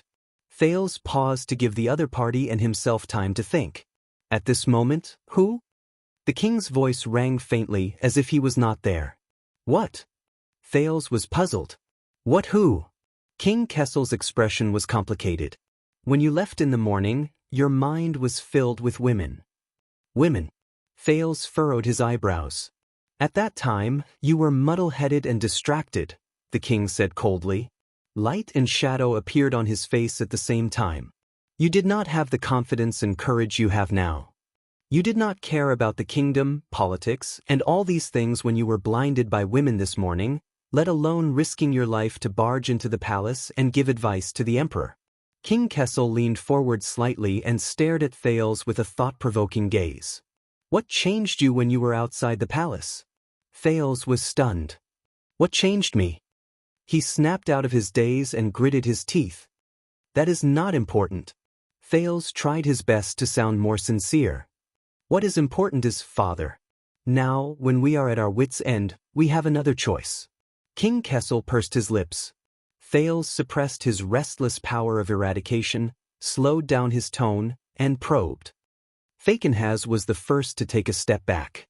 For this, they offered their most powerful bargaining chip, enough to suppress Western Desert. King Kessel turned his head and snorted in displeasure. "Amoy." The prince nodded and fixed his gaze on the king. "Accept it.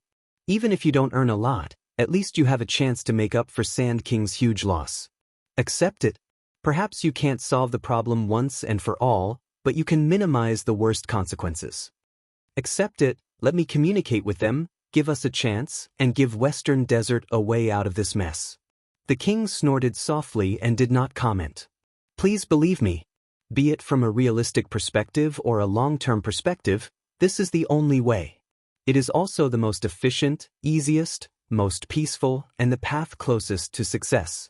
Fail's words had unknowingly become urgent. If you still want to complete Sand King, Father, at least don't let it become a mess, then this is not only the best choice. It is also the last choice. Thales looked straight at the king. Father, for the sake of the kingdom, don't be rash and act in a fit of pique. Don't drag this out until you are beyond cure. Let me do it. End it now, right now. Before it is too late. Once he finished speaking, King Kessel did not answer immediately. He sized up Thales carefully, as if he wanted to see every detail on his face clearly. This made Thales feel uneasy. Very good. Thales observed the king's reaction and silently cheered himself on. This is indeed something he cares about. At least he still cares. Fortunately, he still cares. I hope he still cares. More than 10 seconds later, the king snorted softly. Extravagant rhetoric and eloquent words. King Kessel changed his sitting position and said softly, but you avoided the important and dwelling on the trivial. You missed the most important point. Thales felt a chill in his heart. The king turned his head and said with a playful tone, that is, even if I accept this proposal, why is it necessary for Sand King to be carried out by you? Duke Thales? In that second, Thales' eyelids twitched. He subconsciously pressed down on his knees. Because Fakenhas gave me the bargaining chip. Thales took a deep breath and met the king's gaze. And I, as the introducer, the middleman, and the guarantor, should have some remuneration, right? King Kessel snorted softly. So, this is actually a deal. The king stared at Thales, and his tone became more dangerous. Two-party deal between Fakenhas and me. A deal. Thales clenched his fists. You can interpret it that way. But my existence is one of the conditions for Fakenhas to accept the deal. From this deal, you will get, and I mean you will gradually get Western Desert and become Sand King. The prince tried hard to find logic and tried to convince the king. The price is just. In the next second, King Kessel looked up. His eyes were like lightning and he made Thales choke on his words. No, the king said softly, and it sent chills down Thales' spine. You are not a guarantor or an intermediary. Kessel's gaze was like a sword that pierced Thales. You are the real bargaining chip in the deal. Thales Jadestar. The heir to the throne. Thales' breathing froze. In this deal, I will hand you over to him, the king said slowly, but every word he said was unsettling. Only then will he hand Western Desert to me. Isn't that so? Thales furrowed his eyebrows tightly. Damn it. I will not let this go. Listen, father. He could only reorganize his words. I know what you are worried about. Thales racked his brains. But please relax, I will not interfere with specific matters, I will not participate in the promulgation of any government decree, and I will not touch a single soldier's file. I will only be in charge of negotiating with the people of Western Desert. It will not be too complicated. I will only need a letter to mention this bargaining chip, and with Fakenhas' cooperation, they will soon understand the pros and cons. You will be in charge of the rest of the matters. At this moment, the king suddenly spoke loudly and interrupted the prince. And the people will understand. Thales was stunned. He saw that King Kessel had sat up straight at some point in time. Light and shadow overlapped on his face, and light and darkness intertwined. The people will understand that there is another person in Renaissance Palace other than the king. The king emphasized the word, another person, and Thales could not help but hold his breath. No matter what problems they face with the king, no matter what, as long as they find this person, King Kessel stared at Thales as if he was strangling him through the air. Then the price will not be so high, and the situation will not be so ugly. The king narrowed his eyes. His tone was chilling. Because he has a sword in his hand. He can fight against the crown. Is this what you want? King Kessel's words continued. Every word seemed to be laced with venom. The future. Thales the First? At that moment, Thales' thoughts froze. So, is this also what you care about? A few seconds later, Thales took 2 absent-minded breaths and spoke with difficulty. Whether it was sealing off Mindy's hall, interrogating my guards, or summoning me into the palace to warn me, was it all because of this? To tell everyone that there is no other person in the palace? King Kessel did not answer. He only snorted coldly and leaned back in his chair. Hand over that orphan girl, that bargaining chip. The Iron Hand King's gaze sharpened. His words were stern and resolute. As for you breaking into the palace and plotting treason, your crime is punishable by death. Let bygones be bygones. Thales raised his head and stared at the king with mixed feelings. King Kessel closed his eyes. His expression was serene. As you say, before it's too late. End it. Thales suppressed the resentment in his heart and gritted his teeth. But, the matter of me contacting the people of Western Desert? But King Kessel only raised one finger gently. He stopped Thales from speaking. Forget about it. The king was expressionless. He said softly, for your own good, after you hand over that orphan girl, you don't have to do anything. You don't have to show yourself, let alone intervene.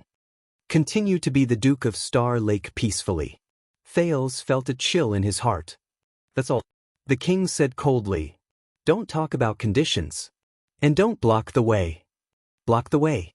In the next second, the king opened his eyes and changed the topic. In that case, your guards in Mindy's hall, and those loyal idiots who followed you into the palace to rebel. Hearing the underlying threat in his words, Thales' eyelids twitched. King Kessel said softly, don't worry. Then, you don't have to be replaced. Replaced. Both of them sank into silence. Ballard Room returned to silence. Thales suddenly understood. He understood what the other party cared about from the moment he made this suggestion. This made him feel a little tired. I don't understand. Thales lowered his head and sneered. Be it you or Fakenhas, why is everyone's gaze only on that crown? King Kessel glanced at him. Is it really so mysterious and precious that it can capture everyone's soul? We are obviously talking about the future of the kingdom. Thales raised his eyebrows and said indignantly, and you, were you born for the stars, or for the crown? Hearing this, King Kessel snorted lightly and curled his lips. You don't understand, maybe it's because, it's not on your head yet. Thales clenched his teeth. In the next second, the king's expression became stern. I'll ask you again, where is the orphan girl of the Amory family? Thales clenched his teeth and ignored the faint threat in the king's tone. He forced himself to calm down. He could not convince him. At least, not in this way. This was not enough. Far from enough. Thales took a deep breath. He had to give more. Even himself. When he thought of this, Thales closed his eyes and opened them again. What if I say no? The king looked up and said in a playful tone, no? Thales puffed out his chest with a stern expression. That's right. If you don't accept my conditions? The prince's attitude became firm. Then there will be no deal, no bargaining chips, no Amory's orphan girl, no Western Desert people giving in, and no Fakenhas taking the initiative to cooperate. Thales snorted angrily. Say goodbye to your Western Desert. The king's pupils constricted slightly. Then you will no longer be pardoned for breaking into the palace and rebelling. That's right. Thales retorted without hesitation. But you, father, you will bear the great damage and loss of Sand King's failure. You will be stuck in the impossible situation of Western Desert. You will gradually drift away from your desires. The king frowned. Thales paused for a moment and chuckled. Of course, with the Iron Hand King's personality and methods, you will definitely not let this go. You will definitely think of new ways to fix Western Desert. You will cheat, swindle, and seize. You will not give up until you achieve your goal. When he said this, Thales' expression became solemn. Then, in your next failure, you will fall into the abyss and detonate the West Baron. It will be like detonating an oil barrel that will last forever. Thales lowered his head and glanced at King Kessel coldly. Believe me, I have seen it before. It is an unforgettable scene. The Iron Hand King's gaze turned cold. Are you threatening me? Thales snorted and shook his head. I am just showing you the future reign of Kessel V. Thales' smile disappeared. Western Desert is just the beginning. When the situation there is completely out of control and there is no way to control it, you will finally ignite the entire kingdom.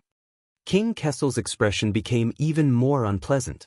Tell me, father, do you really want to? Thales paused. He stared at the king, took a deep breath, and said word by word, when you see the next, the bloody year? The bloody year. His voice faded away. The room was silent. King Kessel was silent, and he did not move. Only a pair of eyes gazed into the void, reflecting the light. He did not seem to care. Thales stared at him aggressively. Until the next second. You are asking the wrong person. The king's voice rose faintly. After all, you are the one who holds the bargaining chip. In the next moment, Thales shuddered. He felt the sin of hell's river roaring angrily in his blood vessels, bringing with it a piercing pain. It made him restless. You should ask yourself, if I do not accept your conditions, if I am not willing to give you the weight of the crown, the king's words were very slow and intimidating. Then you would rather hold the bargaining chip in your hands and watch with folded arms? Watch the stars fall to the ground and the kingdom burn? Thales suppressed his power of eradication, but he could not help but be stunned. King Kessel lowered his head slightly. His gaze was like a blade pointing at Thales. Tell me, Thales Jadestar. Thales forced himself to meet the king's gaze, but he could not help but gulp. Do you want to witness the bloody year with your own eyes while you are alive? The king said casually. Believe me, I have seen it before. That scene is unforgettable. Thales' breathing froze. He was about to refute, but he stopped himself. The king laughed coldly. See, if you really understand what it means to be born for the stars, then you should not hesitate on this question. As for whether you will be the one to carry out the Sand King's orders, you should not care. Thales was stunned when he heard this. He did not know how to answer. So, this will be the last time I ask you. The king's voice gradually hardened. He was no longer indifferent, like a sharp blade being unsheathed. It will also be your last chance. The bargaining chip, the orphaned daughter of Amore. Where is she? Thales lowered his head and bit his lip. Not enough. Not enough. King Kessel will not accept my conditions. He will not tolerate any transactions that are beyond his control. He will not allow even the slightest flaw to appear on the crown. The benefits of the kingdom, and even the bloody year, are not enough to convince King Kessel. They are not enough to convince the Iron Hand King. Sweet nothings, threats, and promises are all useless. He had to do more. The sin of hell's river seemed to sense his emotions. It surged and filled his entire body. If you want to enter this circle, Thales, you have to climb to the top. The first thing you have to do is to bow down to them. Open up your body and mind, let their world and ideas rule over your entire being, and turn you into a person you cannot recognize. Only then can you start playing this game, and only then can you play it well. Bow down to them. Open up your body and mind. Turn you into a person you cannot recognize. So, no matter what, he had to play this card. Even if it meant eternal damnation. As the sin of hell's river roared excitedly, Thales sucked in a deep breath and raised his head. Father, listen. But in the next second, his father snorted softly and shook his head, interrupting him. All right, I understand what you mean, boy. King Kessel's eyes moved and he said a name. Viral. Thales was stunned. What? The king rubbed the back of his hand gently and pondered. That's the name of the assassin who broke into the banquet, right? Thales clenched his fists. Viral. What? I'm guessing that because Fakin has gave you that sword, that bargaining chip, and that orphan girl, you became fearless and full of confidence, and dared to break into the palace and plot rebellion to achieve your goal. King Kessel put away the sternness in his voice and regained his composure. But you were not like this from the start. At least, you were not like this when you left this place. You were a completely different person before and after you left the palace. Then, this bargaining chip that can make you proud can only be obtained during the time you were out of the palace. In that instant, Thael's heart trembled. As for the assassin who broke into the banquet, King Kessel looked as if he did not care at all. He rubbed the back of his hand attentively. He is one of the people you met in the Secret Intelligence Department after you left the palace today. He is also one of the few people who can talk to you about the kingdom's politics. He is also from Western Desert. That orphan girl of Amelie and the four-eyed skull are also from Western Desert. Meteor once said that there are no coincidences in politics. In that instant, Thael's mind froze. What? King Kessel raised his head and looked at him. He sneered. So, this is why the assassin did not want to commit suicide after he failed at your homecoming banquet. Instead, he put down his weapon. The king stared at him like a hunter holding down his prey. Because he is counting on you. He is counting on that Prince Thales, who is famous for being compassionate, to go back and look for him after this. All right, Faken has real sword, the bargaining chip that can overturn Western Desert, Amelie's orphan girl, will be given to you. Thales forced himself to maintain his expression, but without realizing it, he was drenched in cold sweat. The king's gaze became fierce. And it's only for you. To make things difficult for me. To overturn the situation. Hearing this, Thales's breathing became irregular. Impossible. No. His bargaining chip, the only card he can use to bargain with King Kessel. Just like that, it was easily overturned by his opponent. The king chuckled and no longer looked at Thales. It was as though the latter was no longer important. It's all right, Murat will pry everything out of his mouth. King Kessel leisurely said, including that orphan girl. Pry everything out. Thales's pupils slowly dilated. Viral. Ankh-viral. Thank you, Your Highness. Thank you for being willing to come here and listen to my voice or my last words. Although there is no sunlight here, it is not that dark, right? No. When he thought of this, Thales took a deep breath and clenched his teeth with difficulty. No, you are wrong. Faken has and I have a secret communication channel. Then it is the others, Kessel the Fifth interrupted him without hesitation. The others you met after leaving the palace. It does not matter, it is enough to know that this orphan girl is alive. The king did not even look at him. Whether it is the people you met after leaving the palace, or the places you went, the Secret Intelligence Department will know what to do. The people you met. The places you went. Lillian, Yanni, the abandoned house. No. Thales could not believe it. His breathing gradually became stiff. King Kessel raised his eyebrows and spoke in a relaxed tone. Do not worry. That orphan girl will soon regain her title with the support of the royal family and become Baroness Amory. Her surname is destined to go down in history. The king said playfully, if her father knew after his death, perhaps he would be proud of it? Go down in history. Thales was in a daze. So, Your Highness, what is the price? The Byrel family will become traitors and the target of public criticism. Tina, she will never, ever, ever forgive me. No, no. Thales looked up abruptly. Under the influence of the sin of Hell's River, an unprecedented resentment surged into his chest. The teenager no longer hid it and glared angrily at the king. You are not listening to me seriously, are you? Thales clenched his teeth and said angrily, you talked to me for so long just to figure out where I found out about Amory's orphan girl. King Kessel snorted lightly, unbothered. Thank you, child, but you have completed your mission. By the way, no matter who played along with you in this farce, the king's tone was calm, but every word was piercing. They will pay the price. For your foolish actions. Thales took a deep breath.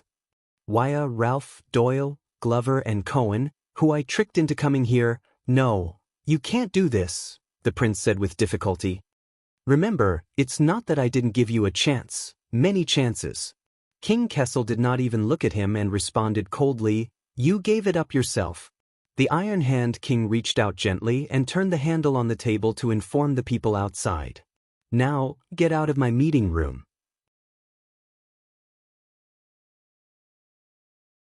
He concluded the entire conversation in a low voice.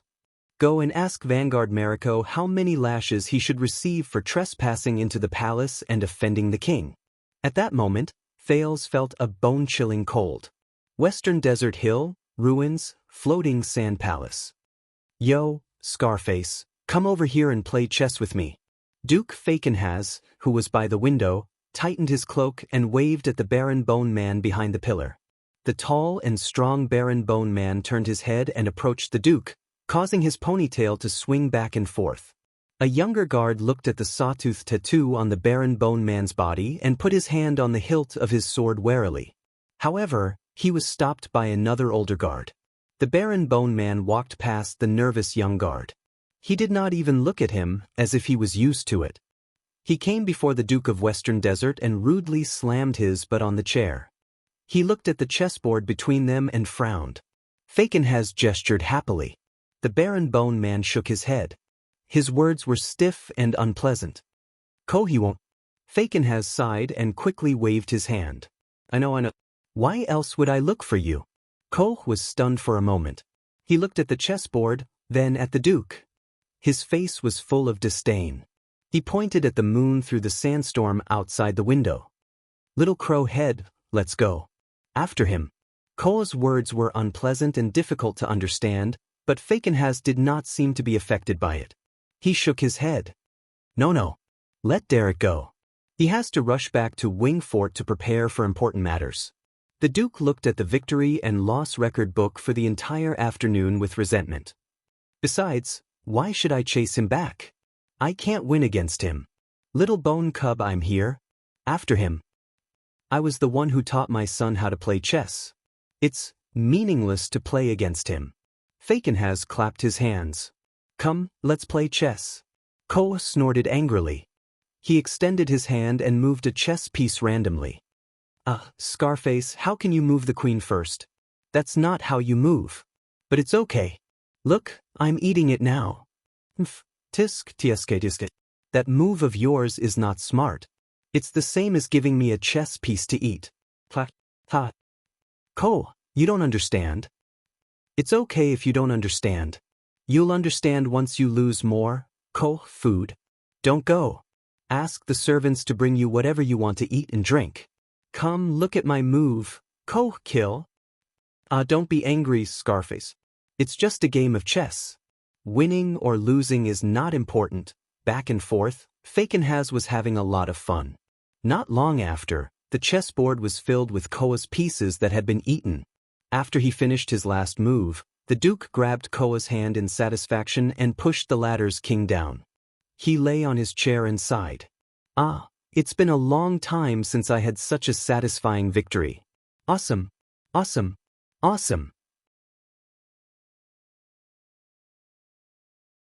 Fakenhaz leaned back in his chair and shook his head.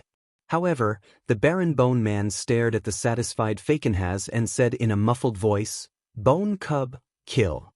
When he said that, Fakenhaz's smile disappeared. The Duke got up from his chair and stared coldly at the Baron Bone Man. His expression was disgusting and terrifying. Ko stared back at him without showing any signs of weakness. A few seconds later, the Duke of Western Desert laughed and waved his hand. Nonsense, I'm playing chess. Why would I kill someone for no reason? However, Ko shook his head. His gaze became terrifying. The surrounding guards felt a sense of discomfort. Bone cub, the Baron Bone Man said sternly, kill, great kill. Fakenhaz's smile froze again. He pointed at Ko and shook his head. You, bone cublai. Ko clenched his teeth. His expression instantly became ferocious. Ko, kill. The Baron Bone Man's abnormal behavior made the Duke's personal guards around him nervous. Then, Fakenhaz waved his hand, indicating that he was fine. The suzerain of the ruins sighed. All right, I'll tell the truth. Fakenhaz supported the chessboard and looked into the distance. I'm a little frustrated. Only you can see that, Scarface. The Guardian Duke of Western Desert looked out of the window in a daze. You know, waiting is the most torturous. Ko flashed a cruel smile. The Duke shook his head in disdain. Oh, I can't be happy even if I kill. Koh was obviously disappointed. He muttered, stood up and left in disappointment. Tell me, Scarface. When Koh turned around, Fakenhas suddenly spoke. Have you gambled before? You pay and say something. If you get it right, you win money? The Baron Bone Man frowned and thought for a while. He shook his head. Koh, at least you've seen others gamble before. Fakenhas sighed. I mean, before you opened the prisoner column and carried me out of Sherilyn tribe? Koh thought carefully for a while. His brows gradually furrowed. When Fakenhas saw his expression, he said in resignation, All right, I won't make things difficult for you. 58 water-shifting periods ago. Koh suddenly spoke and interrupted him, Caliguri, beast cage. Fakenhas' expression changed. He patted the table in front of him with great interest. Koh sat down again. All right, so, when your tribe went to Caliguri, they played with beast cages. Who did your brother bet on? Tribal warriors? Slaves? Exiles? Desert robbers? Or beasts? The Baron Bone Man's gaze turned cold. Fakenhas' eyes lit up. Huh? Your brother made a bet, and you personally went down to fight and kill? Koh nodded. Look at this tattoo of yours. How many did you kill? Koh stood up and pulled open the clothes on the side of his back. He pointed at a few serrated tattoos as if he was very familiar with them.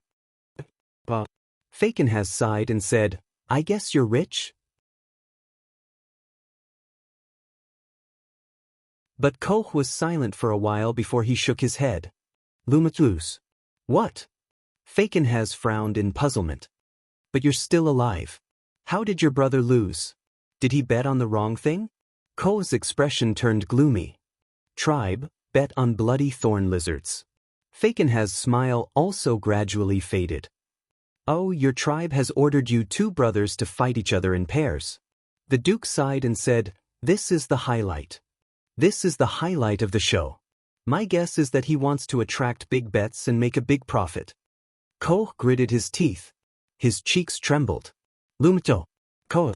Fakenhas nodded. Of course, you refused so you can only lose money? The Baron Bone Man paused. After a while, he looked up with difficulty. Tribe.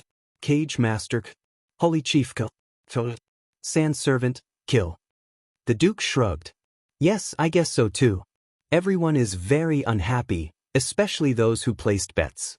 I heard someone mention it before. He snorted softly.